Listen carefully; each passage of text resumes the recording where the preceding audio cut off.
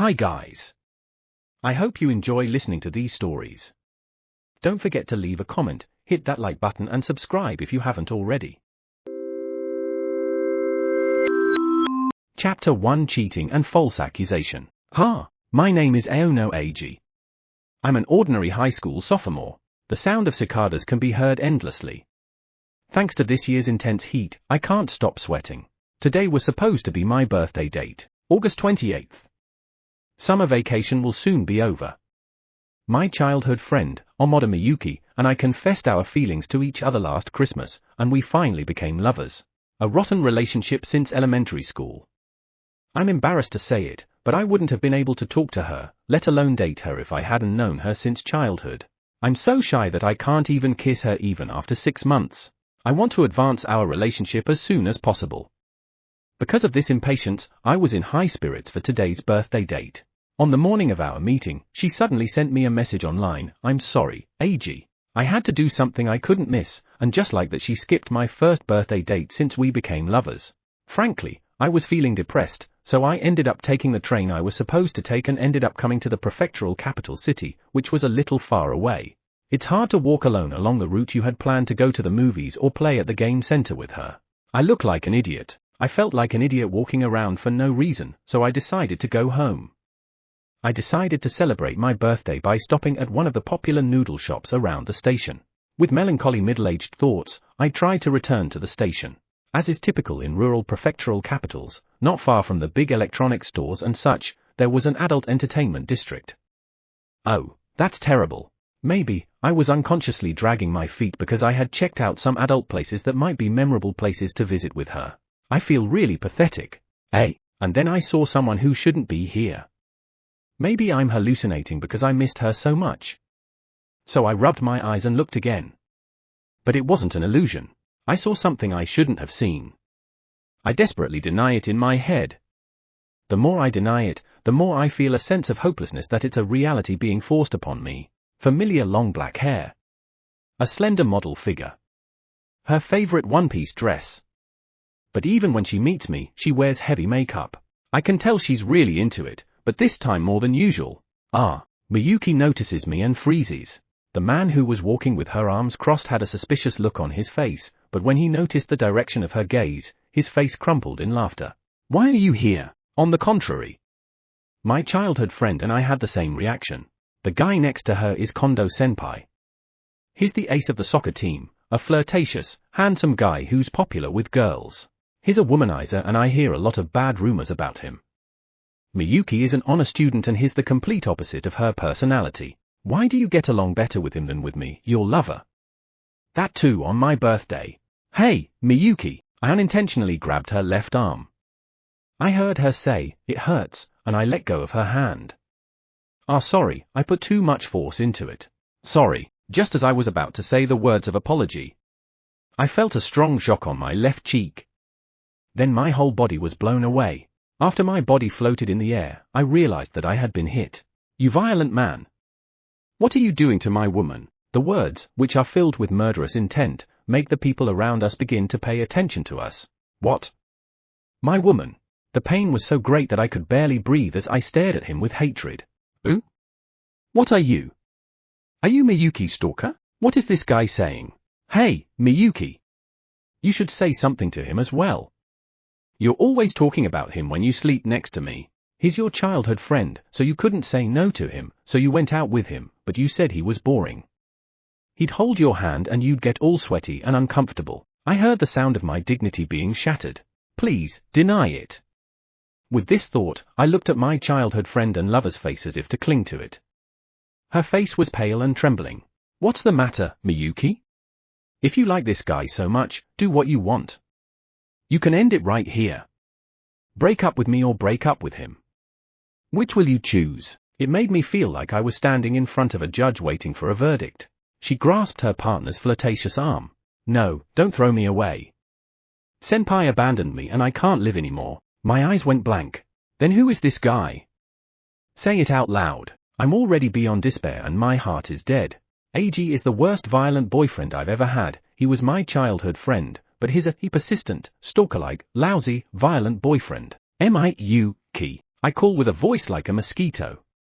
I guess that's how our decade was. I'm just a... Then, tell this to this crazy stalker. The guy nudged her to send me the worst birthday present she had ever sent me. I'm sorry, Eiji. I can't go out with you anymore. Don't even talk to me at school. Thus, our relationship ended. Chapter 2 Rumor and False Accusation. After a disastrous birthday, I locked myself in my room so my mother wouldn't find my swollen cheeks. My father died of an illness 3 years ago. Now I live with my mother and brother. They're both busy with their jobs and come home late, so luckily they don't notice me. I sent a message to both of them that I was not feeling well and was sleeping in my room, and then I locked the room. But not long after they came home and talked to me at the door. Feeling sorry, I said, maybe it's a summer cold. I'm sorry I got a cold. I'll stay in bed until the end of summer vacation. Worried about me, they left porridge, pudding, and sports drinks at the door. Anyway, I took them in my mouth and went to bed without thinking about anything else, and my precious summer vacation in my sophomore year of high school was over. Feeling helpless and empty, I had many nightmares. All I can do is watch the video on the monitor of Miyuki and Kondo-senpai hugging and kissing at the hotel. It's really disgusting, Eiji. I tried to be nice to you because we're childhood friends, but you misunderstood me and confessed to me. Forget about that weirdo guy. Just look at me now. Yes. Senpai, after 10 years of being childhood friends, I couldn't even lay a finger on her. But Senpai enjoyed making Miyuki say bad things about me over and over again. It should be a dream, but I can't stop feeling sick. My human dignity is being destroyed. I hear the sound of my heart being broken. Please don't do that again. I beg you. What are lovers doing in that entertainment district? Even I, a stupid man, can understand what lovers do in that entertainment district. In the end, the reason why she skipped my birthday date was because Senpai was more important than me. I guess I wasn't worth being a man after all. I started the new school year with an inexplicable bad feeling. I managed to put on my uniform and went to school. The world seemed to have turned sepia. The hilly walk to school now felt like torture. Hey, that's Aono who attacked Amada-san, right? Ooh, gross. Poor Amada-san. Her arm was bruised, wasn't it? Men who hurt girls are the worst. She's too kind. That's why the stalker gets it wrong. I thought we were friends until now, but from now on I won't talk to him. I mean, Kondo-senpai is cool, isn't he? I mean, he bravely stood up to that stalker domestic violence man and fought him off. That's really cool. Every time they saw my face, they whispered behind my back. I felt a dull pain in my heart. I knew. Since that day, my friends have contacted me several times. It was about the rumor that I was violent towards Miyuki. It seems that Kondo-senpai is actively spreading rumors. The source of the information always comes from the boys in the soccer club. I pleaded my innocence many times, but they wouldn't listen. That's what criminals always say. I won't talk to you anymore. Don't even talk to me at school. You suck. My close classmates have blocked me from SNS. I don't have anyone on my side anymore. Ignoring the cold stare, I made it to the classroom. But as expected, it was hell too. No one would make eye contact with me. Fool. Die. Criminals. Don't come to school. There was a scrawl of abusive words on my desk. I hear giggling in the distance. Miyuki came in later. Our eyes met and she looked away awkwardly. My childhood friend in the blazer, who I had thought was an angel, had turned into the devil who had betrayed me. Miyuki. Are you okay? Are you hurt or something? It's scary, isn't it? If he does anything to you, please tell me. It's the worst thing to happen when you say goodbye and then get angry and violent. Miyuki took her seat and then they gathered around her.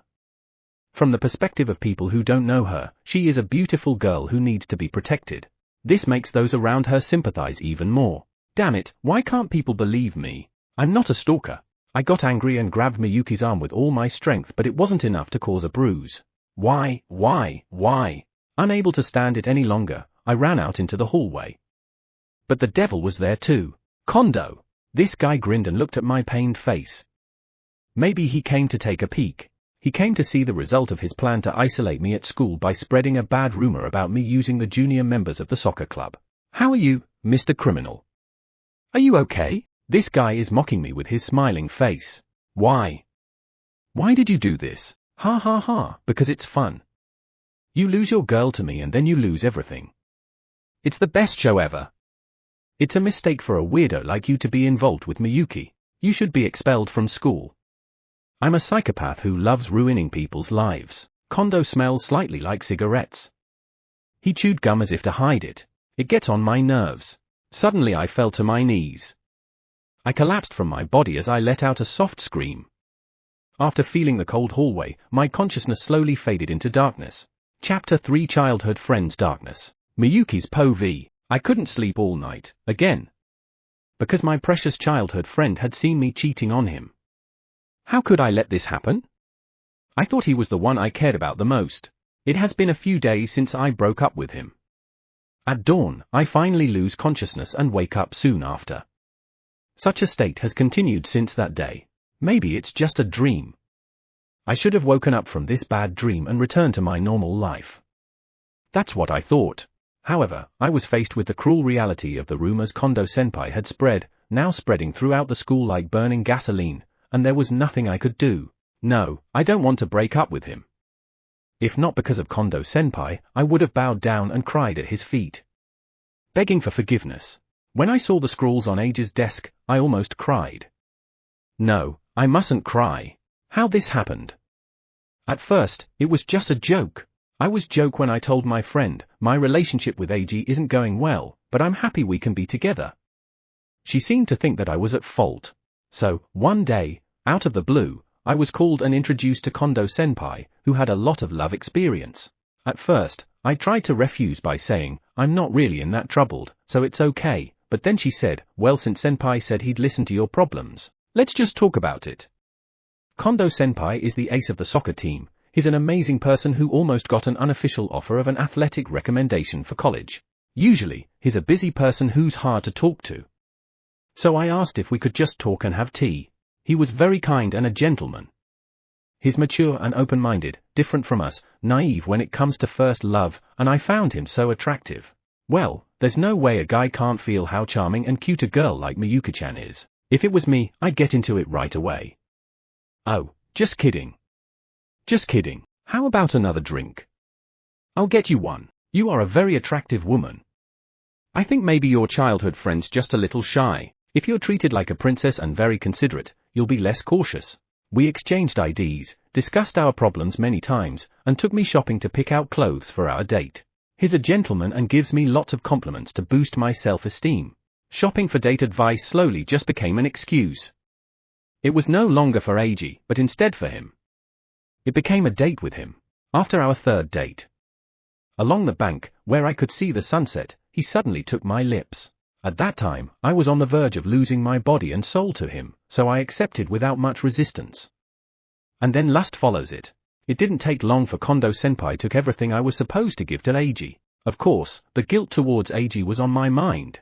But it's wrong for him not to get his hands on you, an attractive girl like Miyuki. It's not Miyuki who's at fault. It's your boyfriend who's disqualified as a man, by saying that he gave me an escape route many times.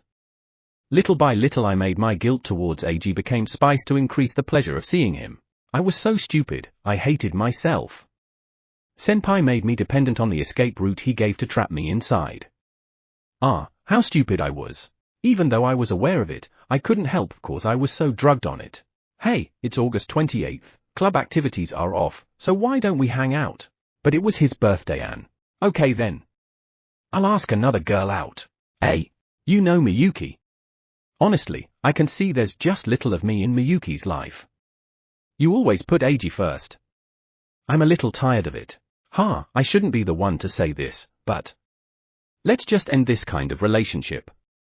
It's better for us. I'm rereading the messages on my phone. A message that told me to choose to go where I was meant to go. Finally, I cancelled Eiji's birthday date. And chose senpai instead of him. Eiji is kind, so don't worry. If I apologize, I'm sure he'll forgive me. On the other hand, I might never see senpai again. I was so obsessed with this fear that I chose the worst option. I was completely spoiled by Eiji, childhood friend, the man of my dreams who has been with me for over a decade. Maybe one day I would marry him and spend the rest of my life with him. I was so sure of it. I was happy, but my womanly self whispered to me, if my senpai is gone, the only man I'll be with from now on is Eiji. I'm okay with that. Lust and pride made Eiji suffer. and my own shallow self-preservation has driven him further into the depths of despair. A regret that would never go away took over my mind. Chapter 4: Club Manager's Betrayal. I fell to my knees in despair. I missed the entire class. I guess no one cares if I'm gone. I felt sick, so I went to the infirmary and asked the nurse for permission to rest on the bed. Of course, there was no way I could sleep. Humiliation, fear, and despair. I spent my time shivering on the white bed, trying to somehow hold on to my battered mind and body. Just in case, I'll tell your homeroom teacher. The school nurse told me so, and I told her shortly, please do. The homeroom teacher is probably busy right now teaching the class, selecting class committee members for the second semester, and deciding who will be on the committee for the cultural festival. So I saw that she wouldn't come to see me. Why is there no one to help me? Of course, because of Miyuki's attitude and her academics, plus she was class vice president last semester and had excellent grades. Her words are very strong. The teachers must believe her more than my words. So I can't talk to anyone about it. Not even my mom or brother. They're working as hard as my late father to send me to school. If I let them know about my current situation and let them down, I can't live anymore. When I betrayed by Miyuki, who was supposed to be my childhood friend and lover, I completely at a loss. How am I supposed to survive in this living hell for another year and a half? Suddenly the phone in my pocket vibrated. It from a SNS account that I had never seen before. An account name made up of a random string of characters that I didn't understand. I opened it without a second thought. There might be help from someone there. I clinging to such a fleeting hope. But, drop out of school, you criminal. You skipped the classes and now you're acting like a victim? Hey! The person most hurt was Amada-san, you damn stalker. If you hurt so much, die stalker. No kind words there. Only human malice. There's nothing left now. And then my phone vibrated again. It was manager Tochibana-senpai from the literature club. She's a kind senpai who always has a gentle smile on her face. Maybe she could. The hope that I had put aside earlier began to come back to my mind. But, I'm sorry. I thought I should tell you verbally. Actually, because of what you did to Amada-san, all the members of the club seem to be scared of you. I'm really sorry, but I don't want you to come to club activities anymore. Sorry. When it was marked as read, the messages from her stopped. No, I didn't do that. Just when I was about to write that, I realized that I could no longer press the send button. You are blocked from this account.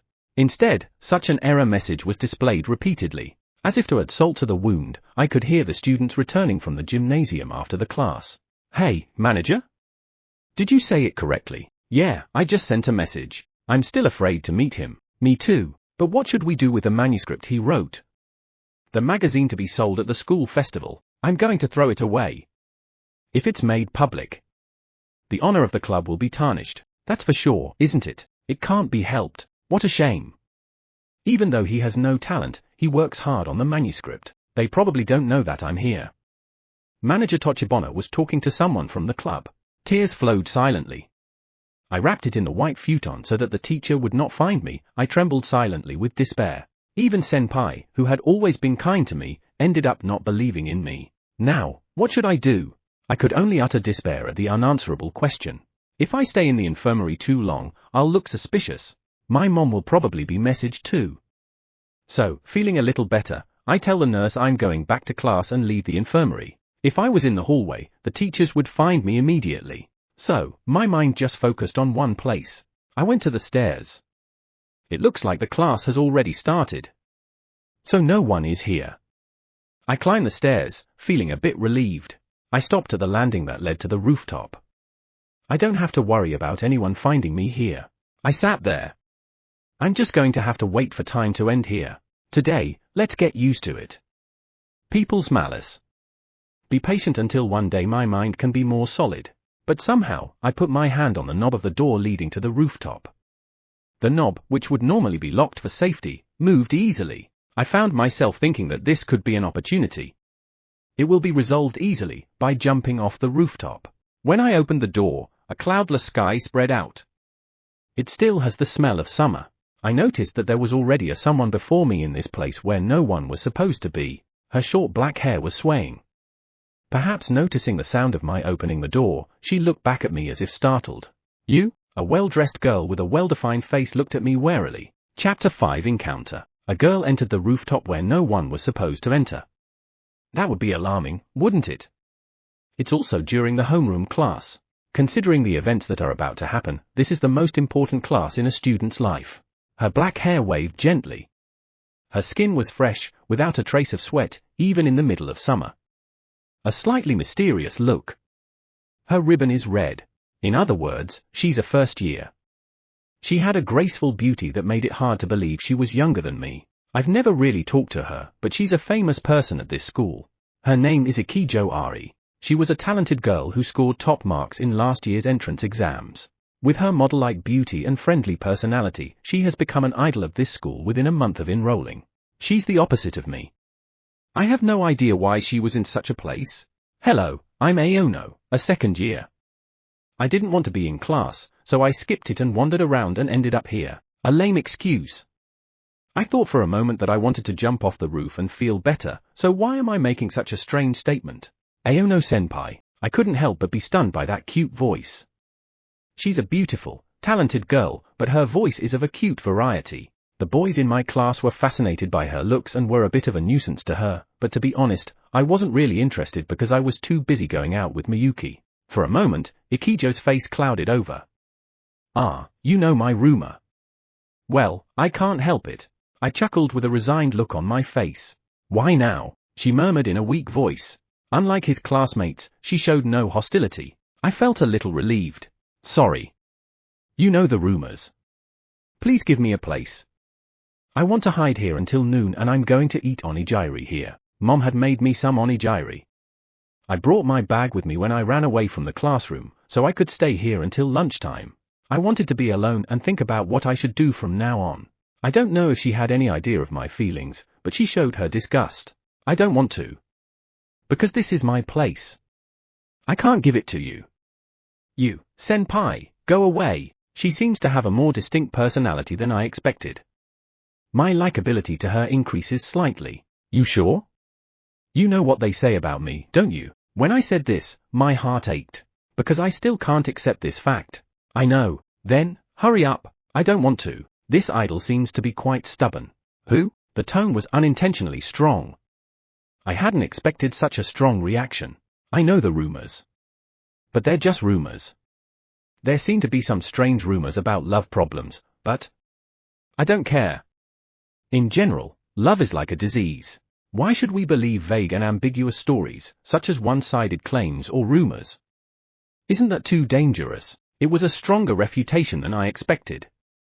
And it sticks in my mind.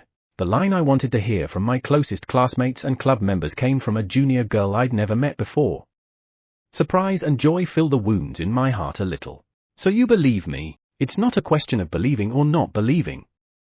This rumor is being spread by your girlfriend, considering the circumstances. I'm just saying that it's too risky to hurt you with this one-sided and biased information. Rumors spread out of romantic entanglements are the most unreliable information you can have. She argues very intelligently, or at worst logically. Normally this would be a cheeky junior line, but it was the one I most wanted to hear. Thank you. Why are you thanking me? She looked at me with a quizzically annoyed expression. If you have no idea, that's fine. I looked at my intelligent junior as I held back my tears. Heavy rain fell from the sky, changing the mood in an instant. Hey, it's raining really hard. Let's just go back inside, we'll catch a cold here. Please leave me alone. I shocked to find out that a proposal I thought would be accepted was rejected. Ah, but, you still don't understand? Why did I come here alone? Unlike the rational voice from earlier, this one was clearly filled with anger, leaving me at a loss for words. Why? I don't have to worry about getting wet from the rain and catching a cold. Because for me, tomorrow will never come again. Like a spoiled child, only the emotions are ahead. Calm down. Leave me alone. I want to die. Then she walked slowly towards the security fence. Panicking, I grabbed her arm and stopped her. Don't. I just thinking about killing myself earlier, and now I'm trying to stop a junior from killing herself. It was too sudden development to make sense. It's none of your business. Let me do what I want. With more force than I expected, she tried to shake me off. But I held on desperately. For God's sake, we were both soaking wet, but I didn't care. She tried to pull my arm away with her other hand. With a confused head, I was saying the following words. If you're going to die, at least hang out with me for a day. Let's skip school together. What? Chapter 6 Kondo's Darkness. I'm Kondo Eiji. I'm the man at the center of this world. My father is a councilman. Academically, I have been accepted into a prestigious high school, one of the top 3 schools in the prefecture, and I'm the ace and captain of the football club I belong to. Thanks to me, the ace of the team, this school's football team, which was a weak team, became the top team in the prefectural tournament and made it to the national tournament last year. Although it's unofficial, I've already been approached by a prestigious football club from a private university. If I get an official sports recommendation, the rest of my life will be bright. I can easily become a professional player. If I'm good enough and work a little harder, I'll be unbeatable in my country and soon foreign leagues will approach me. Join a team in the Belgian or Scottish leagues and become a regular. Play well and try to get into the Big 5 leagues. Then I'd have a salary of over 100 million a year and beautiful women as my mistresses. I would be the first Japanese player to win the World Player of the Year award. Life's so easy. I was different from an early age. With a little hard work, my grades rose quickly. I grew taller and taller until I was almost 190 centimeters tall. Thanks to my natural talent for soft technique in football, I can play at the heart of any team. I was once invited by a youth organization to play in a lower division of the National League, but I ignored it. I wouldn't have time to play if I stayed there. Nevertheless, I was selected for the national youth team, so no one can complain. I was so talented that women couldn't leave me alone. I was irresistibly popular with girls from primary school onwards. The first time I had a girlfriend was in 3rd grade. From then on, there was never a time when I didn't have a woman. When I dated my girlfriend in the first year of junior high school, my playboy nature became even stronger. I'll never forget it. In the same class at the time, a nerd and the class idol were dating. Well, it was a middle school romance with outdated values, such as holding hands. They are childhood friends, just like Miyuki, and their relationship was so pure and naive that they believe they will marry in the future. That's easy. Just because I seduced her a little and treated her gently, she immediately fell in love with me. She easily betrays her boyfriend. She speaks ill of him, commits immoral acts, and condemns him as if she were the righteous party in a tragedy. That nerd is disgusting. It's the greatest shame of my life that he was my boyfriend. You were so in love with me that you gave it to me easily and humiliated him when we were alone. She is a stupid woman. And then when we show him our intimacy, he bursts into tears. I was so excited to see her boyfriend's depressed face back then. Why? Why? You promised to marry me. The boyfriend screamed like he was dying and then fainted. But she didn't help him, she just held my arm as if she didn't care. No way. I don't want to. I love him. I am breaking up with you. It was amazing. This was a moment when my desire to conquer was satisfied. From then on, I started to like playing with other girls who already had boyfriends. It's funny to see a guy's desperate face when he finds out he's been cheated on. By the way, I broke up with that girl about a week after I'd driven her boyfriend to despair. Relationships are most fun when we are not dating. If you go out with them, all they do is show their annoying possessiveness. You'll get in trouble. Why? I gave you everything and chose you. I look at the girl who is clinging desperately to me and I say to her, I'm not interested in easy girl like you. I don't like you anymore, so we're breaking up. I said it with a straight face, playing with my phone as if I wasn't interested. After falling for my charms, she stopped studying and her grades go down. And it's impossible to get them back. She also made enemies of all her previous friendships, especially childhood friendships, you know. Friends from kindergarten and nursery school to primary school and junior high school. You're making enemies of all your old friends by choosing me. Do you think a girl like that, who doesn't understand simple things, can go out with me? Know your position. In the end, the former class idol has turned everything against her, her grades are dropping, and she's on the verge of a bad end because she's not going to school. It's fun to watch her ruin like that. Now it's Miyuki's turn. She's interesting too. At that time, she should have dated her boyfriend instead of me. I had a strange thought that day. Pretty girl and a nerd guy. I thought it would be fun to ruin their lives. That's why I put the marks of domestic violence on Miyuki's arm. The literary club boyfriend's weak strength would have made him a little red at best, but when I squeezed her arm hard, she got a nice bruise. I took a picture of it with my smartphone and used a junior in the club to post it on social media and anonymously on the school's website. This is the result. This guy is called Eiji. And how far will Miyuki fall? I can't wait to see. Chapter 7 Skipping School with the school's #1 idol and the desperation of a girl who betrayed her boyfriend. Skipping school? Do you understand the current situation? I was in a desperate situation and what came out was a ridiculous suggestion like let's skip school together. I felt sorry for myself. I could have come up with a better suggestion, but we're both soaking wet, and it's a terrible mess. I mean, it can't be helped. I came here thinking I was going to die, but I never thought I'd be the one to stop my junior from committing suicide. The #1 idol sat down on the spot, deflated. For now, the worst seems to be over. She said, I feel like an idiot, and started laughing. I started laughing as well. Hey, let's go back. Yeah, that's right. We were both in a terrible situation, but until the end, we couldn't stop laughing. Here, use this for now. I handed her the towel that was in my bag. Hey, but, let's start with you. Her eyes were telling me to use it first. But I knew that if I used the towel first, it would absorb too much water and Ikijo-san wouldn't be able to use it anymore. It's okay.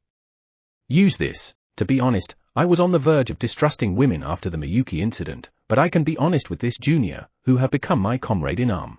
Thank you. But please don't stare at me too much. I can't help it. The rain had soaked her summer clothes and I could see what was underneath. The pale pink camisole under her shirt was completely transparent. I've been thinking for a while that it's wrong to look at her, but my male instinct makes me take a quick look. Senpai, that's S_Zool harassment. I'm sorry. She gets a little grumpy, but takes my towel and wipes herself down. Her shiny, glamorous body looked like an angel that had come down to earth. To put it simply, she was beautiful. So, what are you going to do now? I mean, you invited me to skip school, so you must have some kind of plan. Well, I only have morning classes today anyway, so I have the afternoon off. I only have about half an hour left to skip. Ha ha, we've become uncool brats. I laughed bitterly and she laughed too. Since some time ago, she had been showing a very sad expression. From what I remember, this junior was always such a beautiful girl who was tense and intimidating. I heard that some of my classmates had confessed to her. Why do you think you can date someone you don't know? Do you know what it feels like when someone confesses to you for the first time? You don't, do you? Then I'll tell you. Honestly, I feel nothing but fear. After all, you're only interested in my appearance and status, aren't you? I read the letter, but in the end, that's all it said, right? It hurts to read such a thing. I've heard of something about her like broken heartmaker. So I was honestly surprised that my suggestion was accepted so easily. I thought I would get a lot of ridicule.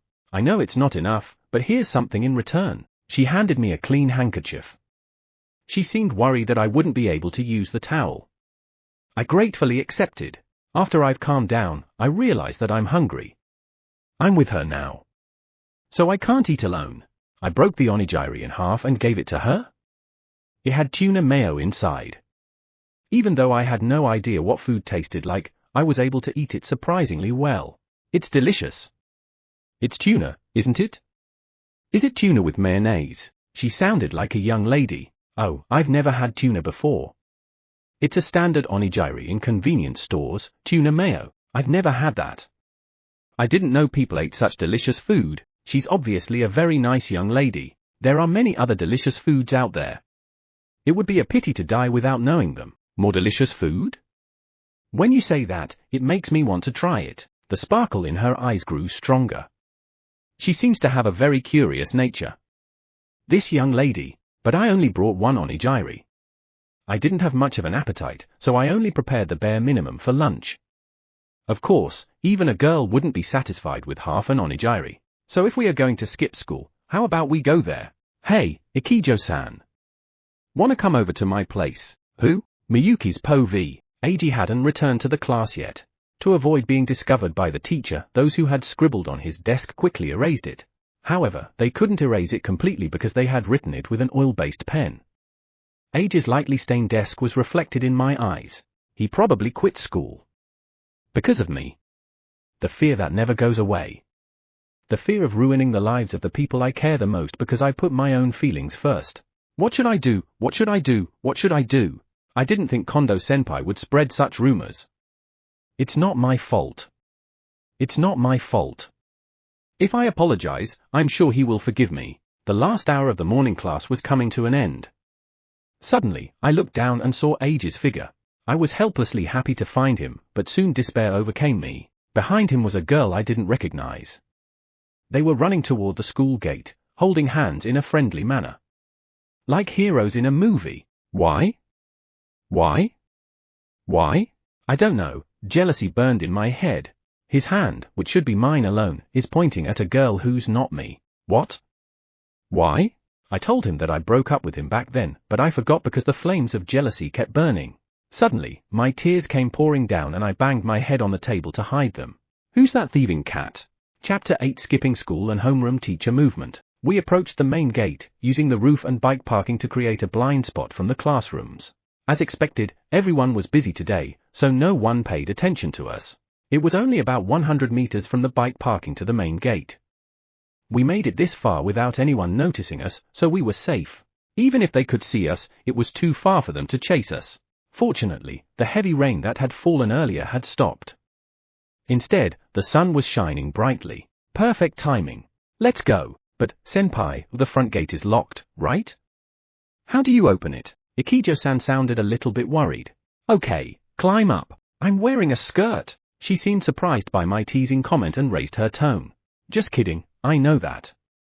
See that metal door near the main gate? The one that looks like a kitchen door. You can open it from the inside, but when you close it, it locks automatically. So you can't get in from the outside, but it's easy to get out from the inside. It has been an open secret from generation to go out of the school. Many people use this door to go outside, especially to buy food and drinks.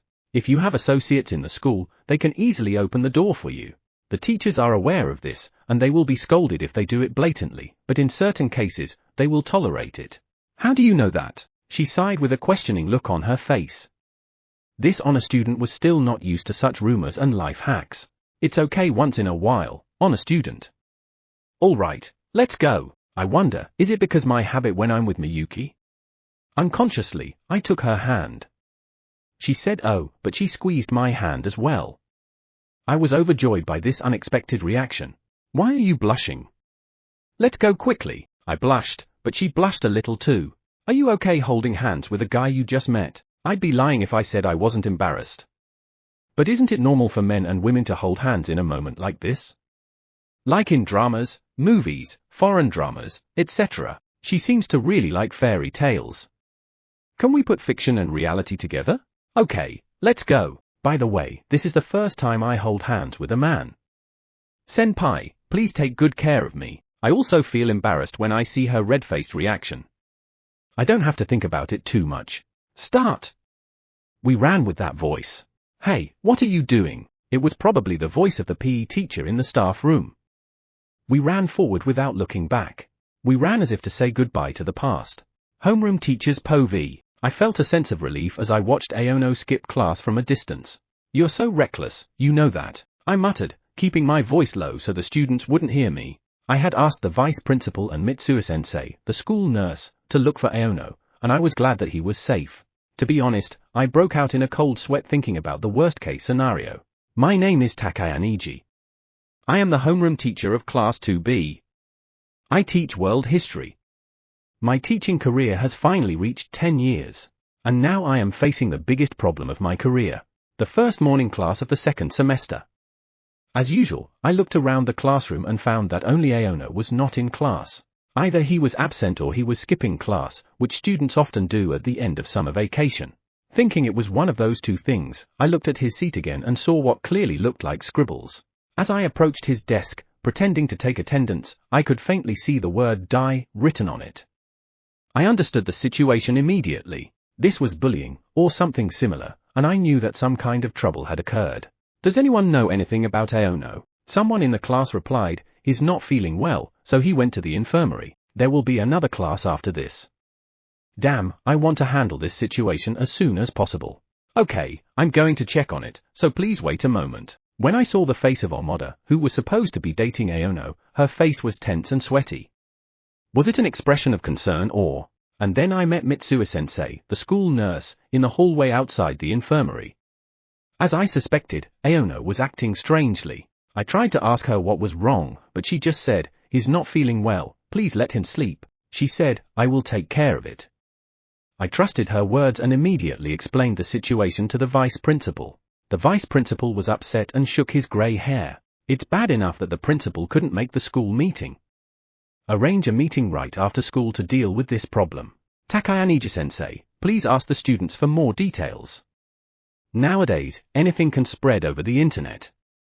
Especially during the summer vacation, anything can happen. He looks weak but surprisingly firm on policy, and that helps me a lot. In short, the administrative talk about the appointment of class committee members and various other executive committees was over. It was time to get down to business. I spoke with a heavier tone and atmosphere than before. You know the punishment for destroying property, right? My long battle was about to begin. Chapter 9 Kitchen Aono and Homeroom Teacher's Wrath. We made it out of the school and walked to my house, which was a 10-minute walk away. Not far from the school, we took a short break to catch our breath. Ha ha ha. Are you okay? Yes. As you can see, it's hard to keep up with a man running at full speed. She slowly let go of the hand she was holding. It's amazing that you can keep up with me. She's smart and athletic, as they say. I have heard that she has been invited by several clubs to join theirs, but she has turned them all down. She has asked to join their team occasionally, which makes her a great ace for their team. No, but thank you for saying that. Our uniforms are getting dry from the sun. That's good. Then we unconsciously fixed each other's messy hair. Then let's go. But, senpai, you're teasing me a little too much. Either you're hopeless at explaining things, or you're doing it on purpose. I don't know. She puffed her cheek slightly and complained. Maybe the first. That's a lie. She'll get the wrong idea if I choose the second. Liar. Of course, she didn't believe me. On the way, we laughed and joked with each other. Well, after all that laughing, we arrived at our destination. We talked like old friends. Maybe it was because we had crossed the line of death together. Kitchen Aono. My parents' house and a Western-style restaurant. My father was a chef. He trained in a famous hotel and saved enough money to open his own restaurant in this area. He fell in love with my mother, who worked at the front desk of the hotel, and they opened a Western-style restaurant together. My father prefers to cook home-style dishes rather than formal ones, and the restaurant's specialties are simple dishes such as omelette rice, hamburgers, and beef stew. Before he died of illness, he gave his secret recipe to my brother, who graduated from culinary school and now runs our restaurant. My mother helps him as a bookkeeper and waitress. I'm home. It was not yet 12 o'clock, so the restaurant was not crowded. This is an office district, so it gets pretty crowded around noon. Oh, welcome back. You're back early. Mom greets me with a surprised look. People call her the poster girl because regardless of her age, she still looks pretty young. She looks like she is in her 20s, about half her real age. She is a waitress, so her hair is short and she wears light makeup. Hey, welcome back. I hear my brother's voice from the back of the kitchen. I left early because I wasn't feeling well. Then one of my juniors left early too, so I invited her to lunch. Oh, really? Did you skip class? You've started doing that too. That's okay. It's going to get crowded soon, so use the rest area in the back. No, you don't usually bring friends, so I'll buy you a drink. Maybe my mom understood my story pretty well. I've been in a pretty bad state these past few days, so I guess she believes me. Ikijo-san. It's okay. I called my junior who was waiting outside. Then she came in, looking a little nervous. Nice to meet you. My name is Ari Ikijo, and I'm Aono-senpai's junior. Senpai has always helped me. I apologize for the sudden visit today. I was impressed by his formal speaking style. She's like a different person. My brother came out of the kitchen to greet Ikijo-san, but when he saw her, he froze in silence. Oh my. Both of them were probably surprised that I brought a pretty girl with me. Miyuki is a pretty girl as well, but, well, maybe my mother and my brother realized that I had broken up with Miyuki. Maybe they found out since my birthday. Ikijo-san was nervous because they were silent for a while. I'm sorry. I didn't expect Eiji to bring such a beautiful girl. Sorry for the dirty place. Take your time. Eat whatever you want. Miyuki's POV, punishment for damaging property. The classroom was in an uproar when Sensei mentioned this. I have said it clearly, you smart people should understand. It's about Aono's desk. Eiji came out of the teacher's mouth. My heart starts to race. How much does he know? Maybe everything. I was scared. I heard the sound of everything I had built being destroyed. I still don't know who did it. But at least I know something happened because of the faint writing on the desk and Aono's condition. Look, the desk that someone scribbled on is school property. It's a public school, so I think the desk is public property, bought with your parents' taxes. You broke it. That's a crime. You studied in junior high school, right? That's a crime. I was not directly involved in the scribbling. Still, I couldn't help but break out in a cold sweat. The culprit might say it was just a whim, or it was Aono's fault, but no matter what the reason, no one is allowed to write slanderous and libelous words on someone else's desk. There's no way you could make a death threat to a celebrity or YouTuber online, get arrested, and then make the same excuse and be forgiven, right? Takayama-sensei seems unmotivated, but his lessons are very easy to understand. I can tell that he studies a lot and has a good understanding of what's popular among high school students, so his jokes are funny, but this is the first time he has shown fear as an adult. He's usually a nice person, but when he gets angry, he becomes very scary. It's the same thing. He gives us easy-to-understand examples to convey his anger. This is something that the culprit will have to pay for the rest of his life. Why don't you understand that? We teachers will take this case seriously. Remember that. Chapter 10 Family Home and Countermeasure Meeting. Mom hurriedly cleaned the break room and greeted us. Even though it's called a break room, it has a decent size. It's a tatami room with a big table and a TV. These days, there is also free Wi-Fi for guests, so you can watch movies on your phone. Since my mom loves new things, this place is very friendly because it accepts electronic money, plays background music on Alexa, and lets you watch Netflix and YouTube on the TV in the break room. Someone once asked, why a Japanese-style room? This is a Western-style restaurant, so why not a Western-style room? Well, because resting on tatami is more comfortable and sleeping is easier. I thought this room was a little unromantic because it was a little noisy, but this room was the only private room in the restaurant, so it was easy to talk to Akijo-san. Honestly, I might say things I don't want my mom or brother to hear. Just relax, Ari-chan. I'm a little surprised to see mom casually calling Akijo-san by her first name, but I'm relieved when she quickly returns to her work. We were left alone with the menu and cold drinks. Just looking at the hamburgers and omelette rice makes me happy. Senpai, do you have any recommendations? Oh, then this special lunch would be great. The main course is my recommended omelette rice, and it comes with a mini hamburger and a bite of Napolitan. This is a special lunch that my dad made. It's an all-star menu with 3 of his most popular dishes. The omelette and hamburger steak with a special demi-glace sauce that was left overnight. The original Napolitan with more tomato sauce and sausage. Both are served with salad and soup, which is basically what customers order for lunch. Wow! I felt a slight sense of relief as I saw Akijo-san's eyes light up. This girl just didn't look like a high school girl, or rather, I didn't see her as appropriate for her age. I ordered from my mother and returned to my seat. I felt a little dizzy being left alone with a beautiful girl in front of me, so I made up an excuse by ordering. I'm sorry. It seems too much to invite a high school girl. No, it's actually refreshing. Neither my parents' house nor my apartment has a Japanese-style room. It's kinda nice to sit in a tatami room. She's a young lady, really. I'm glad to hear that. This is my mother's and my brother's break room, where they rest for 2 hours after lunch before the evening hours. That's why it's so warm. I've never had the experience of visiting someone's home, so it's refreshing. It's kinda embarrassing for me, though. Because there are too many colors in this house, like my brother's cookbooks and the TV, which is only used to watch my mother's favorite foreign dramas. It was a blessing. I'm jealous that the colors of your family are reflected in this home. From what she said, Akijo-san seems to have a complicated family background. The term home is not often used by high school students. Maybe she lives alone, away from her parents.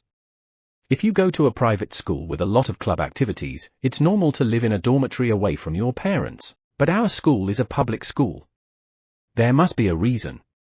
But I didn't dare to ask, because she didn't try to get to know me very well. There were many opportunities for her to ask me questions during our walk from school to here, but she acted as if she didn't care. I have to be a gentleman who's nice to her and doesn't ask each other things that we don't want to ask each other. After 10 minutes of chatting, the food was brought out. Since this was the most popular item on the menu, it was served immediately. Here you go, a special lunch for Ari-chan. Since Ari-chan is a special customer, we offer tea or coffee after lunch, so choose what Ari-chan likes. Today's soup was pork soup. The soups change daily, including corn pottage, consomme, and egg soup. She was so lucky because pork soup is a popular soup. I'd like some tea, please. Most customers usually choose coffee. But, oh, Ari-chan. You're a tea person. I'm glad. Actually, I'm too. My mom is a tea person. So when a customer chooses tea, her mood immediately improves. It's so obvious. Mom casually and carelessly left BS lunch that I had ordered without a word. That's a pretty big gap. By the way, BS lunch is a set of beef curry and croquettes with a special stuffing inside. The secret ingredient in the curry, of course, is demi-glace sauce. Then take your time. I'll bring you some tea when you're finished. When Mom returned to work, Ikijo-san looked at me. I could tell by the way she looked at me. She says she can't wait to eat. I nodded as if to give her a signal. She happily said itadakimasu before starting to eat. As she took a bite of the omelette, the words delicious involuntarily slipped out. She looked so happy that it was hard to believe that she was the girl who had just tried to die. Her face looks like a goddess. I was a little grateful to fate that I had met her. Takayaniji's Po V. It was suddenly decided to hold a meeting to discuss Aono's case, and the three of us, myself, the dean of students, and Mitsuo-sensei gathered in the conference room. The principal and vice principal arrived later. Sorry, I'm a little late. The principal takes his seat and swings his huge body. Since the vice principal next to him is quite thin, his size stands out even more. I had once heard that he was a famous rugby player in his school days, which strangely convinced me of the principal's outfit. The vice principal had already given the information to the dean of students and the principal, so the basic information was shared among these members of the group. The principal opened his mouth as soon as he sat down. First of all, Takayaniji-sensei. Thank you for contacting me so quickly. A situation like this is dangerous and could get worse if we don't deal with it quickly. And nothing is more important than dealing with the negative information that has already spread. The principal bowed his head, out of breath, but with sincerity. No, I think I might have a problem developing my class. To be honest, all I had to do was reflect on it. Maybe I should have created an environment where students like Aono-kun could seek advice more easily. I should have taken the risk of getting into trouble during the summer vacation into account and followed up more seriously. As a teacher, you probably have a lot to reflect on. But I think Takayaniji-sensei did everything he could. At least other teachers would not have been able to share information so quickly. Usually, people are so concerned about their reputation that they try to solve problems on their own or cover them up. Iwai-sensei, the dean of students, was very protective of me. I am very grateful. Iwai-sensei is right. For now, let's worry more about the present and the future than the past.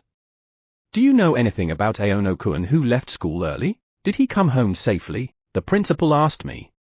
Mitsuo-sensei replied for me. Takayaniji-sensei interviewed several students about the situation, and I called Aono-kun's parents. Mitsuo-sensei called Aono-kun's parents. This support was really helpful. So I could concentrate on interviewing the students for the rest of the day. So, yes. In cases like this, most students don't want their parents to know about the bullying. So I asked if Aono-kun was okay even though he went home early because he wasn't feeling well. His mother answered the phone and said that he was fine and had gone home. When the principal and vice principal heard this, they looked a little relieved. Because we have to think about what to do if something goes wrong. That's good to know. Now, I will tell you the basic policy for the future that I discussed with the vice principal. First of all, let's think about Aono-kun. The problem will not be solved if he decides not to go to school or drops out. We must always be there for him. Chapter 11 Junior's Tears and the Evil Actor. We had a nice lunch. The pork miso soup is delicious. It is a fusion of two cultures, Western cuisine and miso soup. Onion gratin soup and pork miso soup are the two most popular soups in our restaurant. My father added it to the daily soup list, hoping it would be a reward for a dreary day like Monday. It's a smooth soup with lots of meat and lots of root vegetables and potatoes. I enjoy omelette rice, hamburgers, and Napolitan. But this pork miso soup in particular makes me feel good. Is that what you call the taste of mom's cooking? I'm glad. Ikijo-san seems to be satisfied. This is my late father's special recipe.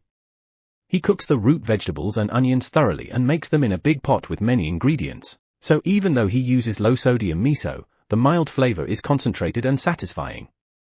Isn't it good? I speak a little proudly. My father, unlike me, was well liked by everyone.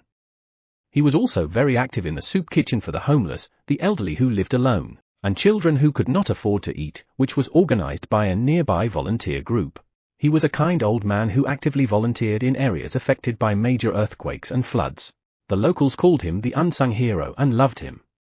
TL, a person who has achieved great things or committed acts of bravery or self-sacrifice, yet is not celebrated or recognized.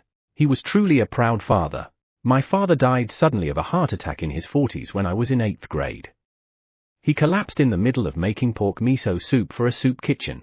It was really just like him. Many people attended my father's funeral.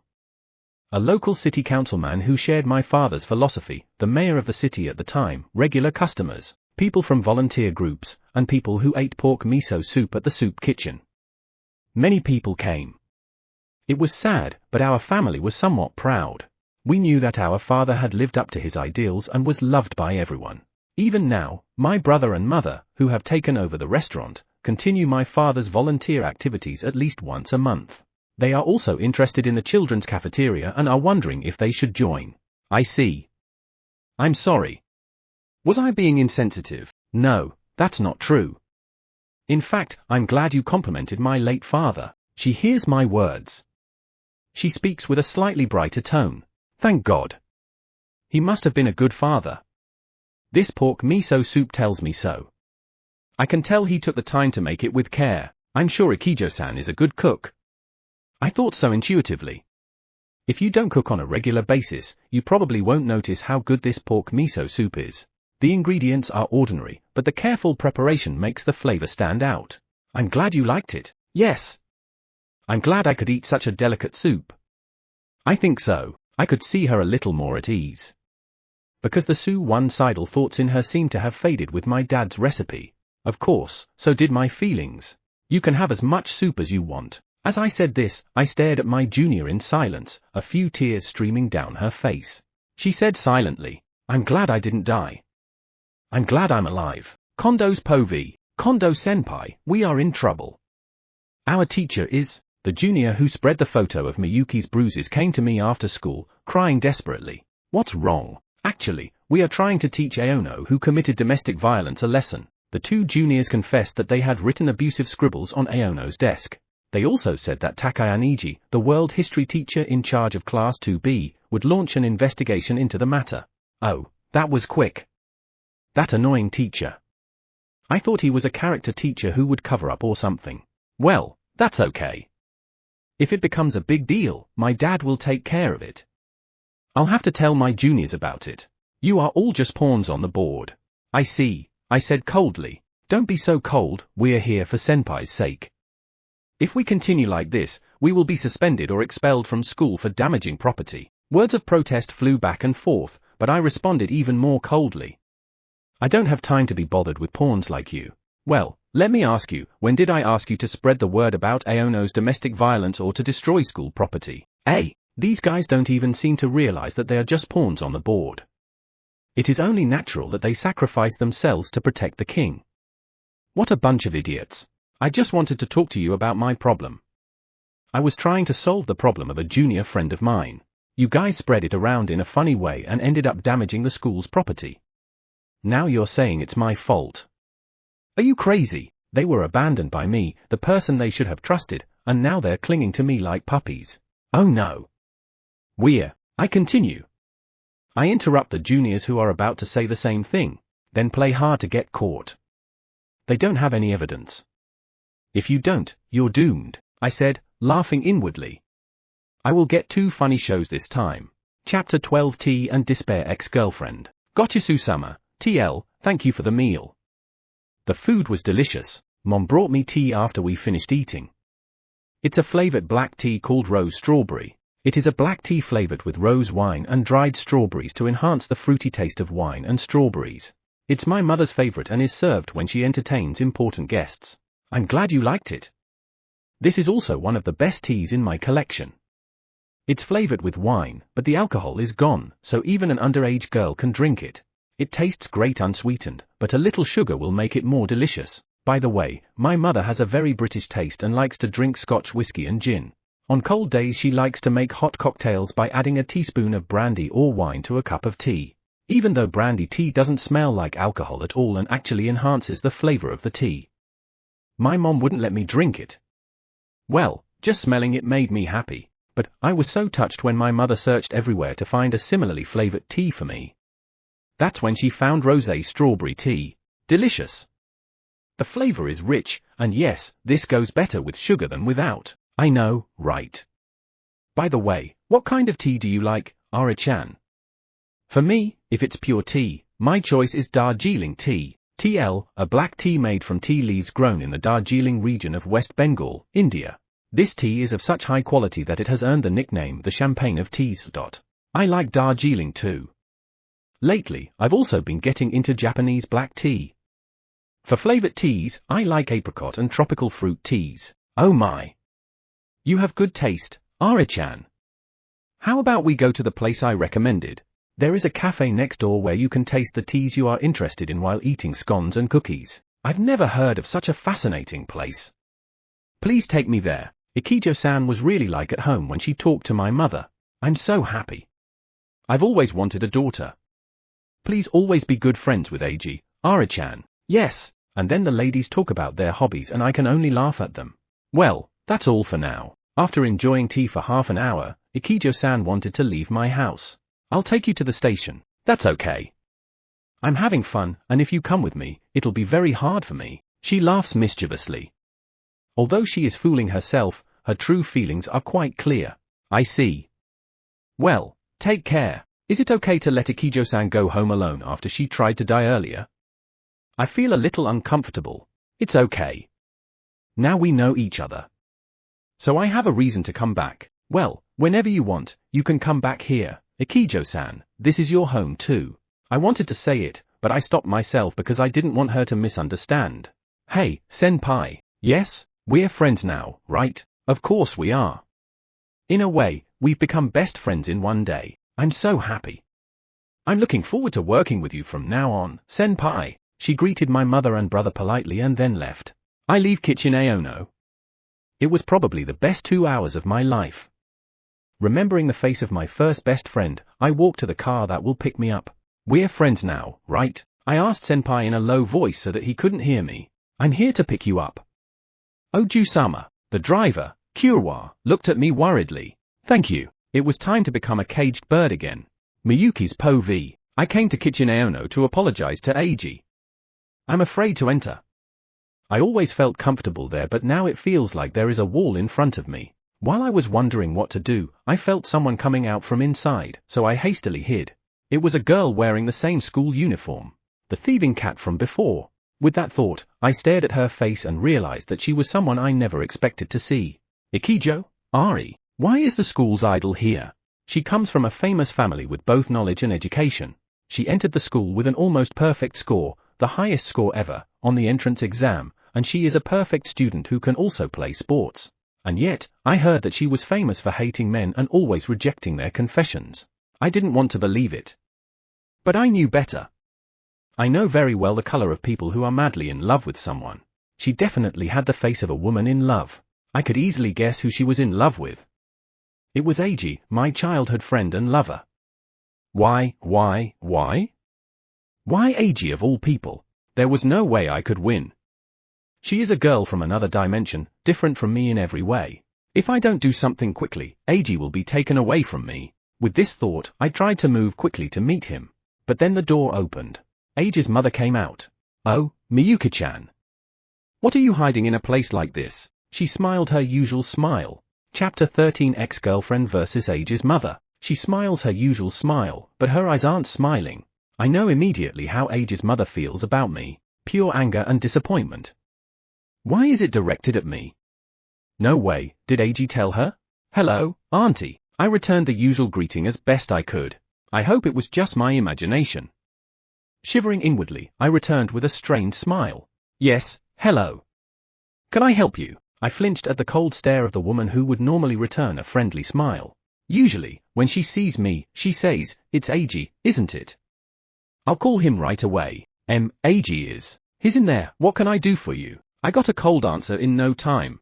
The answer is so cold that I hesitate for a moment. I'm sorry.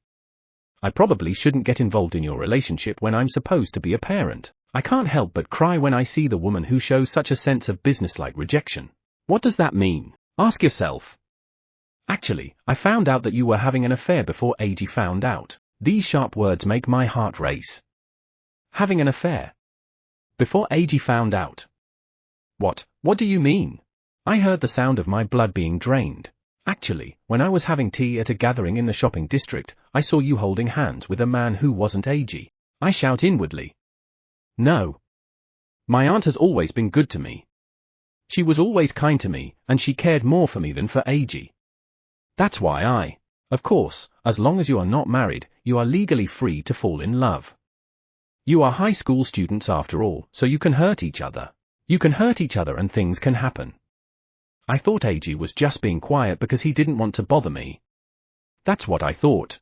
It's a shame, but you two have mutually agreed to part ways. With my back sweating profusely, I tried to form some words. But no words came out of my mouth. I found out something was wrong on the day of his birthday. He said he was going on a date with you and left the house. And then he came back with a desperate look on his face and locked himself in for a few days. That's when I found out.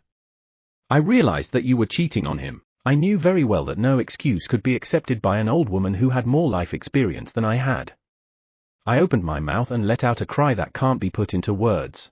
No, I guess you have a point. You may have something to say. But I have no obligation or duty to listen to you. I don't want to hate you more than this, so can you please stop making up these ridiculous excuses? It felt like I was being slowly strangled. I was constantly cornered. I'm sorry, that was all I could say, and I looked down to hold back the tears. I don't want to hear those apologies. I've known you for over 10 years, so I'm going to give you one last piece of advice. Love is free, but no one has the right to play with or trample on the other person's genuine goodwill. It may not be a crime, but I think it is a more serious crime. From now on, just be reasonable. Would you please let me meet Eiji? She replied with a bit of anger in her voice. I don't want to. What kind of mother would allow an unfaithful woman to trample on the goodwill of her precious son? I'm not that good-natured. I think it's a matter for Eiji to decide in the end. At the very least, I would like to ask you to stay out of my sight from now on. You are not worthy to be with my son. Her rejection left me an emotional wreck. In a way, my aunt treated me like her own daughter. So did my late uncle. So did my brother. People who treated me like family told me never to come back. These words of rejection trigger the crumbling of something precious inside me. Like a broken toy, it crumbles on the sidewalk. Oh no, oh no. I sobbed like a baby and the woman came to finish me off. I'm sorry. This is the front of the store. If you're crying, you're interfering with our business.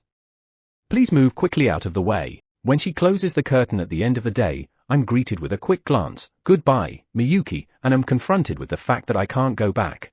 Normally, there would be a see you later line. I couldn't move for a while. I couldn't stop crying. Chapter 14 Miyuki's Mom and Despair. Miyuki's POV. My knee is bright red from the fall onto the concrete. It should tingle, but strangely, I don't feel any pain. Maybe it's because my heart was already dead that I don't feel pain anymore. Somehow, I managed to escape from kitchen Aono and went home. My mother has to work the night shift tonight. I don't want to see her right now, but she's definitely home. I'm home. After a quick hello, my mother, who was watching a TV show, gave me her usual smile. Oh, welcome home. Do you have any other activities at school? You're home late. Somehow her words hurt my dead heart. I was with Eiji for a while. The words were barely not a lie. The guilt of lying to my mother made my self-loathing even stronger. Oh, you're still as full of love for him as ever. I'm so glad. Since you were little, you've always said that you wanted to be Eiji's wife. I'm glad. You had a happy youth. Those casual words pierced my heart like a deadly weapon. It only increased my longing for a place I could never occupy again. Yeah. Mom, please don't remind me of embarrassing things anymore. Normally, my mother's light words would have made me feel embarrassed but happy, but they were like sharp knives now. Because, I know. I already knew that. It was supposed to be like that. When Eiji confessed his love to me last year, I felt like I was in heaven. I would be his girlfriend from now on. Next year, we would study hard for exams together and go to the same university. Then, when we were in college, we would skip school for a while and go to different places together. We worked hard at part-time jobs and splurged a little on each other's birthdays and Christmas gifts. When we start working, we might fight a little, but once we get used to each other's jobs, we will probably get married, have a happy family, and grow old together. I should have had such a silly but happy fantasy for a long time. Sorry, I have a test coming up, so I'll study in my room. Oh, I see. I'll be out soon, so I made some curry in the fridge for dinner. Please heat it up and eat it. Okay, thank you. Good luck with your work, Mom. I barely managed to say that and ran to my room. I had not only betrayed Eiji and my aunt but also my mother. In the end, I was faced with the burden of what I had done. The happy future I had imagined was gone now. I locked the door to my room and collapsed on my bed. I clench my fists tightly in sadness and self-hatred for having soiled myself. My fingernails dig deep and blood drips onto the pink bedspread. I hear the voice of my other self hating me for giving in to my lust. How could you betray someone you love so much? Why do you keep betraying the people you love? Why did you do that? Is there no kindness or reason left in you? There's nothing I can do now. There's no point in you saying that. My scratched and red knee finally began to hurt. My mind was filled with despair, and I knew that my thoughts were taking a turn for the worse. No, I can't. I can't be swept away by the waves of emotions here. With this thought, my weakened mind desperately tries to hold me back. But the dike of my heart has been broken before. That was when Kondo-senpai pushed me, so there is no way I can hold back my feelings of falling into darkness. What, even if you care about Eiji now, it's already too late. You betrayed Eiji, so it's too late for you to act like I'm the victim heroine in the novels. Do you think you are the victim? No. It must be more painful for Eiji. The true victim is him. In the first place, you cheated on him and helped set up a conspiracy to isolate Eiji. How could you be forgiven? My inner self hurled insults at me. My weak heart had reached its limit. I wanted to run away. I let myself be carried away by the easy way out. Right now, all I wanted were kind words. So with trembling hands, I asked for help. To Kondo-senpai. Senpai, I want to see you. As if clinging to him, I said it forcefully to myself as I drifted toward the easy way. I have no choice but to do this. I have no choice but to cling to him. I have no choice but to cling to his goodness. Let's be the worst woman ever. I had no other choice. In my desperation, I had no way to stop my lust. I took the photo of Eiji and me at the opening ceremony from my desk and held it to my chest, crying silently. I wished I could just tear it up and throw it away, even though I thought that I could not move my hand. Chapter 15. Another best friend. After Ikijo-san leaves, I go back to my room. What should I do tomorrow? It is obvious that I should go to school. But I'm afraid to go. I guess it was thanks to her that I had forgotten my fear until a while ago. But when I'm alone in my room, I'm suddenly overcome with a feeling of loneliness and fear. I can't stop shaking. Just walking down the hall, I get a lot of abuse from students I don't even know. I don't know what's going to happen to my showbox tomorrow. There's a good chance it'll be filled with garbage or food scraps or something. And even after I endured the abuse and made it to the classroom, I was still ignored and given cold looks like, why is this guy even here today? Or why don't you just read the atmosphere and quit school? I'm getting more and more mentally cornered. I have to stay in class and sit at a desk full of scribbles and curse words. I can only sigh at every negative image I can think of. I have a test coming up soon, but I don't have time to study. I feel like crying. A junior student is by my side. That alone will save my heart a lot, but I'm still worried about what I'm about to face. I feel so sleepy. I've heard that when people have a mental breakdown, they just become lethargic and don't get enough sleep no matter how much they sleep, and I think that might be the case for me too. I wonder how much Ikijo-san's presence has saved me so far. Only when I talk to her could I forget this bitterness. My phone rang again. Maybe it's another mental attack because I ignored it before. Just blocking it is a hassle, so let's delete my account. Thinking so, I managed to open my phone. But what I found there was not despair, but another hope. Hey, Eiji. Are you okay? A message made up of nothing but bold letters and symbols. I have known him for as long as I have known Miyuki, and he is my best friend since childhood. Satoshi am I. Satoshi has been a good friend of mine since elementary school, although our classes were separated because of my science background. Somehow. I reply, barely. I'm glad to hear that. Anyway, can we meet after the club activities? At our usual family restaurant. His messages were always short, but his words were always the same. It was the same as before I got involved in that incident. I understand. I've been afraid for a long time. Because Miyuki had betrayed me. If Satoshi betrayed me too, I would have nothing left. My classmates and club members that I was close to turned their backs on me. Satoshi and Ikijo-san. They treat me the same way they used to. That alone was enough to bring tears to my eyes. Hey, Eiji, this way, this way. I arrived at the usual cheap family restaurant. It would have been time for club activities, but he must have skipped. He has a stocky body and an intelligent face that looks perfect with his intelligent glasses. He is the ace of the Japanese archery club and a talented guy, both literary and athletic, always in the single digits in his class. Although not as good as Ikijo-san, he is also one of the top students in the school. Normally, I would have ordered fries because I was so hungry, but today I only ordered soft drinks. You're so fast. Yeah, it's a big deal for my friend. It's more important than club activities. From his tone, it seems that Satoshi knows what he is talking about. Maybe rejection will follow. And that scares me a little. I sit down and Satoshi immediately lowers his head. I'm sorry, Eiji. I didn't notice your emergency. I'm not fit to be your friend. Please forgive me. Satoshi, who was supposed to be rational and intelligent, was unusually emotional.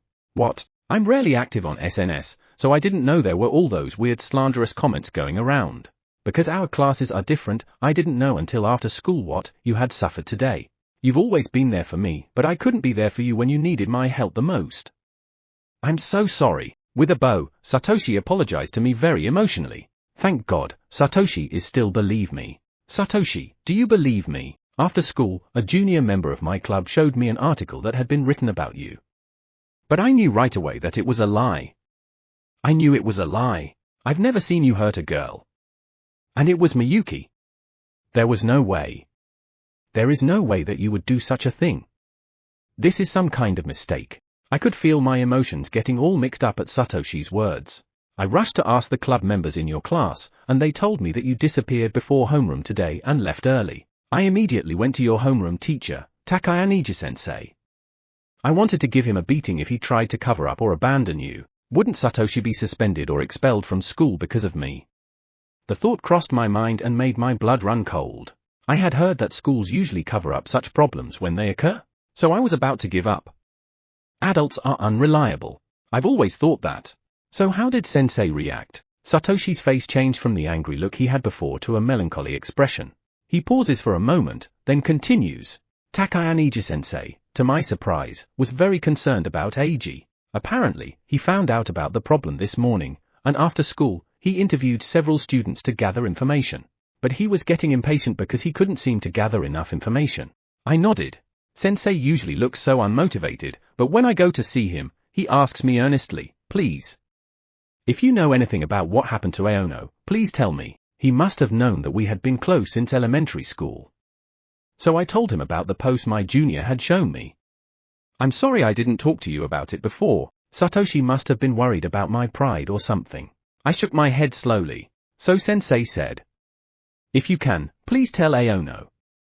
It may be scary, but you can count on us adults. I will take responsibility for this problem and I will definitely solve it. Even if it's just a little. Please trust me. When I heard those words, the ice in my heart seemed to melt little by little. In front of my best friend, I exploded with emotion from the bottom of my heart. I couldn't stop crying. Chapter 16 Go to School with the School Idol. The fateful morning came. I told Satoshi that I would go to school today. But to be honest, all I have is fear. I don't want to be exposed to the same malice as yesterday. I wonder if this will happen to something that goes viral on the internet. It seems that even people who have nothing to do with me are directing their malice at me. I force myself to eat toast by pouring consommé soup over it. My stomach hurts from stress and I feel nauseous. I'm in the worst physical condition. I'm off, I said to my mother, who were preparing the meal, and went outside. The sun is shining brightly and my body feels even heavier. When I opened the door, a girl in a blazer was waiting for me. Could it be Miyuki? I thought, and the feeling of rejection made my back sweat coldly. But when she looked back, she was as graceful as an angel. There was an irreplaceable friend who was not Miyuki. Ah, senpai. Good morning. Ikijo Ari stood in front of the house. Witnessing an extraordinary moment, I closed the door again. Hey! Why are you closing it? I got up early to go to school with you today, senpai. The slightly annoyed and fussy junior emphasizes the extraordinary moment even more. Oh my, is that Ari-chan's voice? She came to pick up my son. Hey Eiji, go quickly. It's rude to keep a girl waiting. Saying that, Mom joined in and came to greet Ikijo-san. Good morning, Ari-chan. Did you come all this way? Thanks for being there for my stupid son. Oh, yes. Ari-chan, do you like fried oysters? We've started serving fried oysters today, so please come and try them tonight or so. It's a very popular seasonal dish, oyster fries with lots of tartar sauce. It's always free for you. My mother speaks without breaks. Oh, senpai's mother. Good morning. I love fried oysters, but I feel bad if you keep paying for them, so I'll pay this time. Oh my, you are so determined. Don't worry about it. We also offer delivery service, so don't hesitate to order. Yes, thank you. I'm looking forward to your fried oysters. As usual, my mother and Ikijo-san have great chemistry. They never stop talking, and I could see that neither my mother nor Junior wanted to lose. She sent me out and said, "Here he is," and halfway through I was forced to go outside. Well, you two have a good day. We walked down the street. Gradually the students came into view. To be honest, having Ikijo-san walk to school with me greatly reduced my anxiety. We were able to walk to school laughing even in this condition, partly because we have a chemistry that allows us to talk easily with each other. She really likes oysters, apparently. But are you okay? If you go to school with me, even Ikijo-san will be bullied. She laughs off such concerns. How can that be? I know it's not what I want to say, but I'm quite popular, both boys and girls, senpai. Yes, in fact, I have never heard a bad rumor about her. It is true that she ruthlessly refused their confessions, but it is said that no one ever spoke ill of her after that. Although she was ruthless in refusing confessions, she was also kind to them, and that made them realize that there was no point in holding a grudge. She is popular with both boys and girls, and she has a reputation for being kind and caring. Well, that's true, but I think senpai should take advantage of this opportunity. Look, if you go with me, you'll be much safer, right? At least, the risk of being verbally abused directly will be much lower. Well, that's true. I walked past some students, and those who saw me were surprised. Why is Ikijo-san, who hates men, walking around with a guy? Hey, isn't that guy the Aono I've heard so much about? Could it be that she was forced? No, I don't think so. Because, Ikijo-san, she looks like she is having such a good time. I'm sure that's true. I've never seen her look so happy. Those were the only reactions. Hopefully today's rumors will dispel the slander. Smears from irresponsible third parties. And, of course, from the girls who love to gossip. She laughed happily. But I don't want this to ruin your reputation. Senpai is very kind. But you were too careful. I don't care if my reputation is damaged just because I went to school with senpai. I don't want someone who doesn't know your character well enough to demonize you. We've only known each other for one day, though. Really, you're. More than once I almost cry with happiness to have such a great best friend. It's not time to cry yet. When it's all over, we'll cry a lot together. Yes. Thanks to Satoshi, I have the determination to go to school. Thanks to Ikijo-san, I have the determination to face those slanders. I was on the verge of distrusting people, but I think I can still trust people. We're moving forward, one step at a time. Chapter 17 Kindness. As expected, we are still the center of attention. And as we approach the school, more and more students are drawn to us, the unique pair. One is Ari Ikijo, the most beautiful girl in the school, who has a reputation as a talented woman. And the other is Aono Eiji, the worst boy, who was violent with his childhood girlfriend. The people around me looked at me blankly, but I was overwhelmed by Ikijo's presence next to me and couldn't say anything.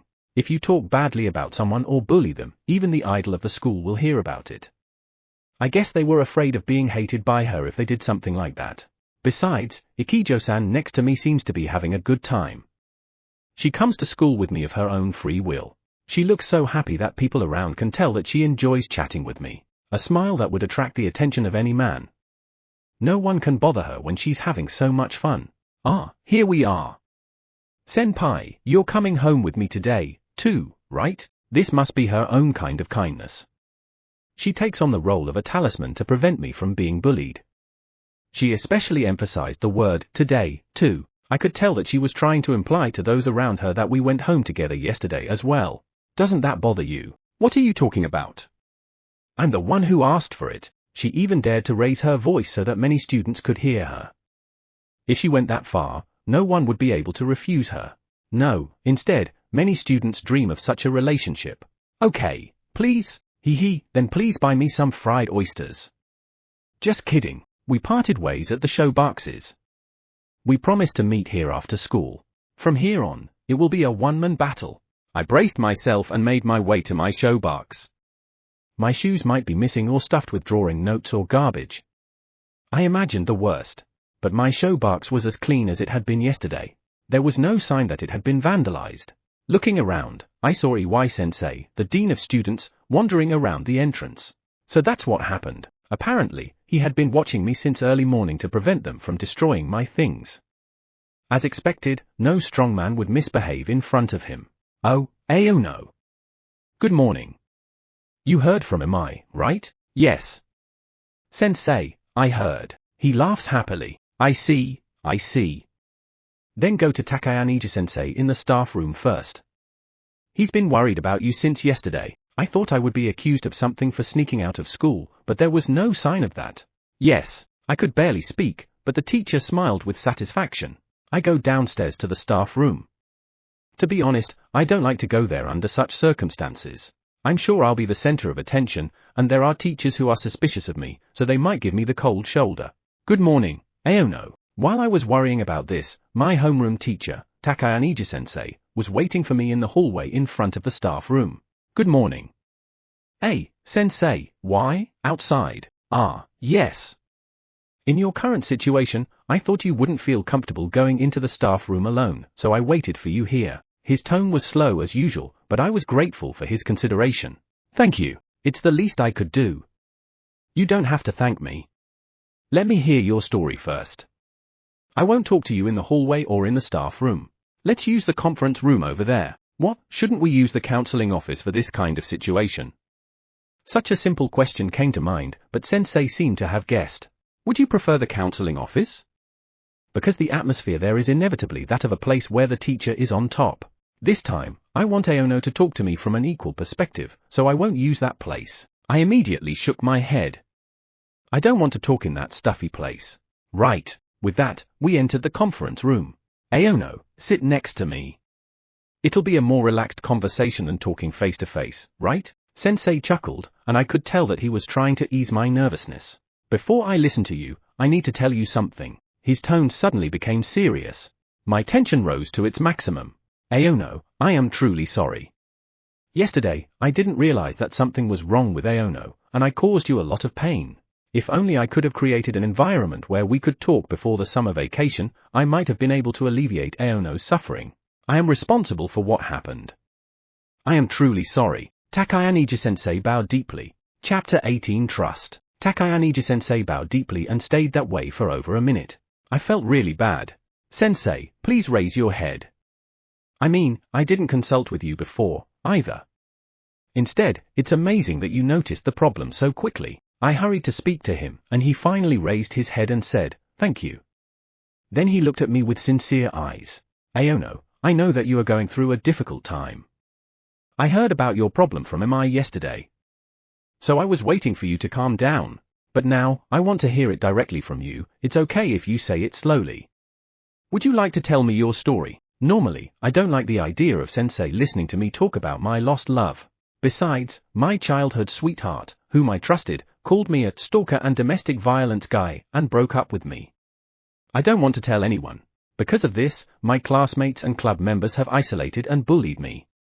It is so pathetic to think about. But maybe I could talk to Sensei. If only I had the courage to take another step. But I was still afraid that if I talked to Sensei, I would be bullied again. They might hate me for snitching and the bullying might get worse. Maybe it's because he could see that I was in pain. I'm sorry, Aono. I'm rushing too much, aren't I? You don't have to force yourself. You don't have to talk to me today.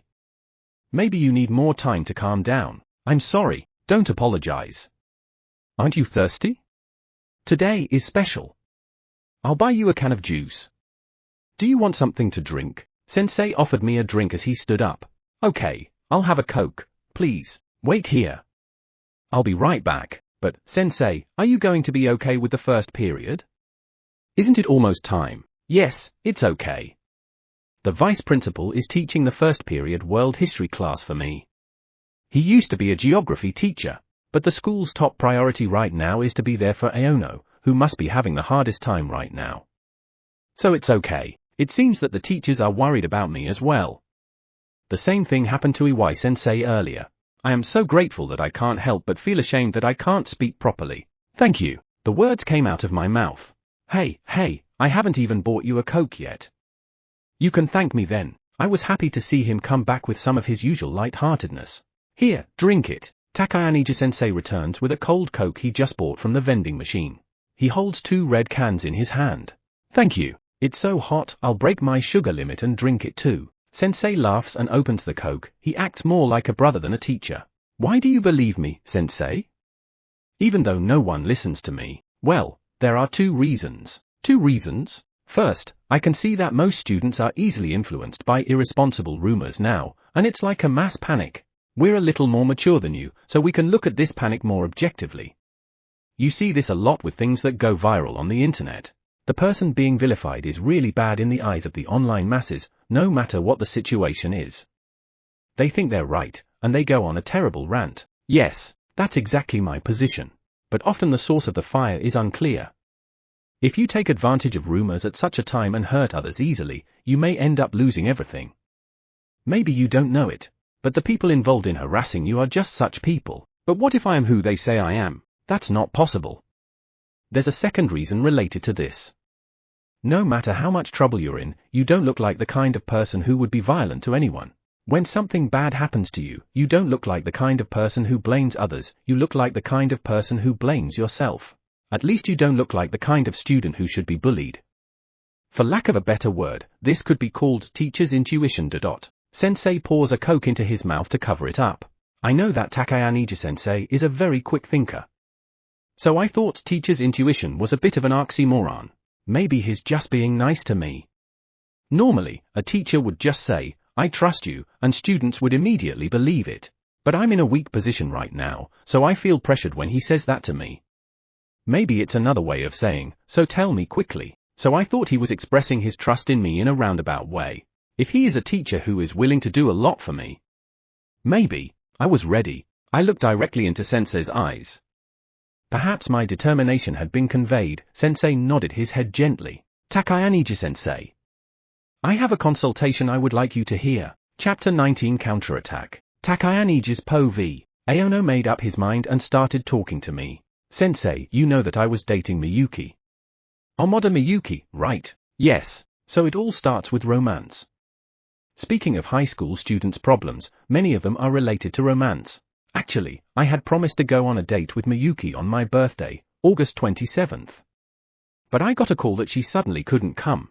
A little frustrated, I didn't go home and took a short walk in the city, and that's when I saw her. I saw Miyuki walking hand in hand with a man in the entertainment district. I feel bad when I hear his stories. Did Amada cheat on him? Kondo is a member of the soccer club. He's the ace of the soccer club, popular with the female students. I think his parents are council members. I also heard that he was invited by a strong soccer university. His grades are not bad either, but he's far from being an honor student. To be honest, he has a bad reputation among the teachers. At first glance, he seems to be a fresh young man on the soccer team, but he tends to get into too many romantic problems. The problem is that he's quite a manipulator. Cheating is evil no matter how you look at it. It is morally unacceptable.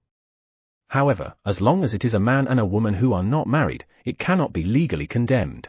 If one of the spouses has an affair, alimony can be obtained, but if one of them cheats on the other in a normal lover's relationship, alimony cannot be obtained.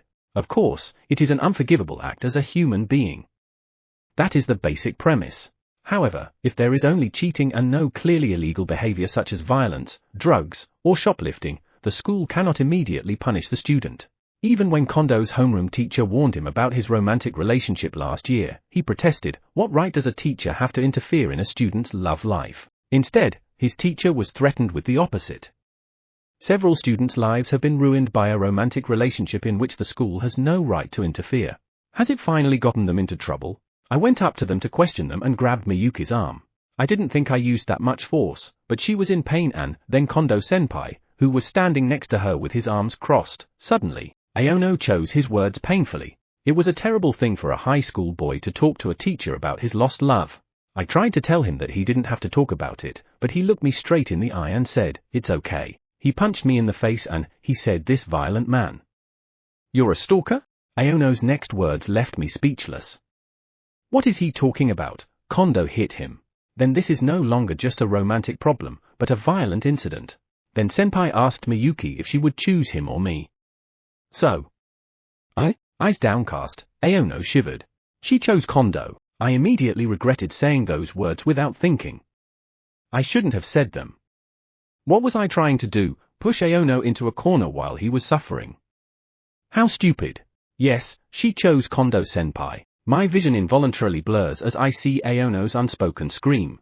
I am flooded with thoughts that might be too blue for me, a single teacher over 30 years old. It was painful, wasn't it, Aono? Thank you for telling me. Judging from Aono's character, he would not have gone to the hospital after the beating. He must have tried to hide it from his parents somehow.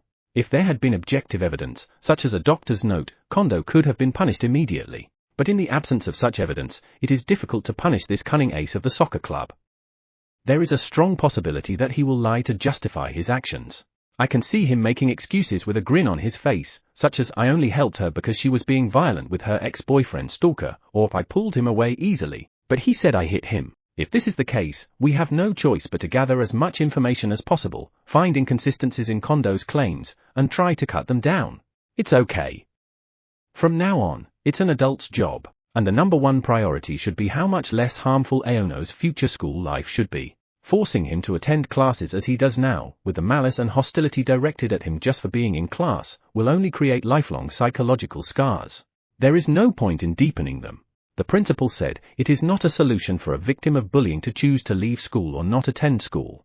Nor should they be disadvantaged by not being able to attend classes. He has asked the subject teachers to make arrangements so that Aono will not be penalized if he misses class for tutoring or assignments. But it is clear that the longer we prolong the problem, the more difficult Aono will be. Sensei, I'm sorry. I'm causing you a lot of trouble, aren't I? Really, this guy is all about worrying about the people around him, leaving his own self who suffers the most. How can I be annoying? Listen, Aono. You may think that this is just your problem, but it's also my problem as a teacher, and it's the whole school's problem. So it's not a nuisance for me or any other teacher to do something about it. Besides, you're too responsible and too nice. He looked at me strangely. That's a virtue, but because you can be nice to others, people around you always want to help you. Is that true? Yes. To love someone is, in a sense, the purest of feelings. If that feeling is trampled upon, even an adult's heart will be torn to pieces. This is even more true for you young people. So when you are in pain, rely on someone. It could be me, Mitsue-sensei, or another teacher who cares about you. It could be a friend like Imai, a parent, or a sibling. If you're in pain, put yourself first. Please. With a few blue words that make me feel ashamed of myself, I renew my determination to put all my energy into solving this problem. Chapter 20 Junior and her classmates. I parted ways with Senpai and went to class. The looks of my classmates were puzzled by the fact that I had skipped school yesterday and left the class unnoticed. Just to be safe, I had told my homeroom teacher that I wasn't feeling well and would be taking the day off, so it should be treated as an early dismissal. Ikijo-san, I heard you weren't feeling well. Are you okay? The class president asks me worriedly. Seeing her wicker glasses and the way she looks like an honor student, I even feel relieved. Yes. I took a rest yesterday and I feel better now. I think I got a bit of a heat stroke. I reply in my usual friendly manner. I see, it's still hot. Don't take it too hard. Yes.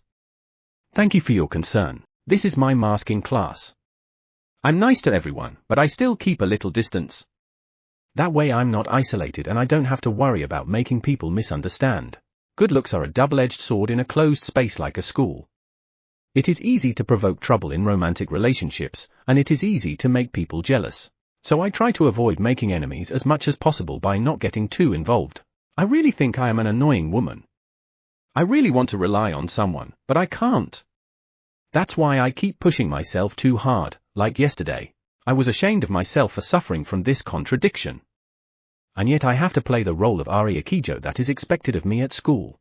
No one could see what kind of person I really was. Not my teachers, not my friends, not my servants, not even my own parent. Only one, Aono-senpai, the most special thing in my life, who I just met yesterday and who has become my best friend. To him, I could reveal the most embarrassing parts of me, the real me, and the real me that even I didn't know. My real self laughs like this. I don't even know myself.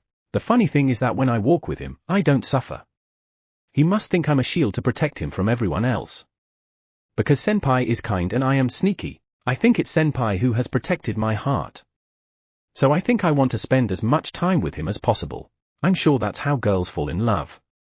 I'm sure I'm a special case. Hey, Ikijo-san. I'm sorry. Can I ask you one more thing? The class president spoke to me again. What is it? You know, I'm sorry. I saw it. You saw it? Saw what? I know, but I'm going to check it out. I knew this would happen. So there was no need to get upset. Well, in the morning, Ikijo-san and the senior we talked about went to school together. I knew it. Oh, you mean Aono-senpai. I dare to say his name out loud. As if everyone will hear me. Sure enough, my classmates started buzzing when they heard the name. Why, Ikijo-san is Aono-senpai. You mean that senpai who caused the violence, right? That's impossible. There must be some mistake. Yes, the class president looks a little disappointed. I'm sure she wanted to ask me privately. She didn't want to put me in a bad position.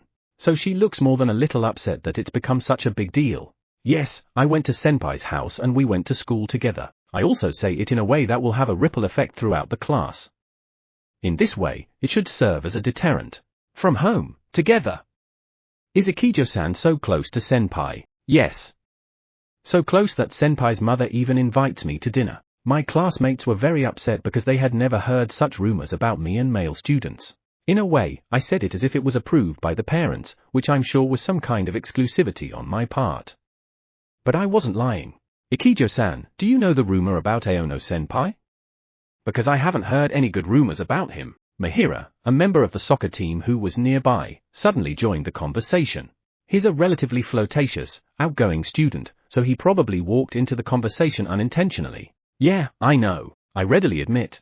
Then why are you doing this? He's not worthy of Ikijo-san. I stare at him, expressing a little discomfort as I normally wouldn't try to interrupt someone's words. I give him an angry look. Hey, Mahira-kun? Have you ever talked to Aono-senpai directly? No, I haven't. Then have you seen the rumored incident firsthand? No, I asked as if to corner them. Perhaps sensing my anger, the students around me who had been gossiping irresponsibly fell silent, and the atmosphere was like a wake. Senpai is not the kind of person who does things like the rumors.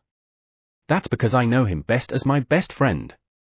He's the one who saved me, so I'm indebted to him. So I hope you won't say anything irresponsible. It would be counterproductive to push him too hard. So I change my tone to a gentle one and tell him admonishingly. Yes, I'm sorry I said irresponsible things when I don't know him well. I'm glad that he was surprisingly honest and apologetic.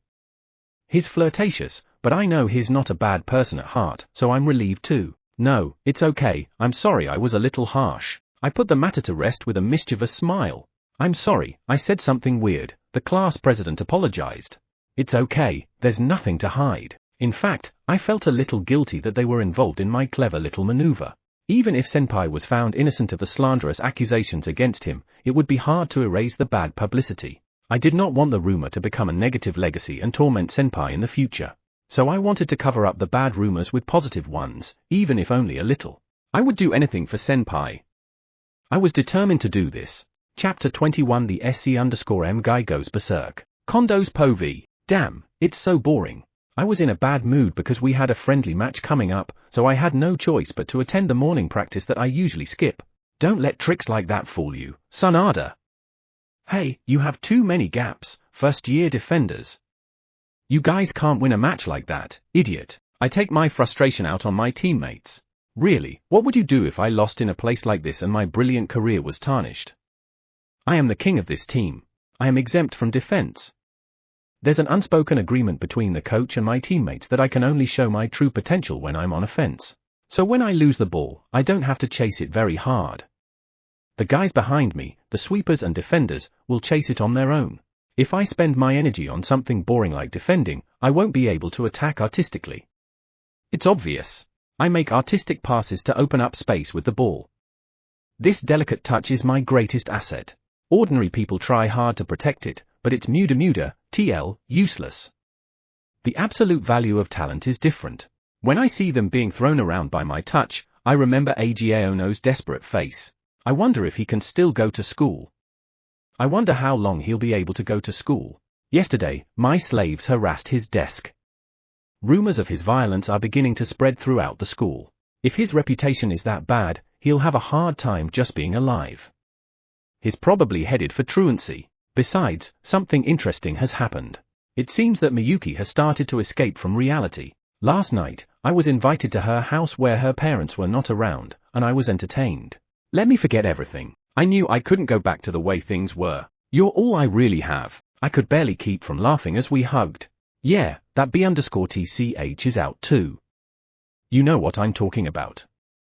That idiot, just like Aono, is going down the slippery slope. Yes, we'll always be together. We're meant to be together, I murmured sweetly, and Miyuki repeated thank you with tears of happiness running down her face. Then I gave her some advice on how to get through the interview with the teacher. I think it's okay now. When Aono is completely ruined, I plan to break up with Miyuki as well and start seeing other women. Even now, the guilt of betraying a childhood friend and the mentality of being on the edge and the moment when that beautiful face is tinged with despair, that is the best, makes me horny. Women are like that. I chose you even though I left my favorite childhood friend. No, don't leave me. I'll do anything. If you tell a woman who is clinging to you to break up with you, any woman will burst into tears. Come on, you cheating B_TCH. How can I trust a woman like you? I can't handle such a heavy woman. The moment she bursts into tears is a huge boost to my self-esteem. Oh, I can't wait for them to break down, those two. The boring morning training is over and I go to the club room to change. Phew. It's finally over. Oh, Kondo-senpai. Look, there's something like this going around. Sanada, a sophomore, shows me the screen of his cell phone. Apparently, it was the class member chat screen. What? What is? I exclaimed as I looked at the screen. It was because there was a picture posted that would normally be impossible to find. There was a picture of Aono, who I heard the other day, and the school idol laughing as they walked to school. The other 3 years look at it with interest and start laughing.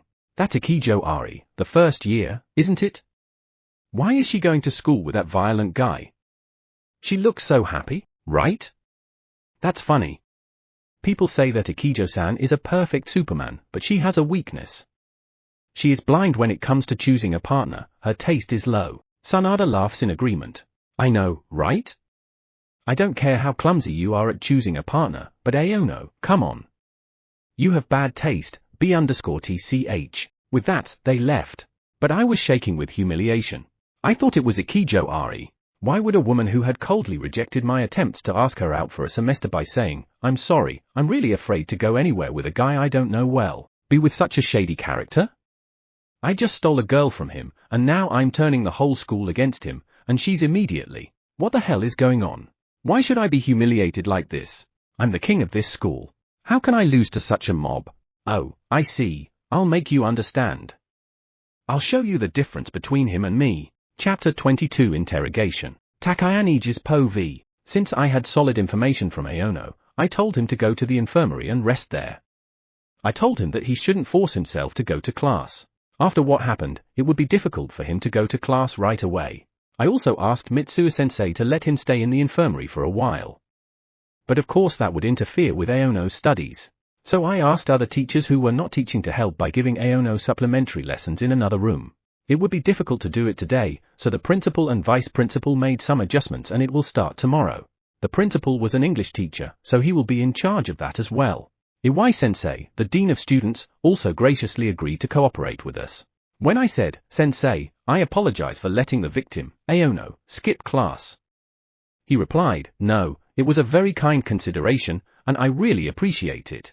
In fact, I'm very grateful, which made me feel relieved. One problem I have with Aono now is that when I told him that I wanted to tell his parents about his situation, he shook his head and said, I don't want to do that. After all, he does not want to worry his mother, who is raising him with her own hands, and his older brother, who is working hard to protect the family business for him despite his young age. Of all the things we talked about today, this was the one that showed the most rejection. I took a step back and tabled it for now, but I cannot afford not to tell them. As a teacher entrusted by parents with their precious children, I really want to share the information as soon as possible. But there is also the risk of further hurting his spirit. Considering Aono's feelings of trust in us, I painfully understood that he didn't want his parents to know. In the end, it's the right choice either way, not the wrong choice. Unintentionally, this is the first time I've felt weak since I started working on this issue. I talked to the principal earlier, and he said, this is a little tricky. From our point of view, we would like to contact his parents immediately, but I also understand Aono-kuan's feelings. We are outsiders when it comes to matters of the heart. I'm from a generation that learned bad psychology, so I might hurt him unintentionally. If that happens, I will ask Mitsuo-sensei, the expert, to help him. We are also in the process of bringing a counselor here soon. That's right. We have to be careful. It's very difficult to invade a teenager's personal space. I'll take his word for it. I hope that by sharing Aono's concerns with Mitsuo-sensei, he will feel a little more positive. In the meantime, I'll do what I can. First, I have to question Aida and Ueda from our class soccer team. Then Amada is next. Considering her personality, it is unlikely that Amada would bully Aono directly.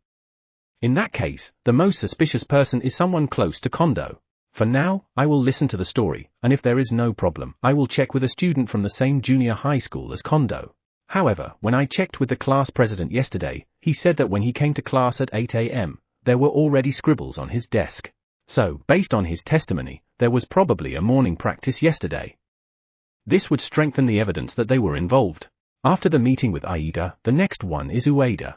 I had the two of them leave a class and come over to me. Sorry, Ueda.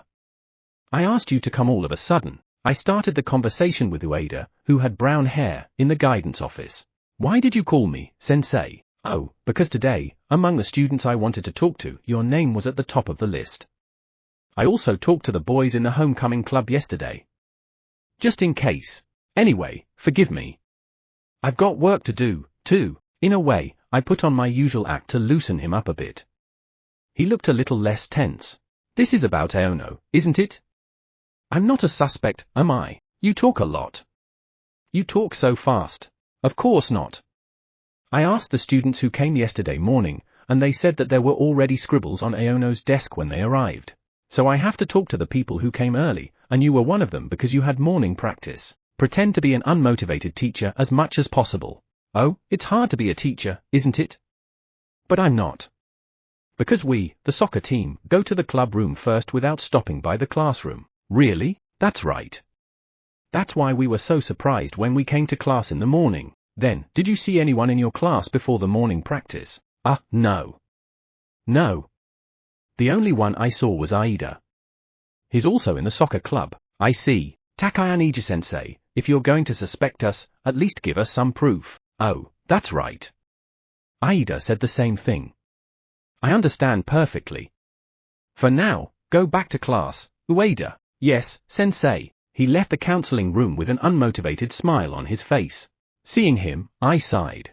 Really, why do you both have the exact same statement? Why don't you try to hide it a little? I knew that these two were suspicious. First, they confirm that they are under suspicion. Then they testify that they didn't go to the classroom because they went to the club room for morning practice. Then they testify that they didn't see any classmates other than each other, and then they dare me to provide proof if I doubt them. They answer the same as if they had a script, as if they were a machine. It's too suspicious. What should I do now? For now, I'll keep an eye on them for a while. To find out who the mastermind behind these people is. But of course, I already know. I just need more evidence. Chapter 23: Being spoiled by parents as a child. I'm currently in the infirmary. Since the adjustments can't be made today, the teachers will help me with my studies starting tomorrow. To be honest, I didn't expect the school to help me so much, so I felt like I was dreaming. It's hard to stay in the infirmary all day. I don't have much to do, and I feel bad that I have to borrow a bed even though my body is fine. Aono-kun, you're having a hard time. Are you okay? Mitsuo-sensei came to check on me. Yes, I'm fine, sensei. Thank you. Good. But even though your body is fine, you've been through a lot, so don't push yourself too hard. Your mind is tired. From a while ago, I haven't heard anything but kind words from her. Somehow I feel a little bad. I feel protected by the teachers, and I feel safe. Really? But Takayaniji-sensei works the hardest, so just remember that. Yes, 7 hours in the infirmary is a long time, isn't it? Shall I borrow a book from the library for you so you don't get bored? I have special permission. Honestly, I feel suffocated by the negative mood when I don't do anything. I want to do something. Are you sure, sensei? Yes, but not too much. If the others find out, they'll get angry. I couldn't help but laugh at the gap between her friendly smile and the way she was trying to play a prank on me. Of course. Then, me and Aono-kun. It'll be a secret between us, okay? I can feel more at ease with her in the infirmary. Mitsuo-sensei borrowed several books. Focus on popular books that have recently become bestsellers. General literature that ranked high in last year's bookseller competition, classic medical manga by a master considered the god of manga, interview books written by talking with leading figures in various fields, and more. It seems that she was concerned about my supposedly depressed state and chose books that were not too heavy. If anything, most of them are human dramas. To be honest, I'm a fast reader. So I usually read literature in the morning. You know, it's quite difficult for high school students to buy books that cost more than 1,000 yen, so I'm very grateful to be able to read the books I want to read this way. Oh, you read it already? You're early. Want to take a break? I can make you some tea. Sensei, who had gone to the staff room to get some papers, came back, looked at me, and smiled. Is it okay? Yes, it's special. Would you like some green tea? I don't drink coffee, so I don't have any. Thank you. I got to know an unexpected side of Mitsuo-sensei, who seems to have a knack for serving tea. The aroma is good. Looking at the box of tea bags, it looked like a rather expensive green tea. It was quite relaxing and I couldn't help but open my mouth. Sensei, why did you decide to become a teacher? She laughed at my words. Well, if I'm honest, I got my teaching certificate as an insurance policy. I just wanted to get a college degree. I didn't have anything in particular that I wanted to be, so I went to the education department at a local university and got my certification. That's pretty honest, I thought. She saw my expression and laughed. Maybe I shouldn't tell this to my student.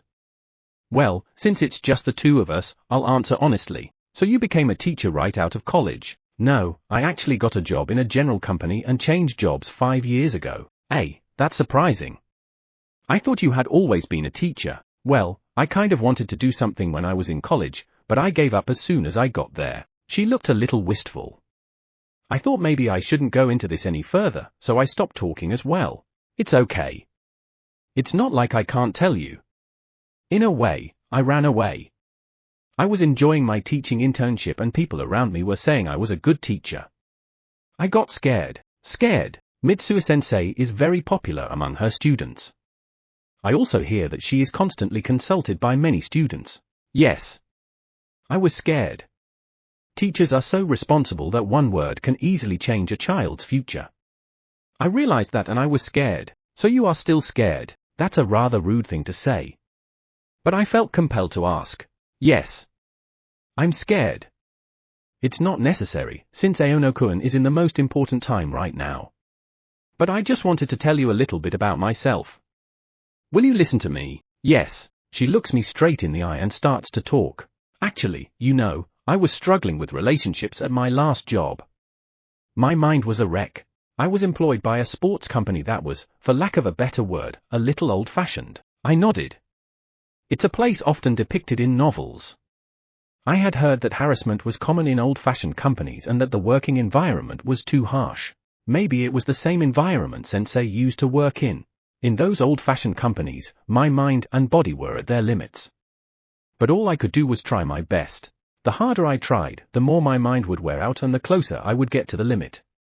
But I couldn't talk to anyone about it. Alone, I was trapped. I'm sure it would have been the same for me. If Ikijo-san, Satoshi, and Takayaniji-sensei hadn't noticed me, I would still be forcing myself to take classes and endure harassment. Finally, I was overworked, rushed to the hospital, and when I woke up, my mother was crying next to me. She said, I'm sorry I didn't notice you all this time. I lived alone at the time, so we only talked on the phone once in a while, and it should have been difficult for my mother to notice anything wrong with me. It was supposed to be the teacher's story, but I couldn't help but hear it as if it were about me. I said to my mother, I'm sorry. She said, why didn't you talk to me about this? She got mad at me and said, I'm almost going to regret this for the rest of my life. It's hard for parents when their children go through difficult times and they don't talk to them about it. She said, I've told you many times that I'd rather be inconvenienced as much as possible than regret it for the rest of my life.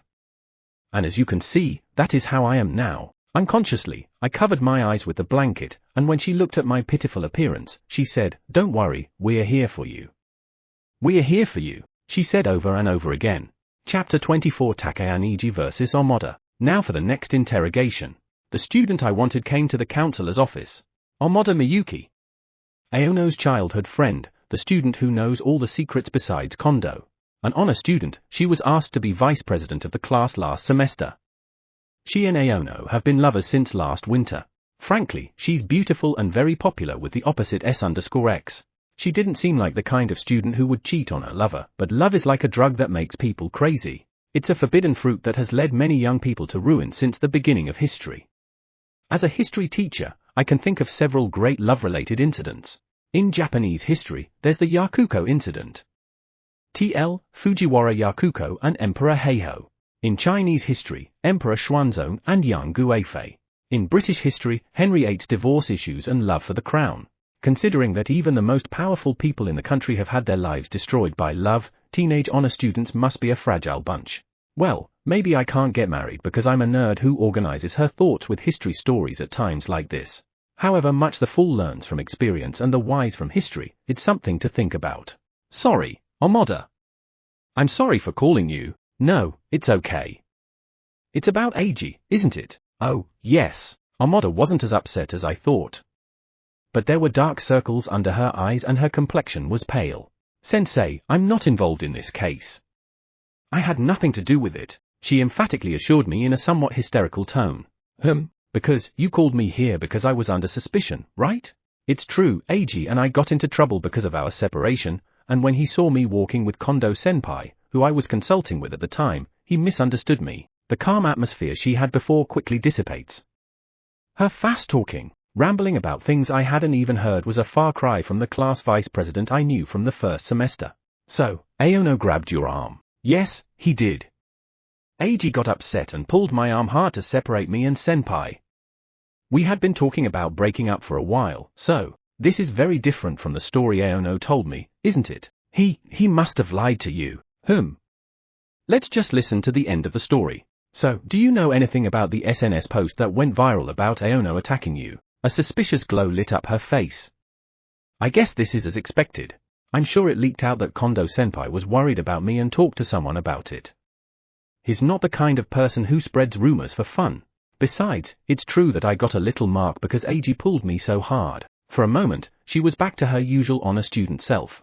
Can I ask you another question? Yes. After a moment's hesitation, the honor student answers.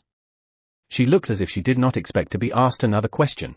I'm sorry, but I had to check the SNS posts in question to confirm the facts. If Aono really attacked Amada, then the school must punish him. Just to confirm this fact, were you attacked by Aono as you saw on SNS? This is one strategy. Mention Aono's punishment and appeal to her conscience.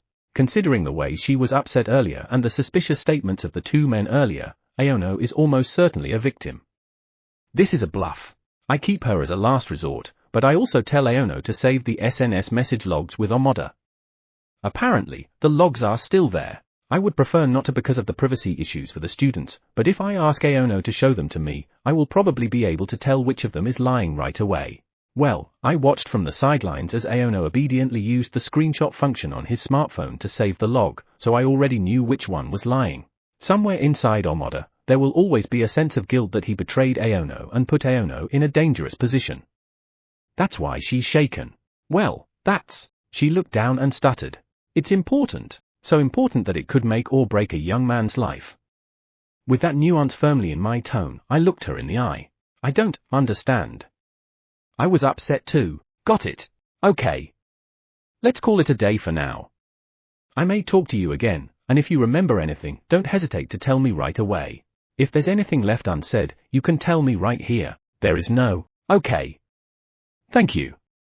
Now go back to class. Amada took a moment to think about it and then left. Honestly, I'm sorry. If you had told me the whole truth here, there would have been another way. But I have no choice. Once this happened, I had to investigate her thoroughly and get to the bottom of her inconsistencies in order to hunt down the mastermind behind it. This is the only way. Unfortunately, we also have to get rid of Amada. If we use Aono's SNS logs and another trump card, there will be no way out. However, we still lack the crucial factor to hunt down the mastermind. Let's keep her in the game for a while. I'm really sorry, Amada. Chapter 25 Kondo Eiji vs Kondo. And now comes the last interrogation. It's Kondo, the third-year student who's the mastermind and supposedly the source of all this. Osu, he says with an innocent smile. This attitude after being summoned to the counseling office. How disrespectful. I'm sorry. Do you know why you were summoned? Yes. You want to ask about that Aono who hurt Miyuki, right? Yes.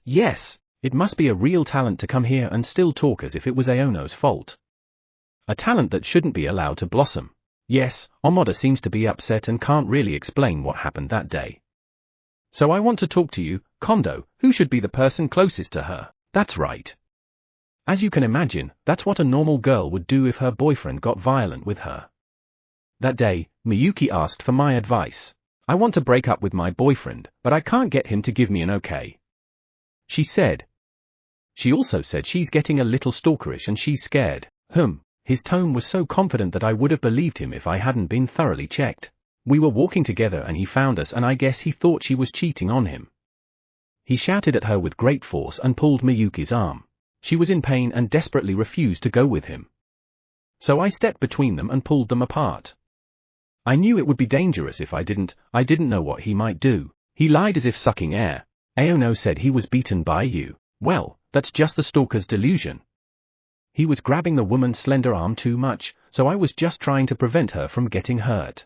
In fact, he was the one who was violent in the first place. The most important thing this time is to meet him and hear his side of the story. I still have to bear it. Are you convinced? Well, let me ask you one more thing. Why did you post that on SNS? Oh, I'm sure you think so too, sensei. But it's not my account. I only asked the club members to help me protect Miyuki from a stalker. At that time, I sent Miyuki's injured photo to everyone, which was a bad idea. Then someone probably spread it around in a fit of righteous indignation. You make up stories like that. You're probably better at lying than playing soccer, Kondo. So you don't know who did it? I really don't know. Sensei, I have a favor to ask of you. It's an important time for the soccer team, an important game is coming up.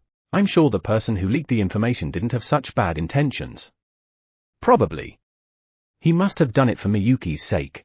So even if you find the culprit, can you please keep it quiet? He really only cares about making himself look good. How can I put it? He is suitable for a politician. I don't know how this is going to work, but I'll do my best. To avoid falling into his game, I deliberately take a step back and focus on getting information. Thank you. After all, Kondo Eiji-sensei knows what he's talking about. I was wondering what would happen if you defended that stalker. It's a disgrace to the school. The biggest disgrace of this school is that they let a guy like you in. I was about to burst out in anger, but I managed to control myself just in time.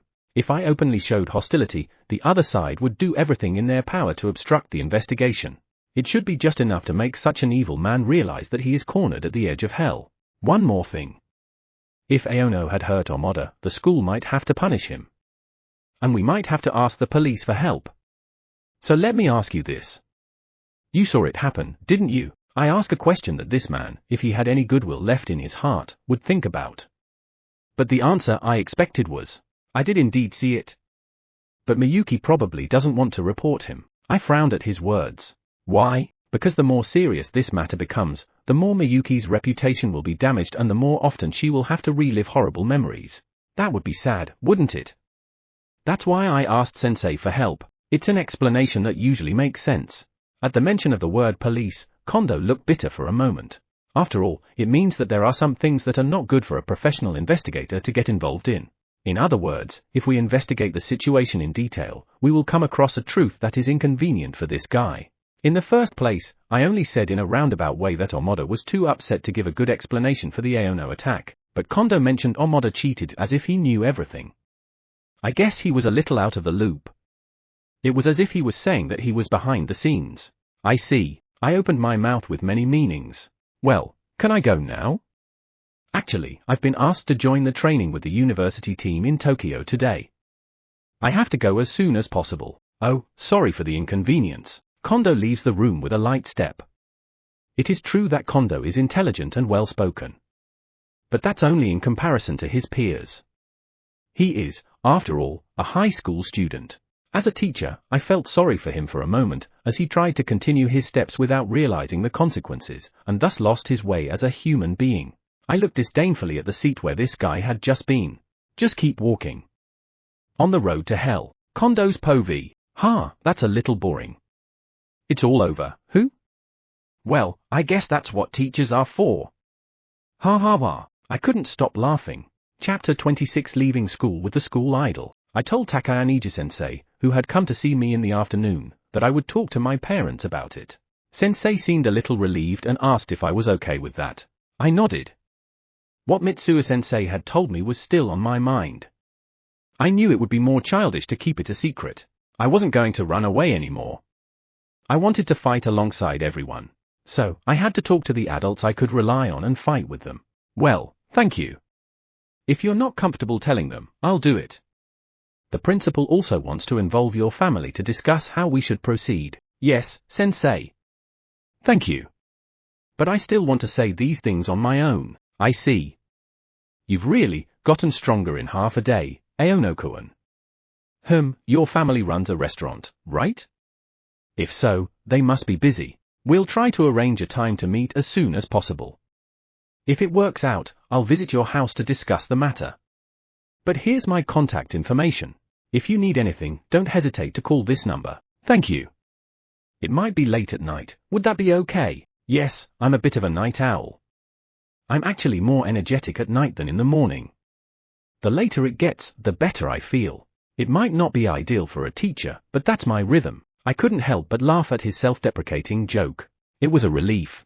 I'm counting on you, Eiji-sensei. Yes, you can count on your teachers, Aono-kun. And that's how my second day of school after the summer vacation ended.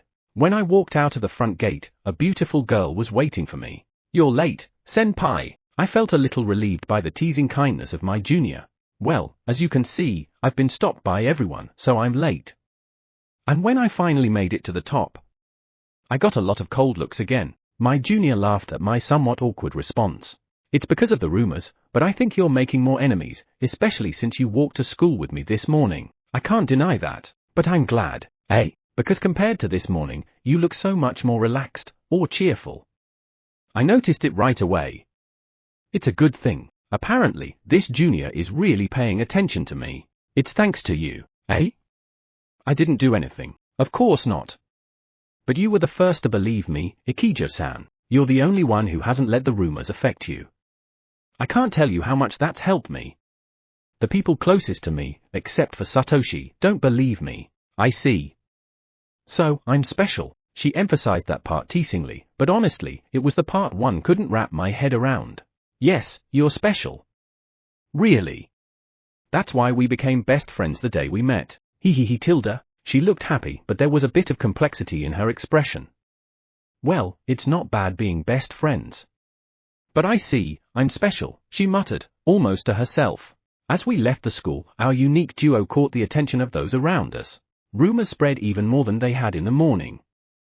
Maybe that's Ikijo-san's strategy, too. Was it okay? I asked, feeling a little uncomfortable. Yes, what is it? Are you worried about rumors of a romance or something, Tilda? She responded somewhat jokingly, but I appreciated her kindness in making the situation feel lighter. No, it's not that.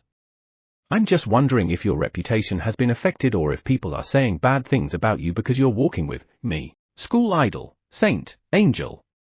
There were many words used to describe Ikijo-san, but they also came with the expectations of those around her. You're so kind, really, senpai. Even when you're going through the hardest time, you still care about me. Of course. It's only natural. I don't want my best friend to get hurt because of me. Yes, I knew you'd say that. But don't worry. The rumors about a romantic relationship won't really cause any harm. That's still a problem, though. Sorry, Ikijo-san, but I need to ask just to be sure, are you seeing someone or have a boyfriend? Is that what you're asking me now? If I did, I wouldn't have done something as romantic as going out with you yesterday. Normally, you'd check first before asking me out, right? That's a perfectly valid point. Rational Ikijo-san, she's using this rational approach to refuse what could be perceived as a forced confession, based on the rumors. Sorry, and thank you. No, it's my pleasure. But I did my best to get up early, so I'd like a little reward. Hey, that's why I'm asking if you'd like to go out with me now. How about something sweet to eat? All I could do was respond with a nervous smile as my junior made her bold proposal loud enough for everyone to hear. I could hear the muffled gasps of students leaving the school. Chapter 27 Date with a School Idol. What the hell? No, why are you asking Aono out on a date, Ikijo-san? A heartbreaker who's dumped dozens of guys in her life is. That's impossible, and you asked him out on your own. I liked you first. The voices of angry students around me filled my ears. I was shocked, and Ikijo-san laughed at my reaction. What's wrong? You froze. I was brave enough to ask you out, so please give me a response. No, because, you know, the date in question, right? Yes, of course. A man and a woman going out for candy alone after school is nothing more than a date, isn't it? Yes, it is. But you have to consider the time and place. There are people around us. It's fine. I asked Senpai out because I wanted to go out with you. If you're worried about other people's opinions, or if you disregard my feelings and let others interfere, I'll be very sad. So, will you go out with me? Ikijo-san looked straight into my eyes, and I felt a strong determination from her. People around us started to react to her words, will you go out with me, but I ignored them for now. I had money from my summer part-time job, so I didn't have to worry about finances. Besides, I didn't want to embarrass my junior, who had been acting as my wingman, any further. Well, since you invited me, let's go. Is there a restaurant you want to go to or something? Yes, there is. I have a specific place in mind. She smiled, looking like the most beautiful girl in school, and completely dominated the situation. Objectively speaking, I felt incredibly lucky to be in such a luxurious position. I went to a cafe near the station with Ikijo-san. It was a pretty fancy place, not really the kind of spot where high school kids hang out. It looked like a place where college girls and older women would go to chat the time away. Ikijo-san was younger than me, but she was super calm and composed. She fit right in with the antique cafe. Even in her school uniform, she looked sophisticated and elegant. Whenever she held a teacup and gazed off into the distance with a slightly melancholy expression, she could only be described as a young lady with deep windows. I heard that one of my good classmates was coming here for a weekend date, and I longed for it a little. It felt like a dream come true, she whispered, smiling as though we were talking privately. Just from her tone and choice of words, any foolish guy, including me, would easily fall for her. The gap between the elegance of a young lady with deep windows and the slightly childish expression on her face was enormous. But this is a bit surprising. What is? No, I thought you might want a date or something. Frankly, she had the looks and personality to have a boyfriend in a heartbeat if she wanted one. In fact, dozens of boys had tried and failed to confess to her since she started high school. Well, I'd be lying if I said I didn't. I'm an adolescent girl too. But I know that the people who confess to me just see me as a status accessory. To be honest, it hurts me a lot, that kind of thing. A brief bit of bitterness flickered across her face before she quickly returned to her smile. It's true, people who see us superficially, or even treat us like objects, can only be untrustworthy. So how am I? I couldn't bring myself to mumble such tactless words. Right. Sorry, that was a strange thing to say. Anyway, let's eat. You've taken care of me in so many ways, so today's on me. Thank you. I hear the pancakes here are good, so I'll have some. I'll have the same. What would you like to drink? I'll have hot apple tea, please. Is po v. After placing my order, I excused myself and went to the bathroom to calm down. My heart was racing, and I needed some time alone. I washed my hands with cold water to cool off my body. I never thought I would feel nervous about asking someone I'm interested in out on a date. It's amazing how I've become just like any other girl. I hope you received my message and know that you're special too. The unexpected vulnerability that surfaced within me washed away with the water. Miyuki's po v. As I walked home alone, I couldn't help but wonder why my heart felt so broken. Was it because I had left Eiji and lied to make Senpai happy? Maybe this was my punishment for doing such a thing. Today, Senpai was attending university team training in Tokyo, so I had to go home by myself.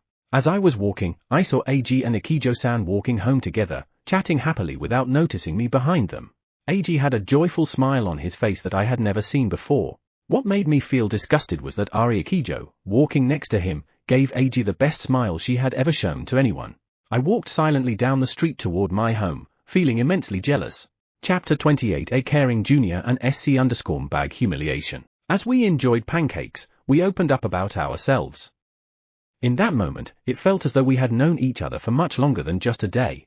However, despite our closeness, there was still much to learn about one another, and our relationship remained in a state of uncertainty. I was aware that Ikijo-san had some family issues, so I avoided bringing up the topic. As we continued to converse, we gradually uncovered more about each other's interests and experiences during our junior high school years. I learned that Ikijo-san had attended a private junior high school in Tokyo and had a specific reason for not attending an affiliated high school. However, she seemed hesitant to elaborate, leading me to suspect that the reason had something to do with her family. As a result, I refrained from asking further questions. Nevertheless, given Ikijo-san's academic excellence, I doubted that she had faced any issues like poor grades or delinquent behavior. The reason I didn't go to an affiliated school was because of family reasons, she said. I fell silent when I saw Ikijo-san laughing nervously. Despite this, the conversation was lively. I grew up in my hometown and attended a local school, so I had many interesting stories to share. I told her about the time I caught a miser stealing money at a nearby shrine and reported him. I also shared the story of how I became friends with Satoshi, who had saved me at that time. But as I reminisced about the past, a touch of sadness lingered, reminding me of Miyuki's absence. Miyuki should have been there, but I had consciously erased her from my thoughts so I wouldn't have to talk about her. Senpai? Ikijo-san turned to me with a smile that resembled that of a holy mother while taking a sip of her apple tea. It's okay. If you find it hard, it's okay to admit that it is hard. I'm not fully aware of what's going on, but I have an idea. If you were a normal person, you wouldn't be able to recover from such a difficult situation. You are strong, but if you're too strong, people will break one day. So please talk to me before you reach your breaking point. She rubbed my back sympathetically with her left hand. Why do you trust me, Ikijo-san? Yesterday, it was because I don't believe in rumors that I don't understand. But today, it's different. After spending just one day with you, I realized that you're not the kind of person who would act on rumors. You care about others more than yourself and are willing to make sacrifices for them. That's a wonderful quality, but I can't allow you to be hurt by the malice of others. If you suffer, I'll be with you, she replied. I decided to take advantage of her kindness and said, thank you, as always. She laughed softly and said, always? This is only our second day together, though. We both laughed at that. Time passed quickly. Senpai, I'm very sorry, but I've had too many snacks today, and I'm afraid we'll have to save the oyster fries for later. I'll let your mother know, she said apologetically. Okay, let's leave that aside for now. But by the way, when did you exchange contact with my mom, and are you okay? I asked. It's a secret. Yeah, I'm fine. I guess it's about time. I'm sorry, Senpai, I have to go home. And so, our first date ended. Is Povi. After leaving him, I got into the car that had been sent to pick me up and reflected on the happy times we'd spent together. When I met him at the school gate, I noticed the determined look on his face, and I immediately knew that he had made up his mind to talk to his mothers. I envied the strength of trust between Senpai and his family, which allowed them to make difficult decisions so easily. Unlike them, I had no assurance that my family would always be there for me. The words I had spoken earlier weren't just for him, they were for myself, too. I realized that if Senpai hadn't been there for me that day on the rooftop, I would have completely broken down. Thank you for everything, he told me. But in truth, I was the one who should have thanked him. He found me when I was on the brink of being ruined, and he saved me from a terrible fate. Kondo's Povi. So this is the level of a college student. Just so you know, I've been practicing with the second team, but to be honest, there's no one to challenge me. Today, I'm doing great, but it's getting boring. My passes are brilliant, but unfortunately, the untalented forwards keep missing them. Hey, guys, don't let that high school kid beat you to a pulp, shouted the second team coach. The captain of the second team was on the verge of collapsing in frustration. It was satisfying to see those who lack confidence in the face of overwhelming talent. I'm confident that I'll make the first team once I get the chance. Damn, I can't let him get carried away. Hey, Goda. Come over here. Mark that high schooler, said the first team captain, calling up a first-team defensive midfielder who was a little shorter than me. However, there must be a better opponent out there, right? If I can beat this guy, I should be able to be one of the top players in the college soccer world. That's cool. Soon, a pass came my way, and Goda was marking me as well. I thought I could get past him, but just as I was about to take him on, my body collided with something solid, and I was sent flying. Hoo! I let out a strange sound and landed on the ground with grass in my mouth. Hey, are you okay? It was Goda's voice. For a moment, I even felt fear in my strong, tough body after being knocked down by a slight bump. It was just a coincidence that I bumped into him. He can't be that good. I'm destined to be the king of soccer in this country. 1 hour later, I was completely outmatched by him. I can't believe how much better he was than me. Even when I tried to dribble past him, he easily took the ball away. Even when I attempted to pass the ball, he anticipated my moves and intercepted every pass. Before, I felt like a hero playing against lower-level opponents, but now I was just a laughingstock. To cool off, I went back to the bench and took a sip of Spadori. I'm fine. Just feeling a little off today. If I play seriously against that guy, he'll... Hey, coach. Are you serious about recruiting that high school kid? I overheard Goda and the coach talking near the bench. Yeah, that's the plan, but how did it go? The coach asked. You shouldn't bother. That guy is just the king of the high school level. He's not physically strong, not athletic, and he gives up easily when he loses the ball. He's like an outdated product. He's just a misunderstood ace, and he'll end up being a second-string player pretending to be a king when he's at home. He's not talented at all, Goda replied. All I could do was stare at the plastic bottle I had grabbed earlier. Before I knew it, it had rolled onto the floor. Chapter 29 SC_bags howling and confession. Kondo's POV. What the hell is wrong with that guy? He pisses me off, he pisses me off, he pisses me off. Goda and the coach continued to talk behind my back, unaware that I was on the bench. Although he may have some natural talent, it's obvious that he lacks the motivation to practice and improve his skills. This attitude could hinder his growth and development in the long run. Furthermore, his disregard for others and lack of respect for teamwork could lead to a decline in team performance and increase the resentment of others and even bullying. Overall, his presence doesn't seem to have a positive effect on the team. His analysis was cooler than I expected and I almost raised my voice. I crushed a plastic bottle on the floor with my foot. The remaining content spilled out of the cap and stained the floor. I'm not entirely sure, but I think he has the talent. He demonstrated his skills effectively when he played against members of the lower team.